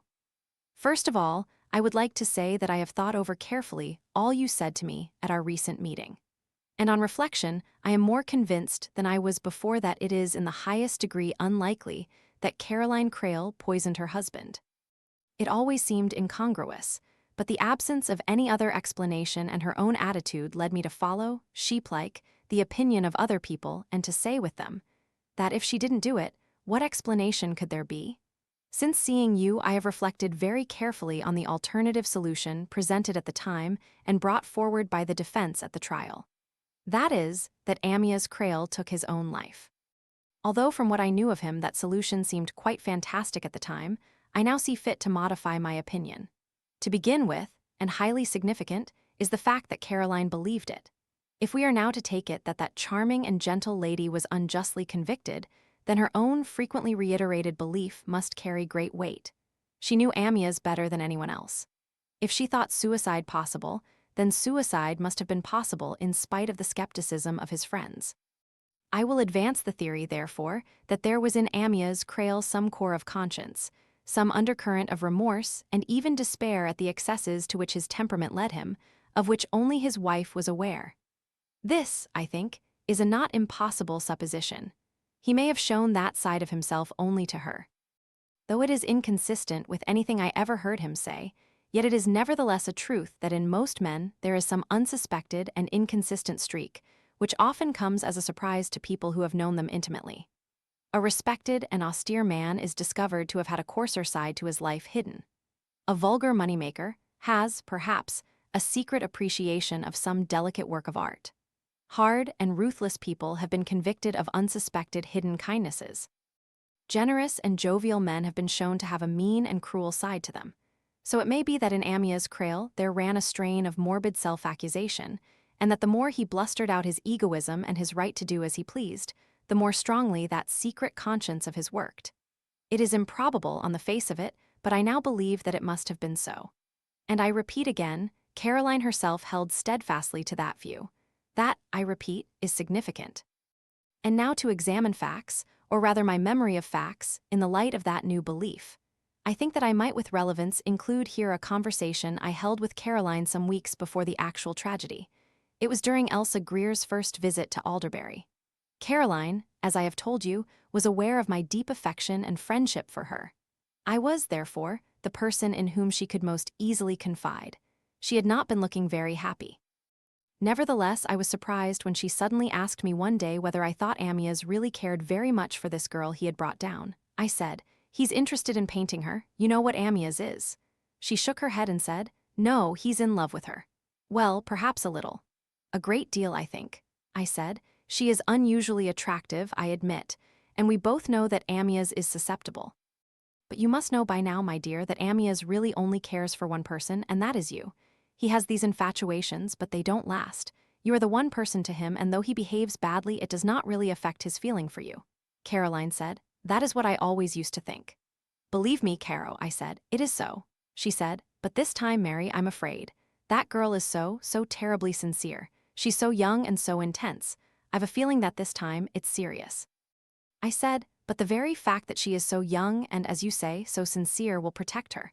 On the whole, women are fair game to Amyas, but in the case of a girl like this it will be different. She said, "Yes, that's what I'm afraid of, it will be different." And she went on. "I'm 34, you know, Mary, and we've been married 10 years. It looks I can't hold a candle to this Elsa child, and I know it," I said. "But you know, Caroline, you know that Amyas is really devoted to you." She said to that, "Does one ever know with men?" And then she laughed a little ruefully and said, "I'm a very primitive woman, Mary. I'd like to take a hatchet to that girl." I told her that the child probably didn't understand in the least what she was doing. She had a great admiration and hero worship for Amyas, and she probably didn't realize at all that Amyas was falling in love with her. Caroline just said to me, "Dear Mary," and began to talk about the garden. I hoped that she was not going to worry any more about the matter. Shortly afterwards, Elsa went back to London. Amyas was away too for several weeks. I had really forgotten all about the business. And then I heard that Elsa was back again at Alderbury in order that Amyas might finish the picture. I was a little disturbed by the news. But Caroline, when I saw her, was not in a communicative mood. She seemed quite her usual self, not worried or upset in any way. I imagined that everything was all right. That's why it was such a shock to me to learn how far the thing had gone. I have told you of my conversations with Crale and with Elsa. I had no opportunity of talking to Caroline. We were only able to exchange those few words about which I have already told you. I can see her face now, the wide dark eyes and the restrained emotion. I can still hear her voice as she said, "Everything is finished." I can't describe to you the infinite desolation she conveyed in those words. They were a literal statement of truth. With Amyas's defection, everything was finished for her. That, I am convinced, was why she took the Conian. It was a way out, a way suggested to her by my stupid dissertation on the drug, and the passage I read from the Phaedo gives a gracious picture of death. Here is my present belief. She took the Conian, resolved to end her own life when Amyas left her. He may have seen her take it, or he may have discovered that she had it later. That discovery acted upon him with terrific force. He was horrified at what his actions had led her to contemplate, but notwithstanding his horror and remorse, he still felt himself incapable of giving up Elsa. I can understand that. Anyone who had fallen in love with her would find it almost impossible to tear himself away. He could not envisage life without Elsa. He realized that Caroline could not live without him. He decided there was only one way out, to use the Conian himself, and the manner in which he did it might be characteristic of the man, I think. His painting was the dearest thing in life to him. He chose to die literally with his brush in his hand. And the last thing his eyes would see was the face of the girl he loved so desperately. He might have thought, too, that his death would be the best thing for her. I admit that this theory leaves certain curious facts unexplained. Why, for instance, were only Caroline's fingerprints found on the empty Conian bottle? I suggest that after Amyas had handled it, all prints got smudged or rubbed off by the soft piles of stuffs that were lying over the bottle, and that, after his death, Caroline handled it to see if anyone had touched it. Surely that is possible and plausible. As to the evidence about the fingerprints on the beer bottle, the witnesses for the defense were of opinion that a man's hand might be distorted after taking poison, and so could manage to grasp a beer bottle in a wholly unnatural way. One other thing remains to be explained: Caroline's own attitude throughout the trial, but I think I have now seen the cause for that. It was she who actually took the poison from my laboratory. It was her determination to do away with herself that impelled her husband to take his own life instead. Surely it is not unreasonable to suppose that, in a morbid excess of responsibility, she considered herself responsible for his death, that she persuaded herself that she was guilty of murder, though not the kind of murder of which she was being accused. I think all that could be so. And if that is the case, then surely it will be easy for you to persuade little Carla of the fact. And she can marry her young man and rest contented that the only thing of which her mother was guilty was an impulse, no more, to take her own life. All this, alas, is not what you asked me for, which was an account of the happenings as I remember them. Let me now repair that omission. I have already told you fully what happened on the day preceding Amyas's death. We now come to the day itself. I had slept very badly, worried by the disastrous turn of events for my friends. After a long, wakeful period, whilst I vainly tried to think of something helpful I could do to avert the catastrophe, I fell into a heavy sleep about 6 a.m. The bringing of my early tea did not awaken me, and I finally woke up heavy-headed and unrefreshed about 9:30. It was shortly after that I thought I heard movements in the room below me, which was the room I used as a laboratory. I may say here that actually the sounds were probably caused by a cat getting in.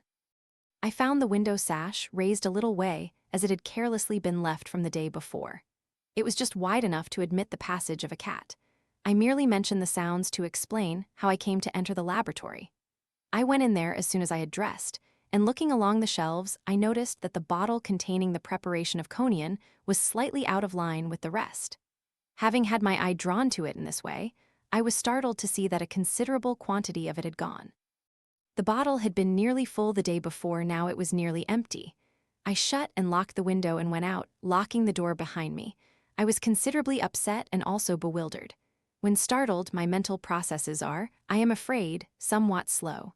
I was first disturbed, then apprehensive, and finally definitely alarmed.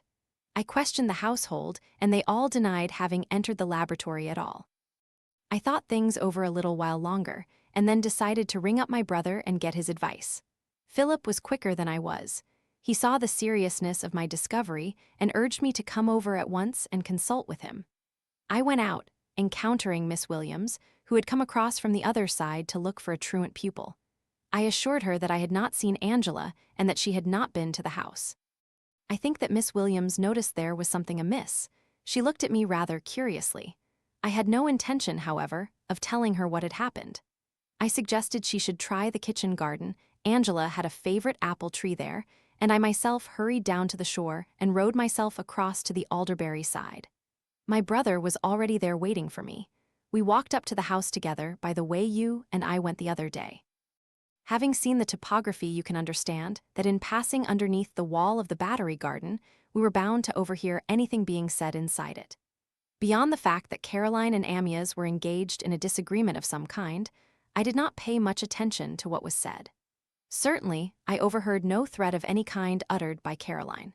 The subject of discussion was Angela, and I presume Caroline was pleading for a respite from the fiat of school.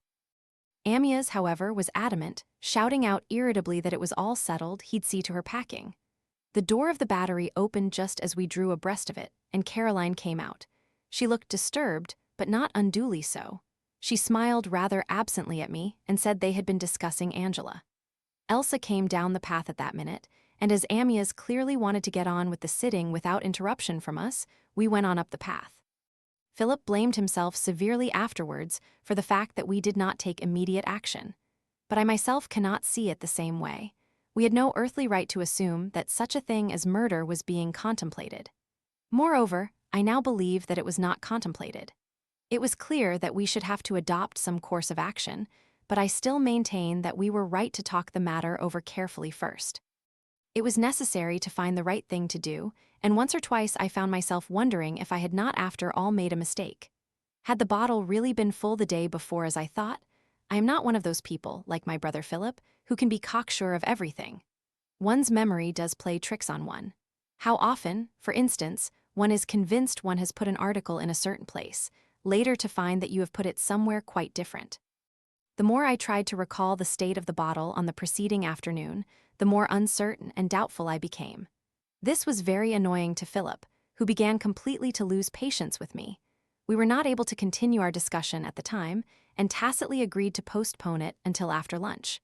I may say that I was always free to drop in for lunch at Alderberry if I chose. Later, Angela and Caroline brought us beer. I asked Angela what she had been up to playing truant, and told her Miss Williams was on the warpath, and she said she had been bathing, and added that she didn't see why she should have to mend her horrible old skirt when she was going to have all new things to go to school with.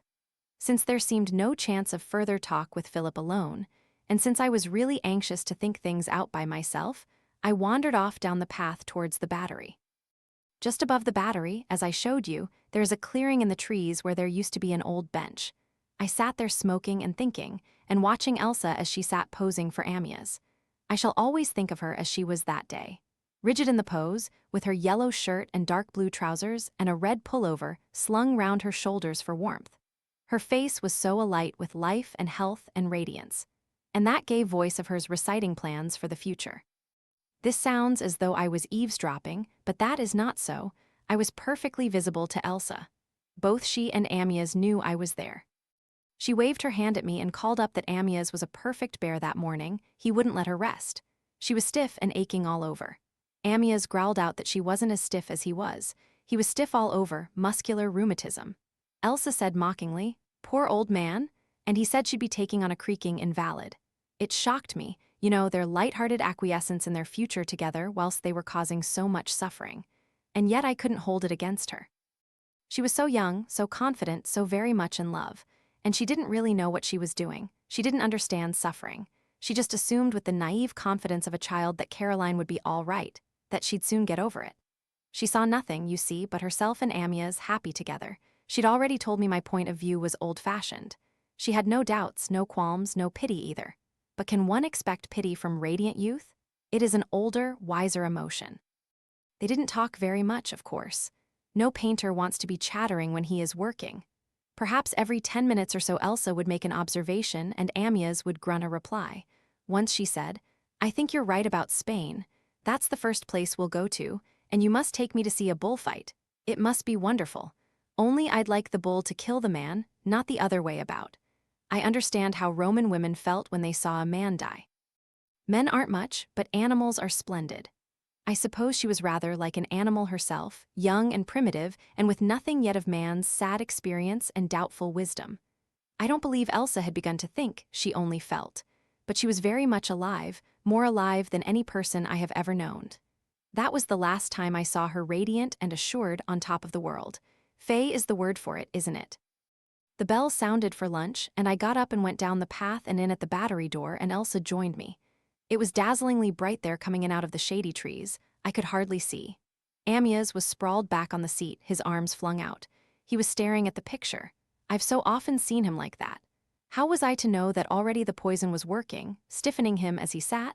He so hated and resented illness. He would never own to it. I dare say he thought he had got a touch of the sun. The symptoms are much the same, but he'd be the last person to complain about it. Elsa said, "He won't come up to lunch." Privately, I thought he was wise. I said, "So long, then." He moved his eyes from the picture until they rested on me. There was a queer, how shall I describe it? It looked like malevolence. A kind of malevolent glare.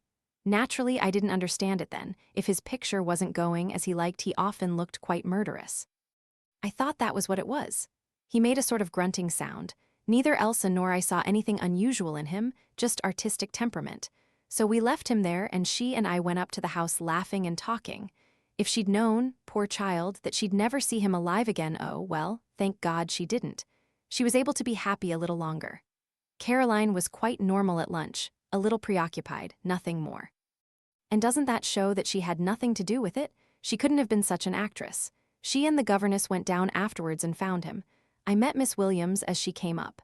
She told me to telephone a doctor and went back to Caroline. That poor child, Elsa, I mean, she had that frantic, unrestrained grief that a child has. They can't believe that life can do these things to them. Caroline was quite calm. Yes, she was quite calm. She was able, of course, to control herself better than Elsa. She didn't seem remorseful then, just said he must have done it himself, and we couldn't believe that. Elsa burst out and accused her to her face. Of course she may have realized already that she herself would be suspected. Yes, that probably explains her manner. Philip was quite convinced that she had done it. The governess was a great help and standby. She made Elsa lie down and gave her a sedative, and she kept Angela out of the way when the police came. Yes, she was a tower of strength, that woman. The whole thing became a nightmare. The police searching the house and asking questions, and then the reporters swarming about the place like flies and clicking cameras and wanting interviews with members of the family. A nightmare, the whole thing? It's a nightmare after all these years. Please God, once you've convinced little Carla what really happened, we can forget it all and never remember it again. Amyas must have committed suicide, however unlikely it seems. End of Meredith Blake's narrative. Narrative of Lady Didisham. I have set down here the full story of my meeting with Amyas Crale up to the time of his tragic death. I saw him first at a studio party. He was standing, I remember, by a window, and I saw him as I came in at the door. I asked who he was. Someone said, "That's Crale, the painter." I said at once that I'd like to meet him. We talked on that occasion for perhaps 10 minutes. When anyone makes the impression on you that Amyas Crale made on me, it's hopeless to attempt to describe them. If I say that when I saw Amyas Crale, everybody else seemed to grow very small and fade away, that expresses it as well as anything can. Immediately after that meeting, I went to look at as many of his pictures as I could. He had a show on in Bond Street at the moment, and there was one of his pictures in Manchester and one in Leeds and two in public galleries in London. I went to see them all. Then I met him again. I said, "I've been to see all your pictures. I think they're wonderful." He just looked amused. He said, "Who said you were any judge of painting? I don't believe you know anything about it." I said, "Perhaps not, but they are marvelous all the same."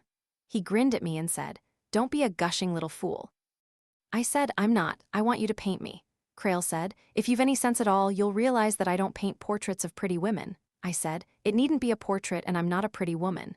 He looked at me then as though he'd begun to see me. He said, "No, perhaps you're not." I said, "Will you paint me then?" He studied me for some time with his head on one side. Then he said, "You're a strange child, aren't you?" I said, "I'm quite rich, you know. I can afford to pay well for it." He said, "Why are you so anxious for me to paint you?" I said, "Because I want it." He said, "Is that a reason?" And I said, "Yes, I always get what I want." He said then, "Oh, my poor child, how young you are." I said, "Will you paint me?" He took me by the shoulders and turned me towards the light and looked me over. Then he stood away from me a little. I stood quite still, waiting. He said, "I've sometimes wanted to paint a flight of impossibly colored Australian macaws alighting on St. Paul's Cathedral. If I painted you against a nice traditional bit of outdoor landscape, I believe I'd get exactly the same result." I said, "Then you will paint me?" He said, "You're one of the loveliest, crudest, most flamboyant bits of exotic coloring I've ever seen." "I'll paint you," I said. "Then that's settled." He went on, "But I'll warn you, Elsa Greer. If I do paint you, I shall probably make love to you." I said, "I hope you will." I said it quite steadily and quietly. I heard him catch his breath and I saw the look that came into his eyes. You see, it was as sudden as all that. A day or two later we met again. He told me that he wanted me to come down to Devonshire. He'd got the very place there that he wanted for a background. He said, "I'm married, you know, and I'm very fond of my wife." I said if he was fond of her, she must be very nice. He said she was extremely nice. "In fact," he said, "she's quite adorable and I adore her. So put that in your pipe, young Elsa, and smoke it." I told him that I quite understood. He began the picture a week later. Caroline Crale welcomed me very pleasantly. She didn't like me much, but after all, why should she? Amyas was very circumspect. He never said a word to me that his wife couldn't have overheard, and I was quite polite and formal to him. Underneath, though, we both knew. After 10 days he told me I was to go back to London. I said, "The picture isn't finished." He said, "It's barely begun. The truth is I can't paint you, Elsa." I said, "Why?" He said, "You know well enough why, Elsa, and that's why you've got to clear out. I can't think about the painting, I can't think about anything but you." We were in the Battery Garden. It was a hot sunny day. There were birds and humming bees. It ought to have been very happy and peaceful, but it didn't feel like that. It felt somehow tragic, as though what was going to happen was already mirrored there. I knew it would be no good my going back to London, but I said, "Very well, I'll go if you say so." Amyas said, "Good girl." So I went. I didn't write to him. He held out for 10 days and then he came. He was so thin and haggard and miserable that it shocked me. He said, "I warned you, Elsa. Don't say I didn't warn you." I said, "I've been waiting for you. I knew you'd come." He gave a sort of groan and said, "There are things that are too strong for any man. I can't eat or sleep or rest for wanting you." I said I knew that and that it was the same with me and had been from the first moment I'd seen him. It was fate and it was no use struggling against it. He said, "You haven't struggled much, have you, Elsa?" And I said I hadn't struggled at all. He said he wished I wasn't so young, and I said that didn't matter. I suppose I might say that for the next few weeks we were very happy, but happiness isn't quite the word. It was something deeper and more frightening than that. We were made for each other and we'd found each other, and we both knew we'd got to be together always, but something else happened, too. The unfinished picture began to haunt Amyas. He said to me, "Damned funny, I couldn't paint you before you yourself got in the way of it. But I want to paint you, Elsa. I want to paint you so that that picture will be the finest thing I've ever done. I'm itching and aching now to get at my brushes to see you sitting there on that hoary old chestnut of a battlement wall with the conventional blue sea and the decorous English trees, and you sitting there like a discordant shriek of triumph." He said, "And I've got to paint you that way, and I can't be fussed and bothered while I'm doing it. When the picture's finished, I'll tell Caroline the truth and we'll get the whole messy business cleared up." I said, "Will Caroline make a fuss about divorcing you?" He said he didn't think so, but you never knew with women. I said I was sorry if she was going to be upset, but after all, I said, these things did happen. He said, very nice and reasonable, Elsa.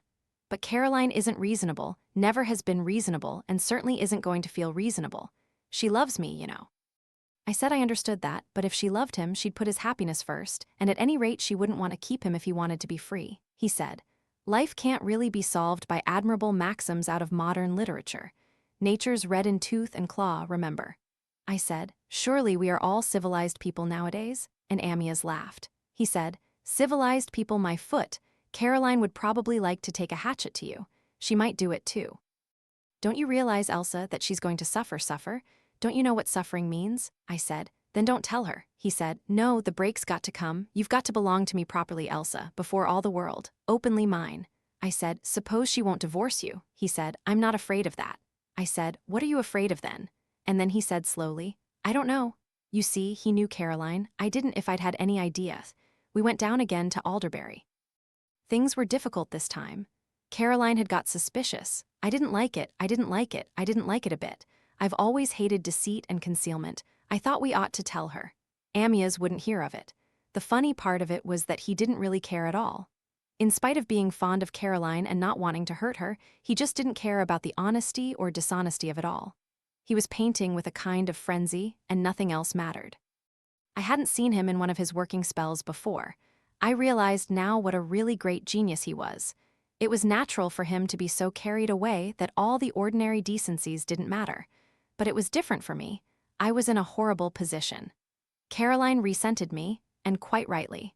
The only thing to put the position quite straight was to be honest and tell her the truth. But all Amyas would say was that he wasn't going to be bothered with scenes and fusses until he'd finished the picture. I said there probably wouldn't be a scene. Caroline would have too much dignity and pride for that. I said, I want to be honest about it all. We've got to be honest, Amyas said. To hell with honesty. I'm painting a picture, damn it. I did see his point of view, but he wouldn't see mine, and in the end I broke down. Caroline had been talking of some plan she and Amyas were going to carry out next autumn. She talked about it quite confidently, and I suddenly felt it was too abominable, what we were doing, letting her go on like this, and perhaps, too, I was angry, because she was really being very unpleasant to me in a clever sort of way that one couldn't take hold of. And so I came out with the truth. In a way, I still think I was right. Though, of course, I wouldn't have done it if I'd had the faintest idea what was to come of it. The clash came right away. Amyas was furious with me, but he had to admit that what I had said was true. I didn't understand Caroline at all. We all went over to Meredith Blake, to tea, and Caroline played up marvelously, talking and laughing.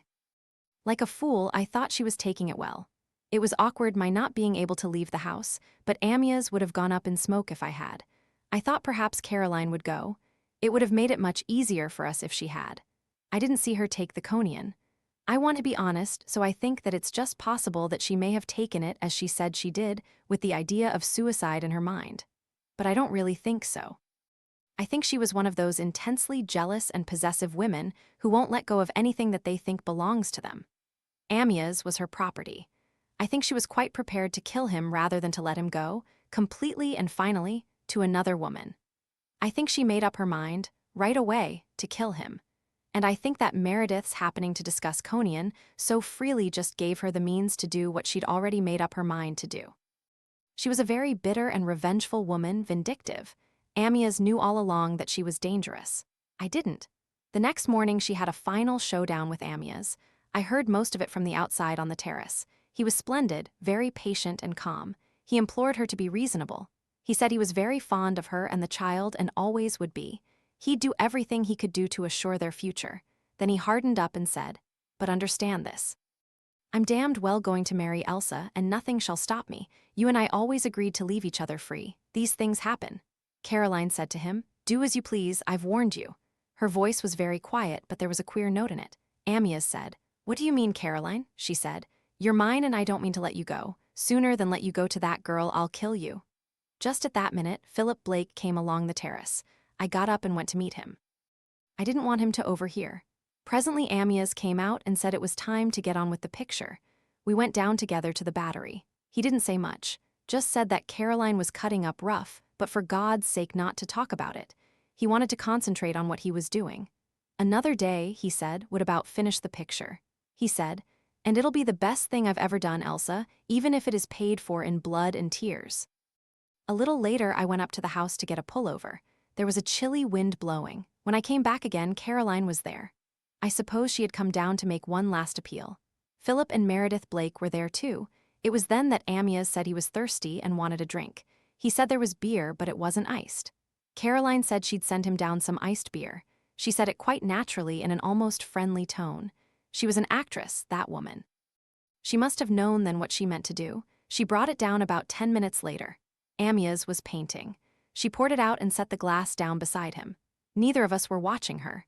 Amyas was intent on what he was doing, and I had to keep the pose. Amyas drank it down the way he always drank beer, just pouring it down his throat in one draught. Then he made a face and said it tasted foul, but at any rate it was cold. And even then, when he said that, no suspicion entered my head. I just laughed and said, "Liver."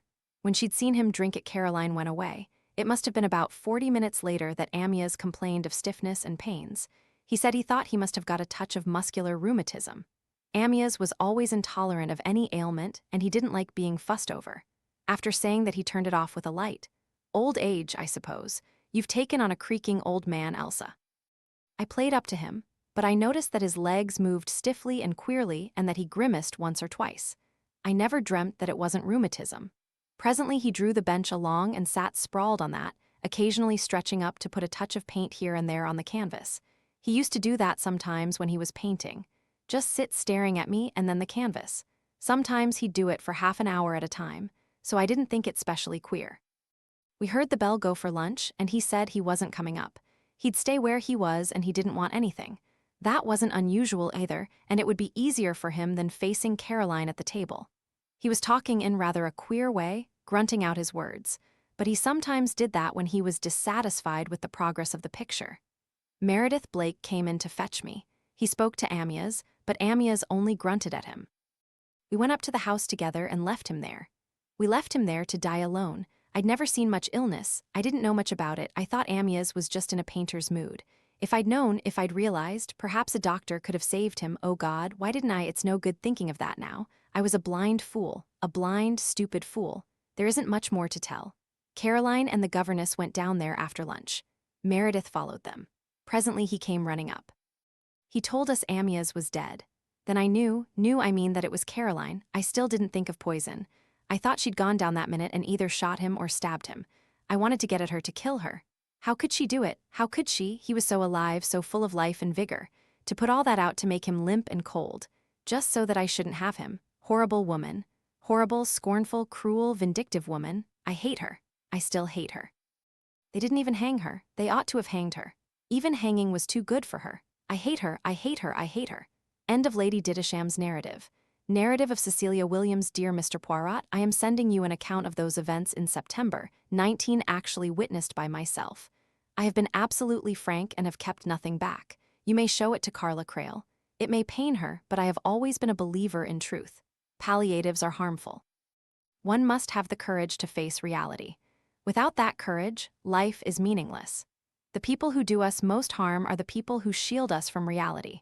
Believe me, yours sincerely, Cecilia Williams. My name is Cecilia Williams. I was engaged by Mrs. Crale as governess to her half-sister Angela Warren. In 19, I was then 48. I took up my duties at Alderbury, a very beautiful estate in South Devon which had belonged to Mr. Crale's family for many generations. I knew that Mr. Crale was a well-known painter, but I did not meet him until I took up residence at Alderbury. The household consisted of Mr. and Mrs. Crale, Angela Warren, then a girl of 13, and 3 servants, all of whom had been with the family many years. I found my pupil an interesting and promising character. She had very marked abilities, and it was a pleasure to teach her.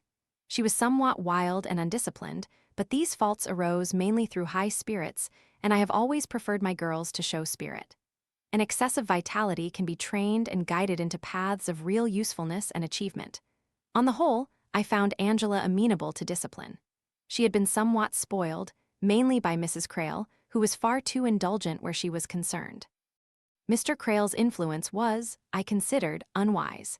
He indulged her absurdly one day and was unnecessarily peremptory on another occasion. He was very much a man of moods, possibly owing to what is styled the artistic temperament. I have never seen, myself, why the possession of artistic ability should be supposed to excuse a man from a decent exercise of self-control. I did not myself admire Mr. Crale's paintings. The drawing seemed to me faulty and the coloring exaggerated, but naturally I was not called upon to express any opinion on these matters. I soon formed a deep attachment to Mrs. Crale. I admired her character and her fortitude in the difficulties of her life. Mr. Crale was not a faithful husband, and I think that that fact was the source of much pain to her. A stronger-minded woman would have left him, but Mrs. Crale never seemed to contemplate such a course. She endured his infidelities and forgave him for them, but I may say that she did not take them meekly. She remonstrated, and with spirit. It was said at the trial that they led a cat and dog life. I would not go as far as that. Mrs. Crale had too much dignity for that term to apply, but they did have quarrels. And I consider that that was only natural under the circumstances. I had been with Mrs. Crale just over 2 years when Miss Elsa Greer appeared upon the scene. She arrived down at Alderbury in the summer of 19. Mrs. Crale had not met her previously. She was Mr. Crale's friend, and she was said to be there for the purpose of having her portrait painted. It was apparent at once that Mr. Crale was infatuated with this girl, and that the girl herself was doing nothing to discourage him. She behaved, in my opinion, quite outrageously, being abominably rude to Mrs. Crale, and openly flirting with Mr. Crale. Naturally, Mrs. Crale said nothing to me, but I could see that she was disturbed and unhappy, and I did everything in my power to distract her mind and lighten her burden. Miss Greer sat every day to Mr. Crale, but I noticed that the picture was not getting on very fast. They had, no doubt, other things to talk about. My pupil, I am thankful to say, noticed very little of what was going on.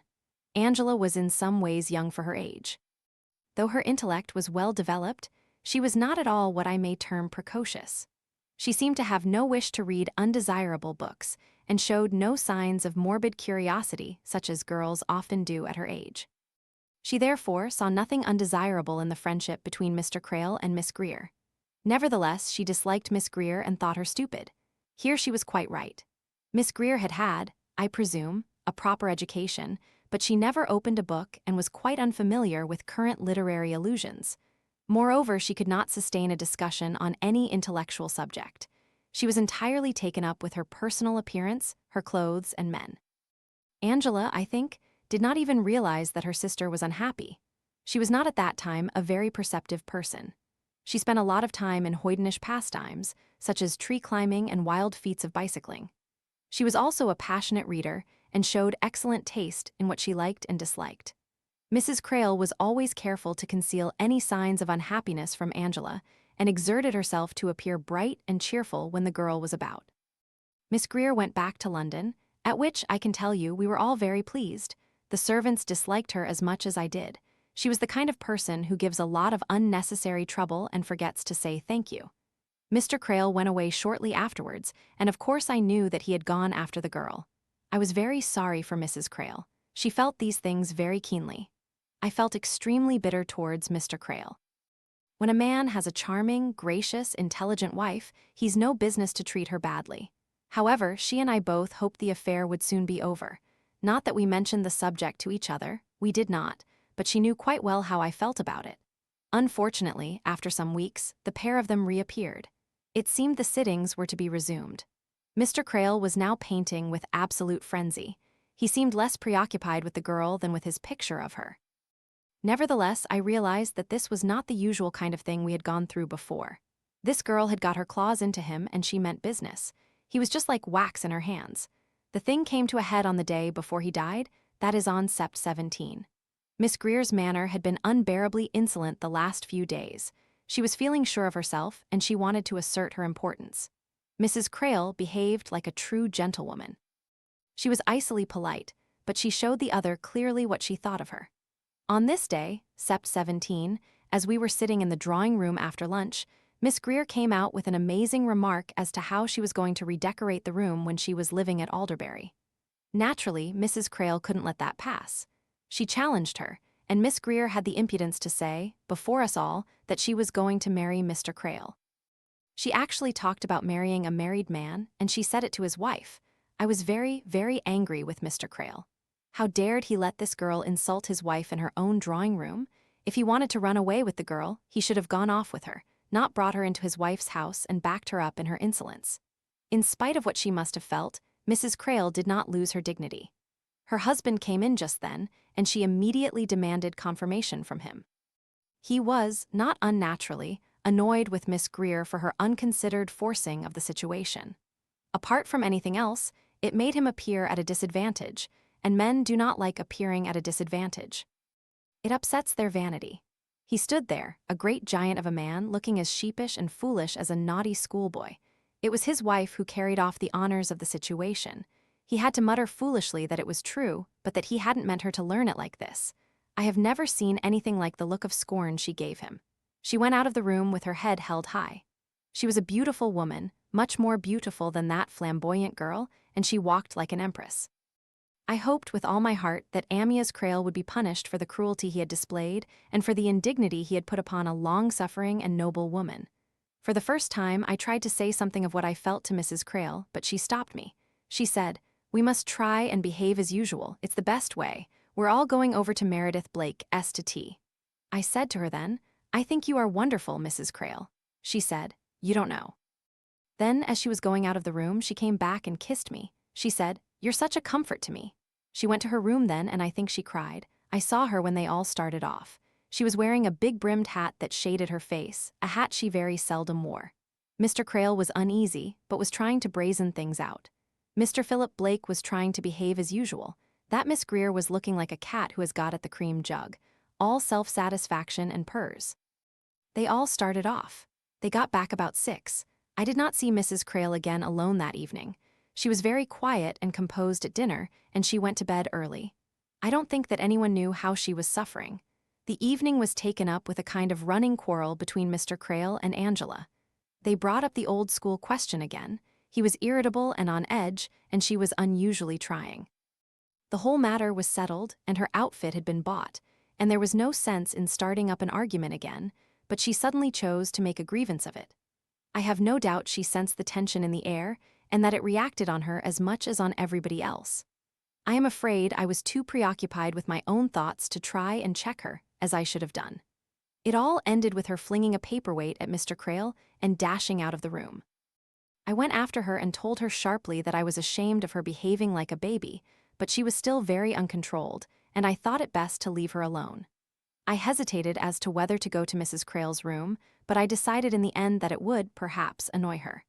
I wish since that I had overcome my diffidence and insisted on her talking to me. If she had done so, it might possibly have made a difference. She had no one, you see, in whom she could confide. Although I admire self-control, I must regretfully admit that sometimes it can be carried too far. A natural outlet to the feelings is better. I met Mr. Crale as I went along to my room. He said good night, but I did not answer. The next morning was, I remember, a beautiful day.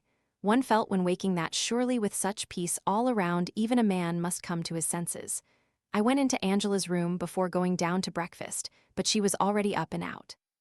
I picked up a torn skirt which she had left lying on the floor and took it down with me for her to mend after breakfast. She had, however, obtained bread and marmalade from the kitchen and gone out. After I had had my own breakfast, I went in search of her. I mention this to explain why I was not more with Mrs. Crale on that morning as perhaps I should have been. At the time, however, I felt it was my duty to look for Angela. She was very naughty and obstinate about mending her clothes, and I had no intention of allowing her to defy me in the matter. Her bathing dress was missing, and I accordingly went down to the beach. There was no sign of her in the water or on the rocks, so I conceived it possible that she had gone over to Mr. Meredith Blake. She and he were great friends. I accordingly rowed myself across and resumed my search. I did not find her and eventually returned. Mrs. Crale, Mr. Blake, and Mr. Philip Blake were on the terrace. It was very hot that morning if one was out of the wind, and the house and terrace were sheltered. Mrs. Crale suggested they might like some iced beer. There was a little conservatory which had been built on to the house in Victorian days. Mrs. Crale disliked it, and it was not used for plants, but it had been made into a kind of bar, with various bottles of gin, vermouth, lemonade, ginger beer, etc. on shelves, and a small refrigerator which was filled with ice every morning and in which some beer and ginger beer was always kept. Mrs. Crale went there to get the beer and I went with her. Angela was at the refrigerator and was just taking out a bottle of beer. Mrs. Crale went in ahead of me. Said, "I want a bottle of beer to take down to Amyas. It is so difficult now to know whether I ought to have suspected anything." Her voice, I feel almost convinced, was perfectly normal, but I must admit that at that moment I was intent not on her, but on Angela. Angela was by the refrigerator, and I was glad to see that she looked red and rather guilty. I was rather sharp with her, and to my surprise she was quite meek. I asked her where she had been, and she said she had been bathing. I said, "I didn't see you on the beach," and she laughed. Then I asked her where her jersey was, and she said she must have left it down on the beach.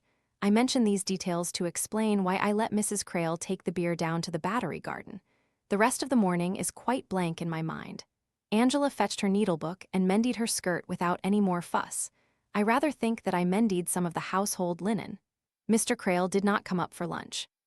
I was glad that he had at least that much decency. After lunch, Mrs. Crale said she was going down to the Battery. I wanted to retrieve Angela's jersey from the beach. We started down together. She went into the Battery. I was going on when her cry called me back. As I told you when you came to see me, she asked me to go up and telephone. On the way up, I met Mr. Meredith Blake and then went back to Mrs. Crale. That was my story as I told it at the inquest and later at the trial. What I am about to write down, I have never told to any living soul. I was not asked any question to which I returned an untrue answer. Nevertheless, I was guilty of withholding certain facts. I do not repent of that. I would do it again. I am fully aware that in revealing this, I may be laying myself open to censure, but I do not think that after this lapse of time, anyone will take the matter very seriously, especially since Caroline Crale was convicted without my evidence. This, then, is what happened. I met Mr. Meredith Blake, as I said, and I ran down the path again as quickly as I could. I was wearing sandshoes, and I have always been light on my feet. I came to the open Battery door, and this is what I saw.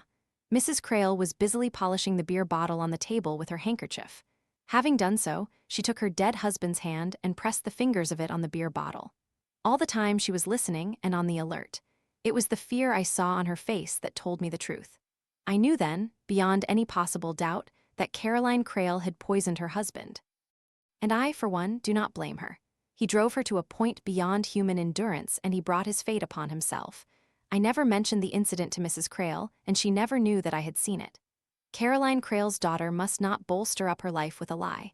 However much it may pain her to know the truth, truth is the only thing that matters. Tell her from me that her mother is not to be judged. She was driven beyond what a loving woman can endure. It is for her daughter to understand and forgive. End of Cecilia Williams's narrative. Narrative of Angela Warren. Dear Mr. Poirot, I am keeping my promise to you and have written down all I can remember of that terrible time 16 years ago.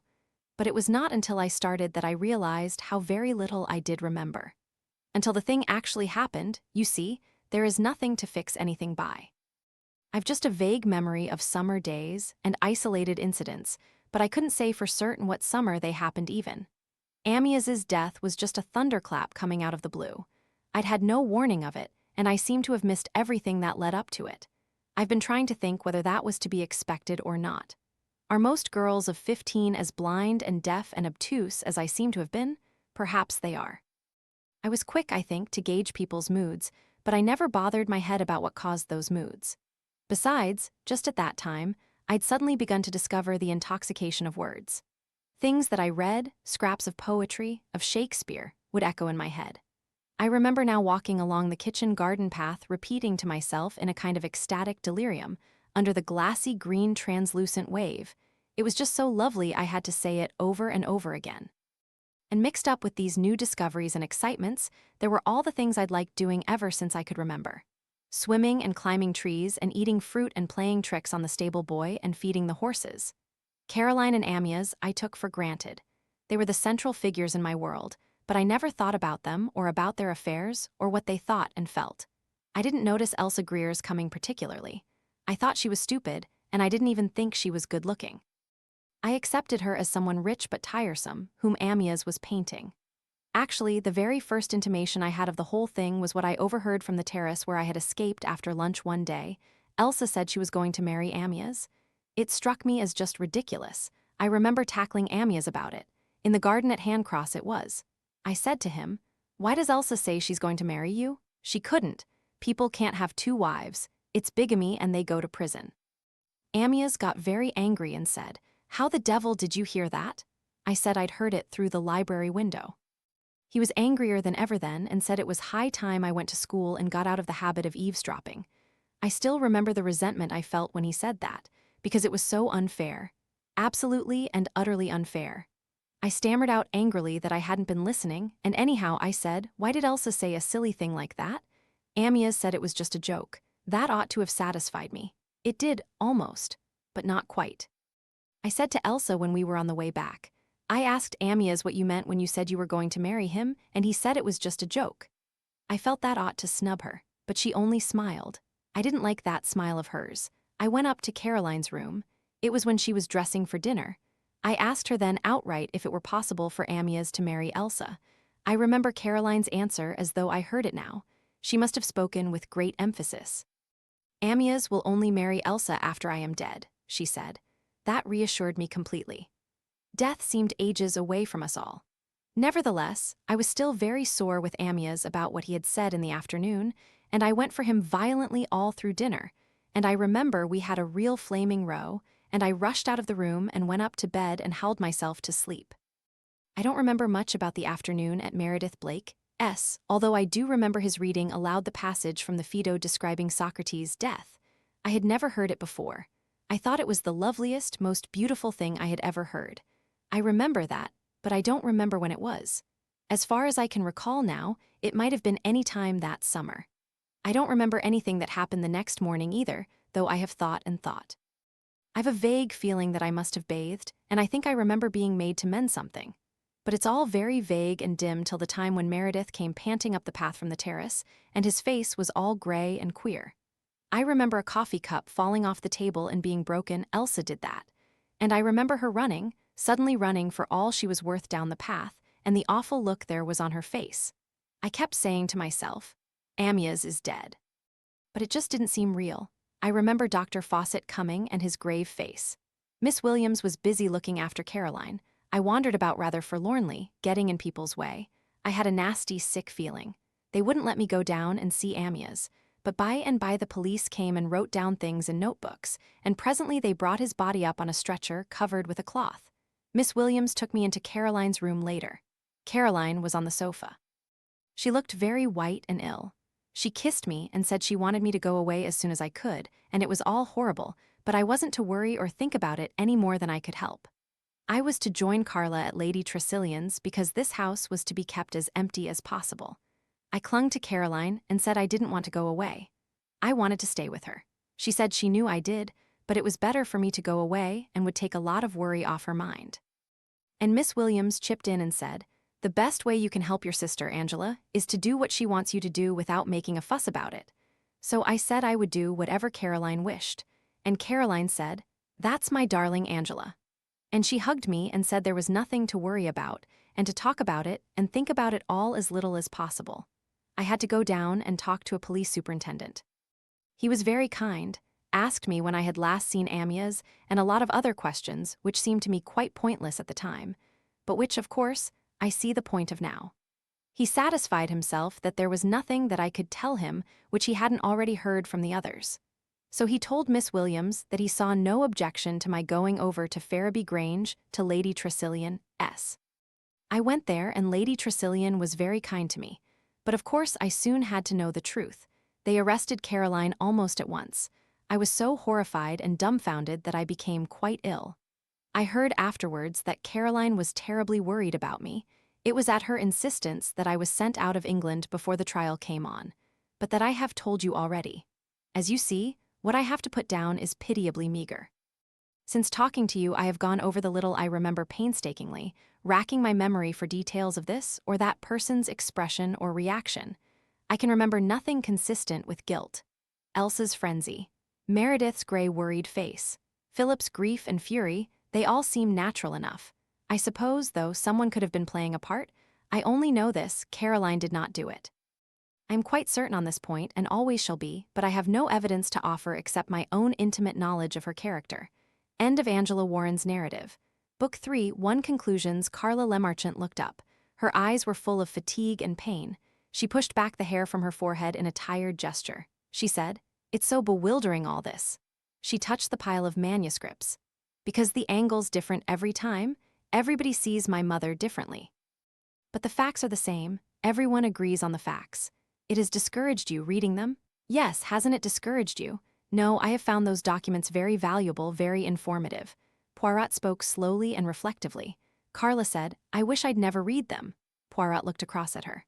"Ah, so it makes you feel that way?" Carla said bitterly. "They all think she did it, all of them except Aunt Angela, and what she thinks doesn't count. She hasn't got any reason for it. She's just one of those loyal people who'll stick to a thing through thick and thin. She just goes on saying, 'Caroline couldn't have done it.' It strikes you like that? How else should it strike me? I've realized, that if my mother didn't do it, then one of these 5 people must have done it. I've even had theories as to why." "Ah, that is interesting, tell me." "Oh, they were only theories. Philip Blake, for instance. He's a stockbroker, he was my father's best friend. Probably my father trusted him. And artists are usually careless about money matters. Perhaps Philip Blake was in a jam and used my father's money. He may have got my father to sign something. Then the whole thing may have been on the point of coming out, and only my father's death could have saved him. That's one of the things I thought of. Not badly imagined at all. What else? Well, there's Elsa. Philip Blake says here she had her head screwed on too well to meddle with poison, but I don't think that's true at all. Supposing my mother had gone to her and told her that she wouldn't divorce my father, that nothing would induce her to divorce him. You may say what you like, but I think Elsa had a bourgeois mind. She wanted to be respectably married. I think that then Elsa would have been perfectly capable of pinching the stuff. She had just as good a chance that afternoon, and might have tried to get my mother out of the way by poisoning her. I think that would be quite like Elsa. And then, possibly, by some awful accident, Amyas got the stuff instead of Caroline. Again, it is not badly imagined. What else? Carla said slowly. Well, I thought perhaps Meredith. Meredith Blake? Yes, you see, he sounds to me just the sort of person who would do a murder. I mean, he was the slow, dithering one the others laughed at, and underneath, perhaps, he resented that. Then my father married the girl he wanted to marry, and my father was successful and rich. And he did make all those poisons. Perhaps he really made them because he liked the idea of being able to kill someone one day. He had to call attention to the stuff being taken so as to divert suspicion from himself. But he himself was far the most likely person to have taken it. He might even have liked getting Caroline hanged because she turned him down long ago. I think, it's rather fishy what he says in his account of it all, how people do things that aren't characteristic of them. Supposing he meant himself when he wrote that, Hercule Poirot said, you are at least right in this, not to take what has been written down as necessarily a true narrative. What has been written may have been written deliberately to mislead. Oh, I know, I've kept that in mind. Any other ideas? Carla said slowly, I wondered before I'd read this about Miss Williams. She lost her job, you see, when Angela went to school, and if Amyas had died suddenly, Angela probably wouldn't have gone after all. I mean if it passed off as a natural death, which it easily might have done, I suppose, if Meredith hadn't missed the Conian. I read up Conian, and it hasn't got any distinctive post-mortem appearances. It might have been thought to be sunstroke. I know that just losing a job doesn't sound a very adequate motive for murder, but murders have been committed again and again for what seem ridiculously inadequate motives. Tiny sums of money sometimes, and a middle-aged, perhaps rather incompetent governess might have got the wind up and just seen no future ahead of her. As I say, that's what I thought before I read this, but Miss Williams doesn't sound like that at all. She doesn't sound in the least incompetent, not at all. She's still a very efficient and intelligent woman. I know, one can see that, and she sounds absolutely trustworthy too. That's what has upset me really. Oh, you understand. You don't mind, of course. All along you've made it clear it was the truth you wanted. I suppose now we've got the truth. Miss Williams is quite right. One must accept truth. It's no good basing your life on a lie because it's what you want to believe. All right then, I can take it. My mother wasn't innocent. She wrote me that letter because she was weak and unhappy and wanted to spare me. I don't judge her. Perhaps I should feel like that too. I don't know what prison does to you. And I don't blame her either. If she felt so desperately about my father, I suppose she couldn't help herself. But I don't blame my father altogether either. I understand, just a little, how he felt. So alive and so full of wanting everything, he couldn't help it, he was made that way. And he was a great painter. I think that excuses a lot. She turned her flushed, excited face to Hercule Poirot with her chin raised defiantly. Hercule Poirot said, So you are satisfied? Satisfied? said Carla Lemarchant. Her voice broke on the word. Poirot leant forward and patted her paternally on the shoulder. "Listen," he said. "You give up the fight at the moment when it is most worth fighting. At the moment when I, Hercule Poirot, have a very good idea of what really happened." Carla stared at him. She said, "Miss Williams loved my mother. She saw her, with her own eyes, faking that suicide evidence. If you believe what she says..." Hercule Poirot got up. He said, "Mademoiselle, because Cecilia Williams says she saw your mother faking Amyas Crale's fingerprints on the beer bottle, mind.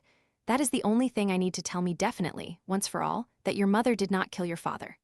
He nodded his head several times and went out of the room, leaving Carla staring after him. 2 Poirot asks 5 questions. Well, Mr. Poirot?" Philip Blake's tone was impatient. Poirot said, "I have to thank you for your admirable and lucid account of the Crale tragedy." Philip Blake looked rather self-conscious. "Very kind of you," he murmured. "Really surprising how much I remembered when I got down to it." Poirot said, "It was an admirably clear narrative, but there were certain omissions, were there not?" "Omissions?" Philip Blake frowned. Hercule Poirot said, "Your narrative, shall we say, was not entirely frank." His tone hardened. "I have been informed, Mr. Blake, that on at least one night during the summer, Mrs. Crale was seen coming out of your room at a somewhat compromising hour." There was a silence broken only by Philip Blake's heavy breathing. He said at last, "Who told you that?" Hercule Poirot shook his head. "It is no matter who told me. That I know, that is the point." Again there was a silence, then Philip Blake made up his mind. He said, "By accident, it seems, you have stumbled upon a purely private matter. I admit that it does not square with what I have written down. Nevertheless, it squares better than you might think. I am forced now to tell you the truth. I did entertain a feeling of animosity toward Caroline Crale. At the same time, I was always strongly attracted by her. Perhaps the latter fact induced the former. I resented the power she had over me and tried to stifle the attraction she had for me by constantly dwelling on her worst points. I never liked her, if you understand. But it would have been easy at any moment for me to make love to her. I had been in love with her as a boy, and she had taken no notice of me. I did not find that easy to forgive. My opportunity came when Amyas lost his head so completely over the Greer girl. Quite without meaning to, I found myself telling Caroline I loved her. She said quite calmly, "Yes, I have always known that." The insolence of the woman? Of course I knew that she didn't love me, but I saw that she was disturbed and disillusioned by Amyas's present infatuation. That is a mood when a woman can very easily be won. She agreed to come to me that night, and she came. Blake paused. He found now a difficulty in getting the words out. She came to my room. And then, with my arms round her, she told me quite coolly that it was no good. After all, she said, she was a one-man woman. She was Amyas Crale, for better or worse. She agreed that she had treated me very badly, but said she couldn't help it. She asked me to forgive her. And she left me. She left me.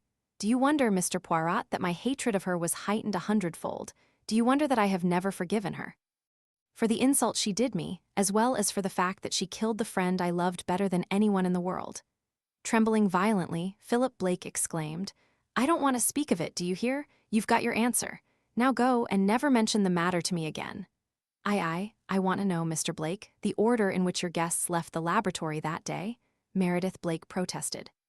"But my dear Mr. Poirot, after 16 years, how can I possibly remember? I've told you that Caroline came out last." "You are sure of that?" "Yes, at least I think so. Let us go there now. We must be quite sure, you see." Still protesting, Meredith Blake led the way. He unlocked the door and swung back the shutters. Poirot spoke to him authoritatively.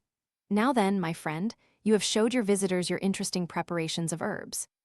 Shut your eyes now and think." Meredith Blake did so obediently. Poirot drew a handkerchief from his pocket and gently passed it to and fro. Blake murmured, his nostrils twitching slightly, "Yes, yes, extraordinary how things come back to one. Caroline, I remember, had on a pale coffee-colored dress. Phil was looking bored. He always thought my hobby was quite idiotic." Poirot said, "Reflect now, you are about to leave the room. You are going to the library where you are going to read the passage about the death of Socrates. Who leaves the room first, do you?" "Elsa and I, yes. She passed through the door first. I was close behind her. We were talking. I stood there waiting for the others to come so that I could lock the door again. Philip, yes, Philip came out next. And Angela, she was asking him what bulls and bears were. They went on through the hall. Amyas followed them. I stood there waiting still, for Caroline, of course." "So you are quite sure Caroline stayed behind. Did you see what she was doing? Blake shook his head. No, I had my back to the room, you see. I was talking to Elsa, boring her, I expect, telling her how certain plants must be gathered at the full of the moon according to old superstition. And then Caroline came out, hurrying a little, and I locked the door. He stopped and looked at Poirot, who was replacing a handkerchief in his pocket. Meredith Blake sniffled disgustedly and thought, "Why, the fellow actually uses scent?" Aloud he said, "I am quite sure of it, that was the order. Elsa, myself, Philip, Angela, and Caroline. Does that help you at all?" Poirot said. "It all fits in. Listen, I want to arrange a meeting here. It will not, I think, be difficult." Aye, well. Elsa Didisham said it almost eagerly, like a child. "I want to ask you a question, madame." "Yes." Poirot said, "After it was all over the trial, I mean, did Meredith Blake ask you to marry him?" Elsa stared. She looked contemptuous, almost bored. "Yes, he did. Why? Were you surprised?" "Was I? I don't remember." "What did you say?" Elsa laughed. She said, "What do you think I said? After Amyas, Meredith? It would have been ridiculous. It was stupid of him. He always was rather stupid." She smiled suddenly. "He wanted, to protect me, to look after me, that's how he put it. He thought like everybody else that the assizes had been a terrible ordeal for me, and the reporters, and the booing crowds, and all the mud that was slung at me." She brooded a minute, then said, "Poor old Meredith, such an ass," and laughed again. Once again Hercule Poirot encountered the shrewd, penetrating glance of Miss Williams, and once again felt the years falling away and himself a meek and apprehensive little boy. There was, he explained, a question he wished to ask. Miss Williams intimated her willingness to hear what the question was. Poirot said slowly, picking his words carefully, "Angela Warren was injured as a very young child." In my notes I find 2 references to that fact. In one of them it is stated that Mrs. Crale threw a paperweight at the child, in the other that she attacked the baby with a crowbar. Which of those versions is the right one? Miss Williams replied briskly, "I never heard anything about a crowbar. The paperweight is the correct story." "Who was your own informant?" "Angela herself. She volunteered the information quite early." "What did she say exactly?" "She touched her cheek and said, 'Caroline did this when I was a baby. She threw a paperweight at me. Never refer to it, will you, because it upsets her dreadfully.'" "Did Mrs. Crale herself ever mention the matter to you?" "Only obliquely. She assumed that I knew the story. I remember her saying once, 'I know you think I spoil Angela, but you see, I always feel there is nothing I can do to make up to her for what I did.' And on another occasion she said, 'To know you have permanently injured another human being is the heaviest burden anyone could have to bear.' Thank you, Miss Williams. That is all I wanted to know." Cecilia Williams said sharply, "I don't understand you, Mr. Poirot. You showed Carla my account of the tragedy?" Poirot nodded. "And yet you are still—" She stopped. Poirot said, "Reflect a minute. If you were to pass a fishmonger's and saw 12 fish laid out on his slab, you would think they were all real fish, would you not? But one of them might be stuffed fish." Miss Williams replied with spirit, "Most unlikely, and anyway." "Ah, unlikely, yes, but not impossible. Because a friend of mine once took down a stuffed fish. It was his trade, you comprehend, to compare it with the real thing. And if you saw a bowl of zinnias in a drawing room in December, you would say that they were false, but they might be real ones flown home from Baghdad." "What is the meaning of all this nonsense?" demanded Miss Williams. "It is to show you that it is the eyes of the mind with which one really sees." V. Poirot slowed up a little as he approached the big block of flats overlooking Regent's Park. Really, when he came to think of it, he did not want to ask Angela Warren any questions at all. The only question he did want to ask her could wait. No, it was really only his insatiable passion for symmetry that was bringing him here. 5 people, there should be 5 questions. It was neater so. It rounded off the thing better. Ah well, he would think of something. Angela Warren greeted him with something closely approaching eagerness. She said, "Have you found out anything? Have you got anywhere?" Slowly Poirot nodded his head in his best China Mandarin manner. He said, "At last I make progress." Philip Blake, it was halfway between statement and a question. "Mademoiselle, I do not wish to say anything at present. The moment has not yet come. What I will ask of you is to be so good as to come down to Handcross Manor. The others have consented." She said with a slight frown, "What do you propose to do? Reconstruct something that happened 16 years ago? See it, perhaps, from a clearer angle. You will come?" Angela Warren said slowly. "Oh, yes, I'll come. It will be interesting to see all those people again. I shall see them now, perhaps, from a clearer angle, as you put it, than I did then. And you will bring with you the letter that you showed me?" Angela Warren frowned. "That letter is my own. I showed it to you for a good and sufficient reason, but I have no intention of allowing it to be read by strange and unsympathetic persons. But you will allow yourself to be guided by me in this matter? I will do nothing of the kind. I will bring the letter with me, but I shall use my own judgment, which I venture to think is quite as good as yours." Poirot spread out his hands in a gesture of resignation. He got up to go. He said, "You permit that I ask one little question? What is it? At the time of the tragedy, you had lately read, had you not, Somerset Maugham's The Moon and Sixpence?" Angela stared at him. Then she said, "I believe, why yes, that is quite true." She looked at him with frank curiosity. "How did you know? I want to show you, mademoiselle, that even in a small, unimportant matter, I am something of a magician. There are things I know without having to be told." 3 Reconstruction, the afternoon sun shone into the laboratory at Handcross Manor. Some easy chairs and a settee had been brought into the room, but they served more to emphasize its forlorn aspect than to furnish it. Slightly embarrassed, pulling at his mustache, Meredith Blake talked to Carla in a desultory way. He broke off once to say, "My dear, you are very like your mother, and yet unlike her too." Carla asked, "How am I like her and how unlike? You have her coloring and her way of moving, but you are, how shall I put it, more positive than she ever was." Philip Blake, a scowl creasing over his forehead, looked out of the window and drummed impatiently on the pane. He said, "What's the sense of all this? A perfectly fine Saturday afternoon." Hercule Poirot hastened to pour oil on troubled waters. "Ah, I apologize, it is, I know, unpardonable to disarrange the golf. Mais voyons, Mr. Blake, this is the daughter of your best friend. You will stretch a point for her, will you not?" The butler announced. "Miss Warren." Meredith went to welcome her. He said, "It's good of you to spare the time, Angela. You're busy, I know." He led her over to the window. Carla said, "Hallo, Aunt Angela. I read your article in the Times this morning. It's nice to have a distinguished relative." She indicated the tall, square-jawed young man with the steady gray eyes. "This is John Rattery. He and I hope to be married." Angela Warren said, "Oh, I didn't know." Meredith went to greet the next arrival. "Well, Miss Williams, it's a good many years since we met." Thin, frail, and indomitable, the elderly governess advanced up the room. Her eyes rested thoughtfully on Poirot for a minute, then they went to the tall, square-shouldered figure in the well-cut tweeds. Angela Warren came forward to meet her and said with a smile, "I feel like a schoolgirl again."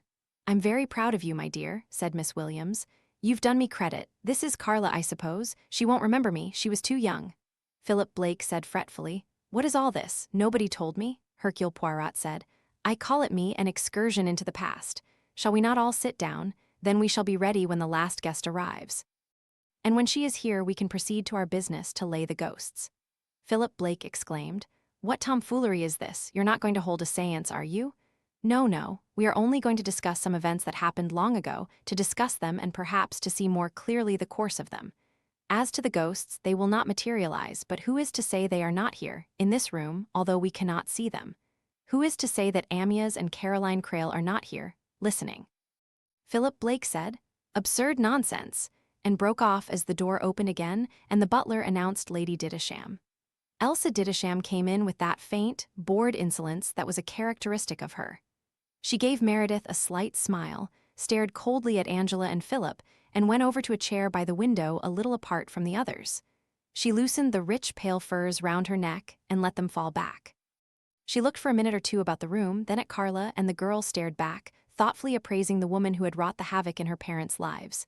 There was no animosity in her young earnest face, only curiosity. Elsa said, "I am sorry if I am late, Mr. Poirot. It was very good of you to come, madame." Cecilia Williams snorted ever so slightly. Elsa met the animosity in her eyes with a complete lack of interest. She said, "I wouldn't have known you, Angela. How long is it?" 16 years. Hercule Poirot seized his opportunity. "Yes, it is 16 years since the events of which we are to speak, but let me first tell you why we are here." And in a few simple words, he outlined Carla's appeal to him and his acceptance of the task. He went on quickly, ignoring the gathering storm visible on Philip's face and the shocked distaste on Meredith's. "I accepted that commission. I set to work to find out the truth."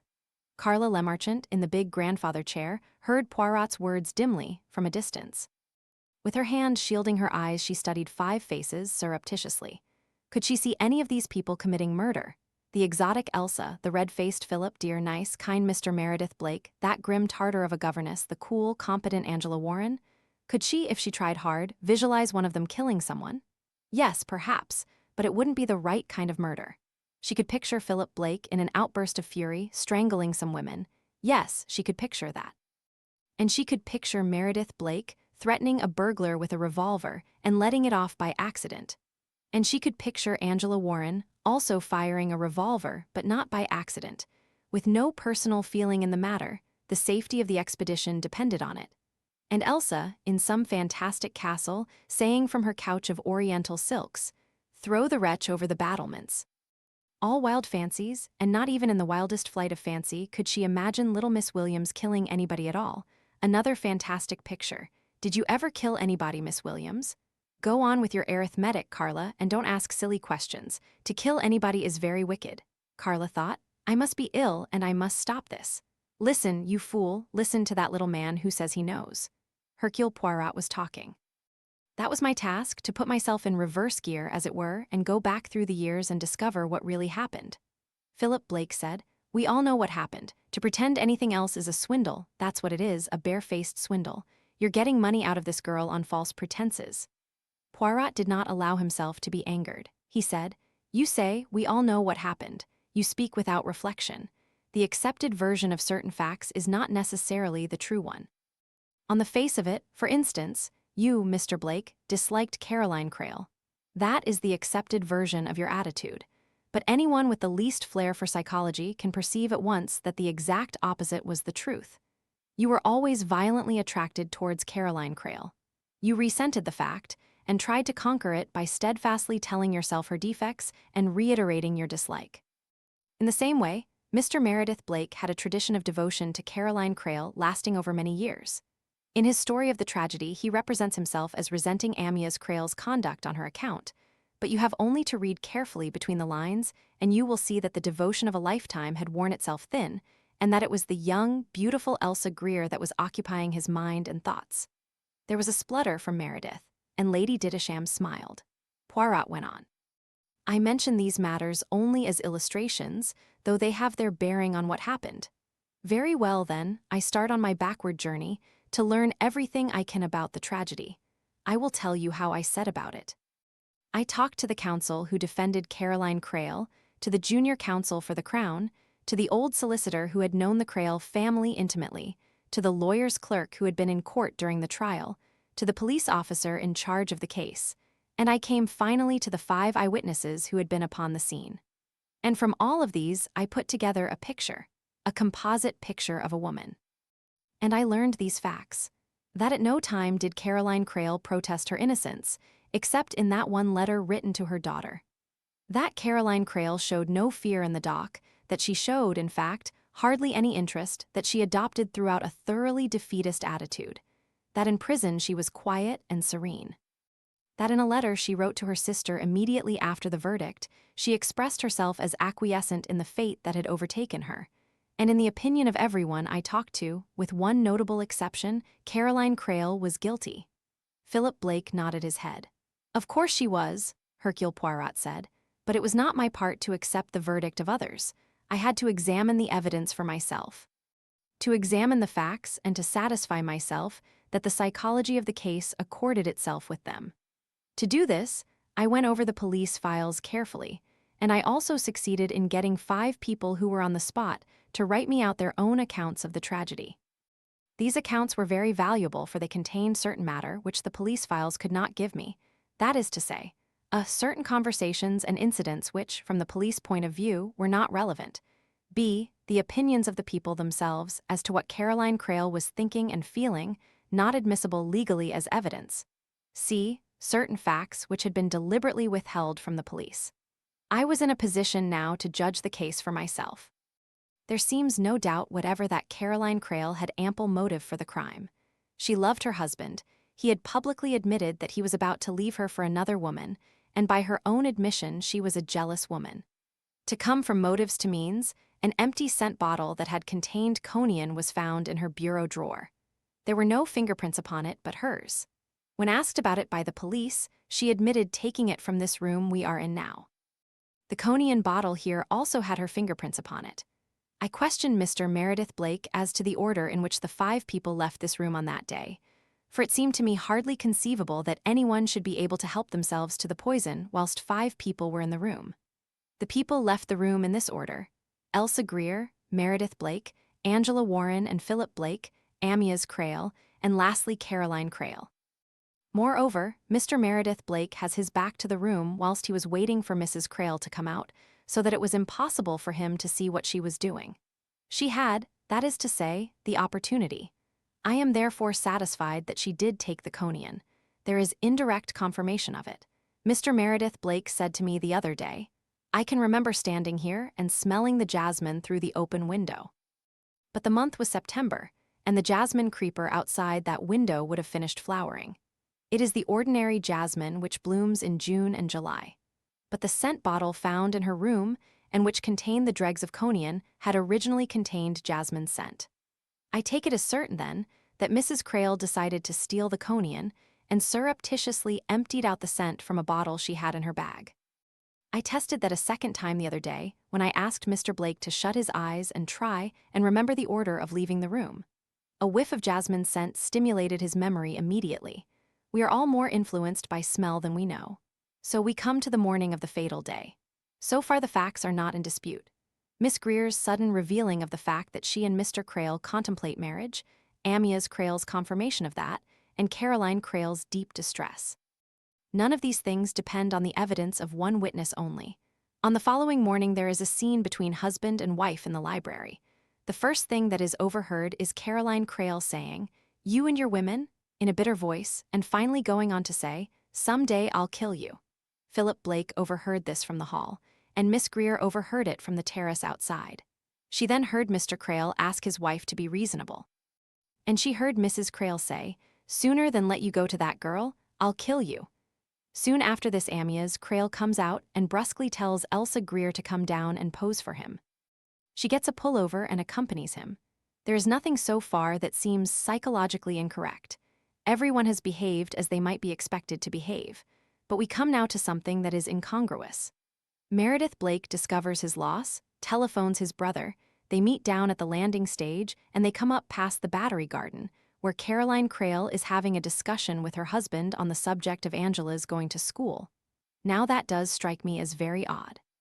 Husband and wife have a terrific scene, ending in a distinct threat on Caroline's part, and yet, 20 minutes or so later, she goes down and starts a trivial domestic argument. Poirot turned to Meredith Blake. "You speak in your narrative of certain words you overheard Crale say. These were, 'It's all settled, I'll see to her packing.'" "That is right," Meredith Blake said. "It was something like that, yes."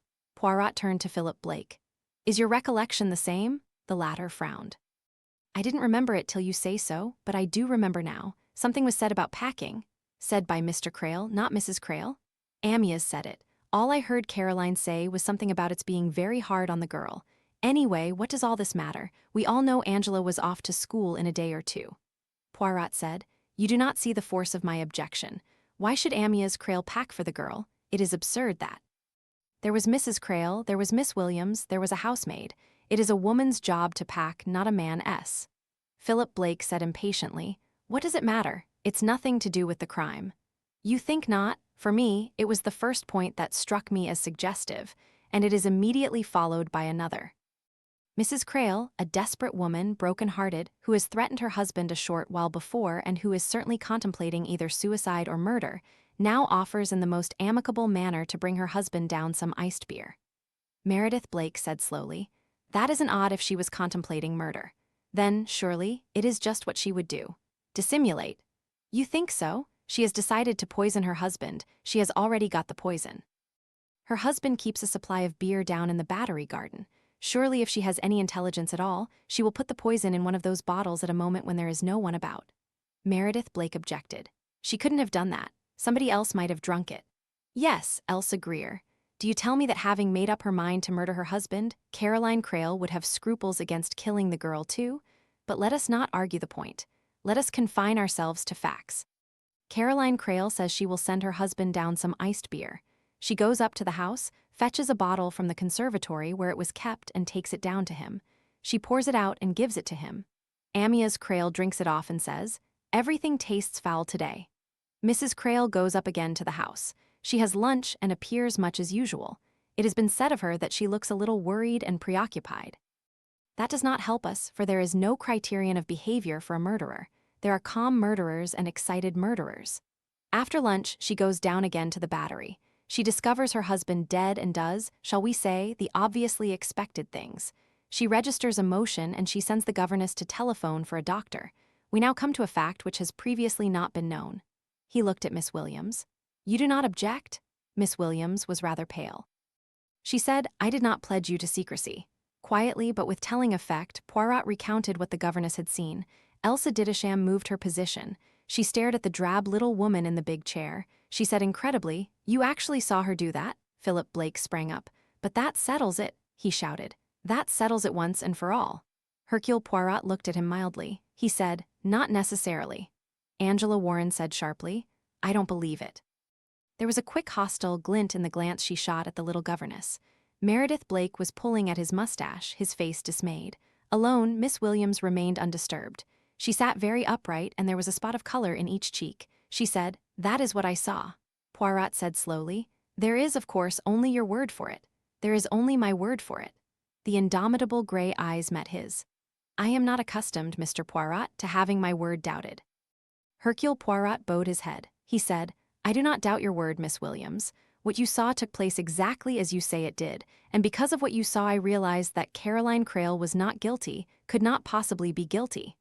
For the first time, that tall, anxious-faced young man, John Rattery, spoke. He said, I'd be interested to know why you say that, Mr. Poirot. Poirot turned to him. Certainly, I will tell you. What did Miss Williams see? She saw Caroline Crale very carefully and anxiously wiping off fingerprints, and subsequently imposing her dead husband's fingerprints on the beer bottle. On the beer bottle, Mark. But the cognac was in the glass, not in the bottle. The police found no traces of cognac in the bottle. There had never been any cognac in the bottle, and Caroline Crale didn't know that.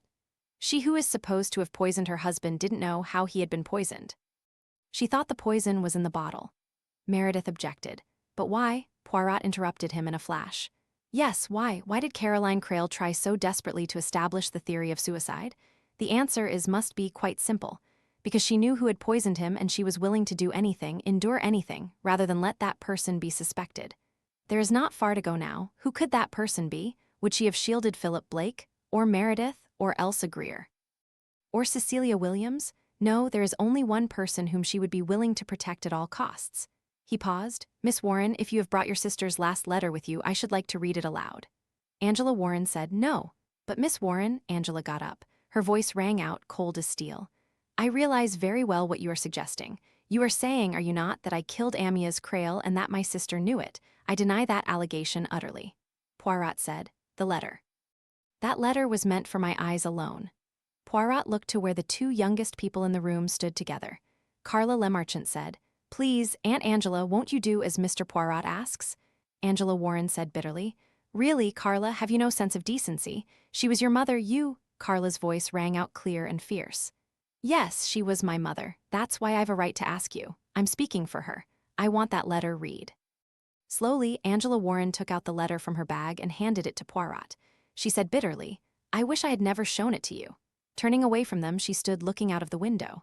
As Hercule Poirot read aloud Caroline Crale's last letter, the shadows were deepening in the corners of the room. Carla had a sudden feeling of someone in the room, gathering shape, listening, breathing, waiting. She thought, She's here, my mother is here. Caroline Crale is here in this room. Hercule Poirot's voice ceased. He said, You will all agree, I think, that that is a very remarkable letter. A beautiful letter, too, but certainly remarkable. For there is one striking omission in it. It contains no protestation of innocence. Angela Warren said without turning her head, That was unnecessary. Yes, Miss Warren, it was unnecessary. Caroline Crale had no need to tell her sister that she was innocent, because she thought her sister knew that fact already knew it for the best of all reasons. All Caroline Crale was concerned about was to comfort and reassure and to avert the possibility of a confession from Angela. She reiterates again and again, It's all right, darling, it's all right. Angela Warren said, Can't you understand? She wanted me to be happy, that's all. Yes, she wanted you to be happy, that is abundantly clear. It is her one preoccupation. She has a child, but it is not that child of whom she is thinking, that is to come later.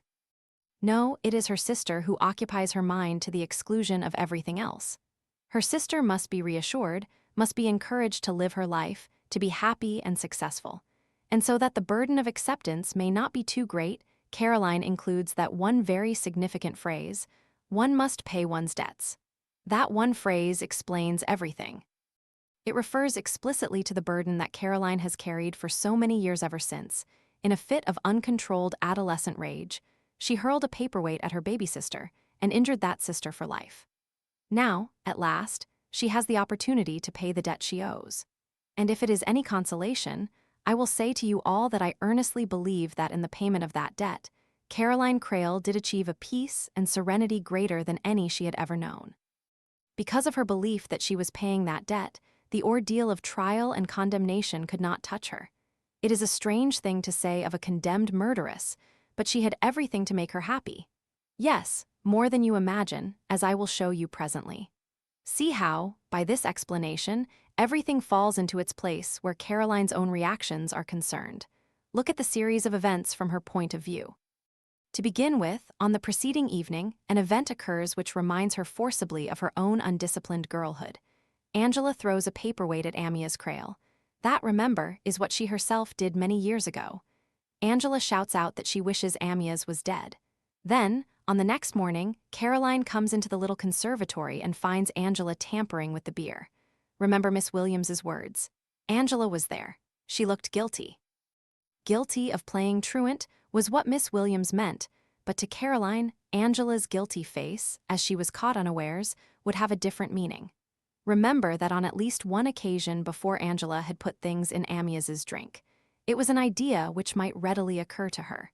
Caroline takes the bottle that Angela gives her and goes down with it to the battery. And there she pours it out and gives it to Amyas, and he makes a face as he tosses it off and utters those significant words. Everything tastes foul today.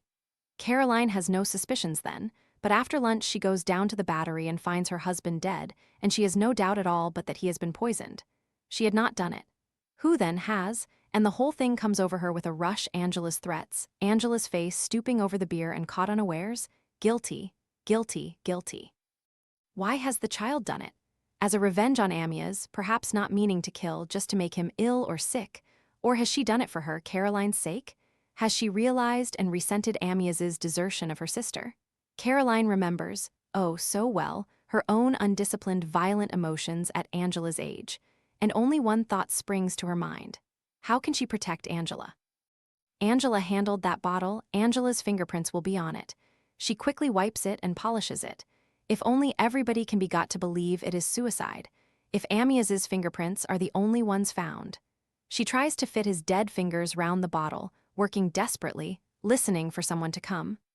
Once take that assumption as true, and everything from then on fits in.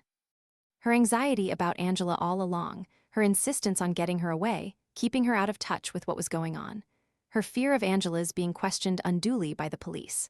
Finally, her overwhelming anxiety to get Angela out of England before the trial comes on, because she is always terrified that Angela might break down and confess. For truth slowly, Angela Warren swung round. Her eyes, hard and contemptuous, ranged over the faces turned towards her. She said, "You're blind fools, all of you. Don't you know that if I had done it I would have confessed? I'd never have let Caroline suffer for what I'd done." "Never," Poirot said, "but you did tamper with the beer." "I tamper with the beer?" Poirot turned to Meredith Blake. "Listen, monsieur. In your account here of what happened, you describe having heard sounds in this room, which is below your bedroom, on the morning of the crime." Blake nodded. "But it was only a cat." "How do you know it was a cat?" I can't remember, but it was a cat. I am quite sure it was a cat. The window was open just wide enough for a cat to get through.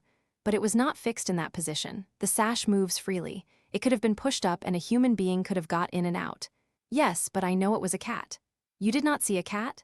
Blake said perplexedly and slowly. "No, I did not see it." He paused, frowning. "And yet I know. I will tell you why you know presently. In the meantime, I put this point to you. Someone could have come up to the house that morning, have got into your laboratory, taken something from the shelf and gone again without your seeing them. Now if that someone had come over from Alderbury, it could not have been Philip Blake, nor Elsa Greer, nor Amyas Crale, nor Caroline Crale. We know quite well what all those four were doing. That leaves Angela Warren and Miss Williams. Miss Williams was over here. You actually met her as you went out. She told you then that she was looking for Angela. Angela had gone bathing early, but Miss Williams did not see her in the water nor anywhere on the rocks. She could swim across to this side easily. In fact, she did so later in the morning when she was bathing with Philip Blake. I suggest that she swam across here, came up to the house, got in through the window, and took something from the shelf. Angela Warren said, I did nothing of the kind, not at least. Ah, Poirot gave a yelp of triumph. You have remembered. You told me, did you not, that to play a malicious joke on Amyas Crale you pinched some of what you called the cat stuff. That is how you put it, Meredith Blake said sharply. Valerian, of course.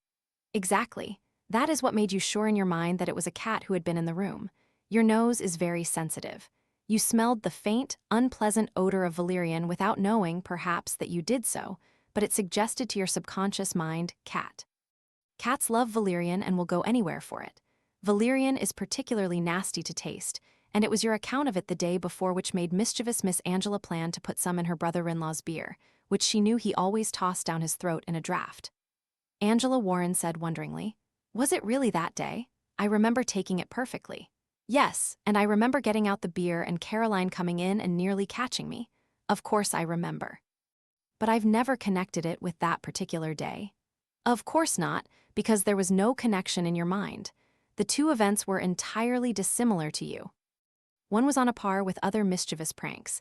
The other was a bombshell of tragedy arriving without warning and succeeding in banishing all lesser incidents from your mind. But me, I noticed when you spoke of it that you said, I pinched, etc., to put it in Amyas's drink. You did not say you had actually done so.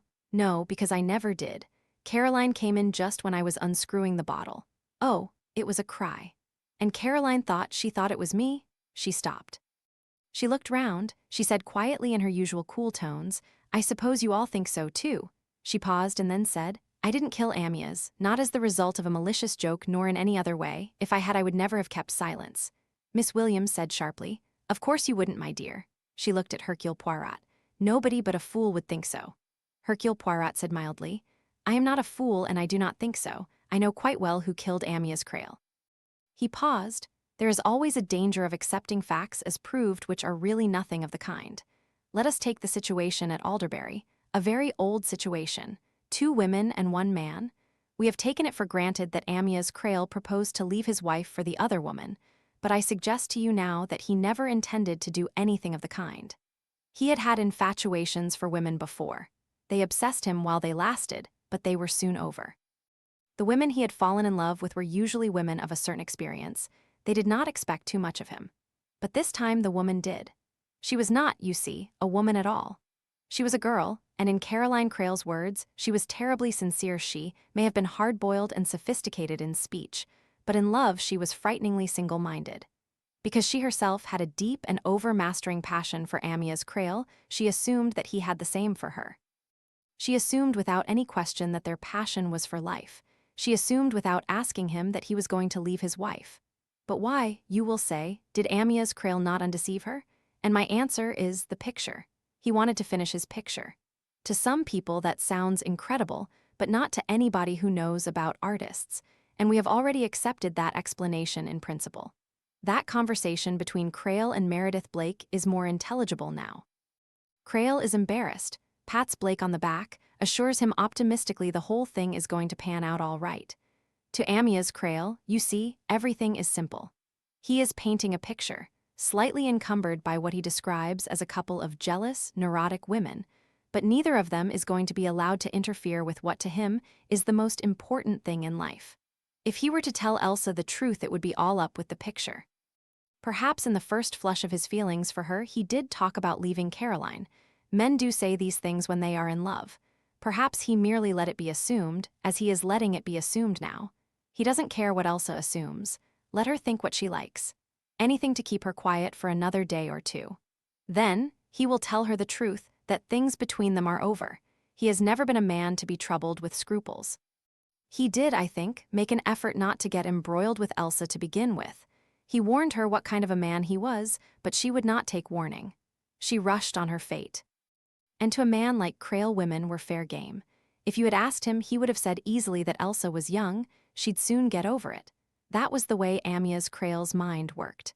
His wife was actually the only person he cared about at all. He wasn't worrying much about her. She'd only got to put up with things for a few days longer. He was furious with Elsa for blurting out things to Caroline, but he still optimistically thought it would be all right. Caroline would forgive him as she had done so often before, and Elsa would just have to lump it. So simple are the problems of life to a man like Amyas Crale. But I think that last evening he became really worried. About Caroline, not about Elsa. Perhaps he went to her room and she refused to speak with him. At any rate, after a restless night, he took her aside after breakfast and blurted out the truth. He had been infatuated with Elsa, but it was all over. Once he'd finished the picture, he'd never see her again. And it was in answer to that Caroline Crale cried out indignantly, "You and your women." That phrase, you see, put Elsa in a class with others, those others who had gone their way. And she added indignantly, "Someday I'll kill you." She was angry, revolted by his callousness and by his cruelty to the girl. When Philip Blake saw her in the hall and heard her murmur to herself, "It's too cruel," it was of Elsa she was thinking. As for Crale, he came out of the library, found Elsa with Philip Blake, and brusquely ordered her down to go on with the sitting. What he did not know was that Elsa Greer had been sitting just outside the library window and had overheard everything. And the account she gave later of that conversation was not the true one. There is only her word for it, remember.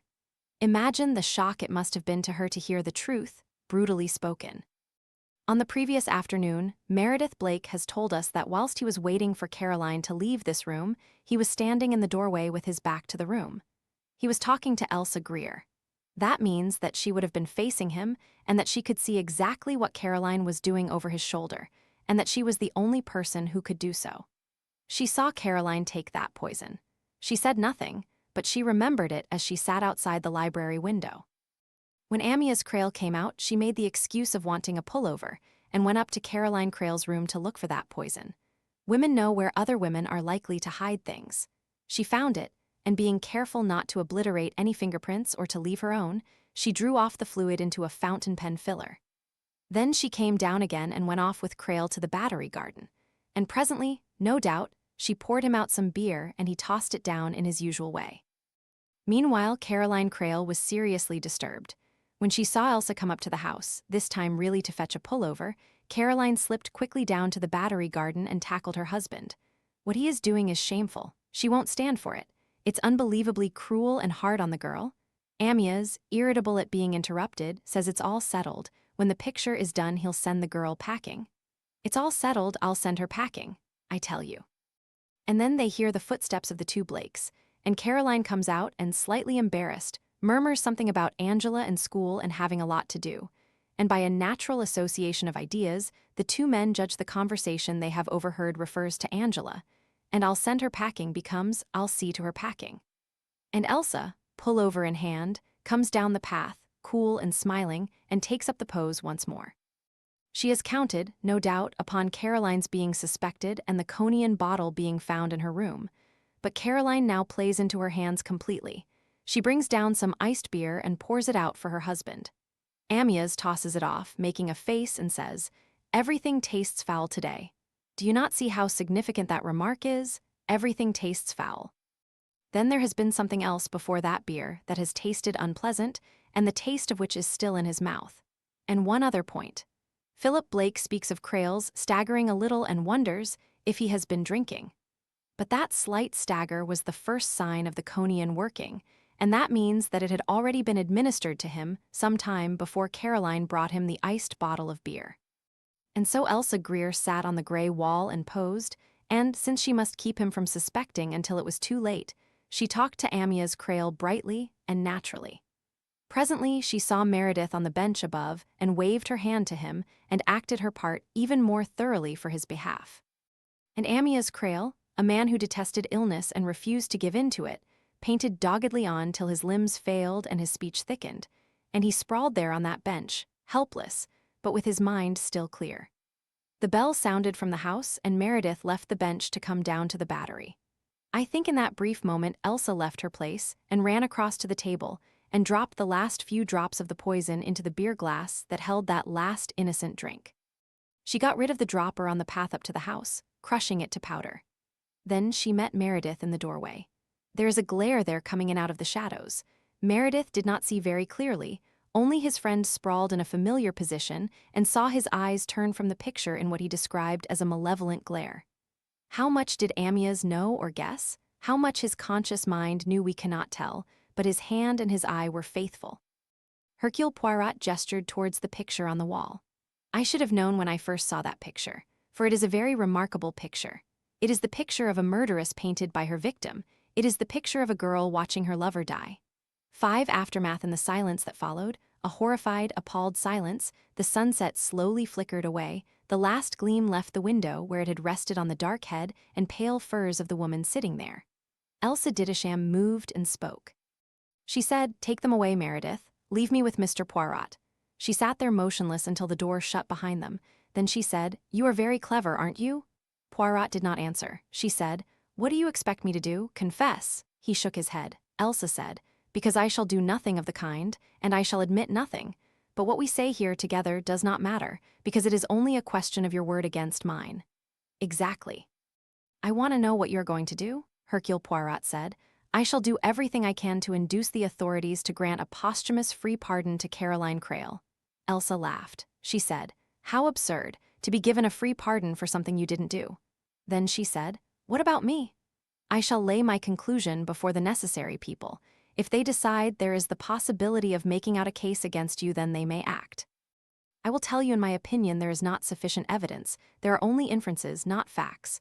Moreover, they will not be anxious to proceed against anyone in your position unless there is ample justification for such a course." Elsa said, "I shouldn't care. If I were standing in the dock, fighting for my life, there might be something in that, something alive, exciting. I might enjoy it. Your husband would not." She stared at him. "Do you think I care in the least what my husband would feel?" "No, I do not."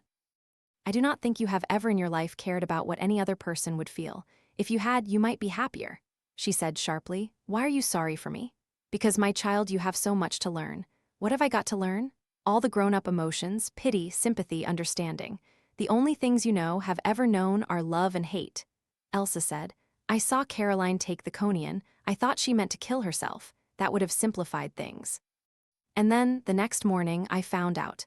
He told her that he didn't care a button about me. He had cared, but it was all over.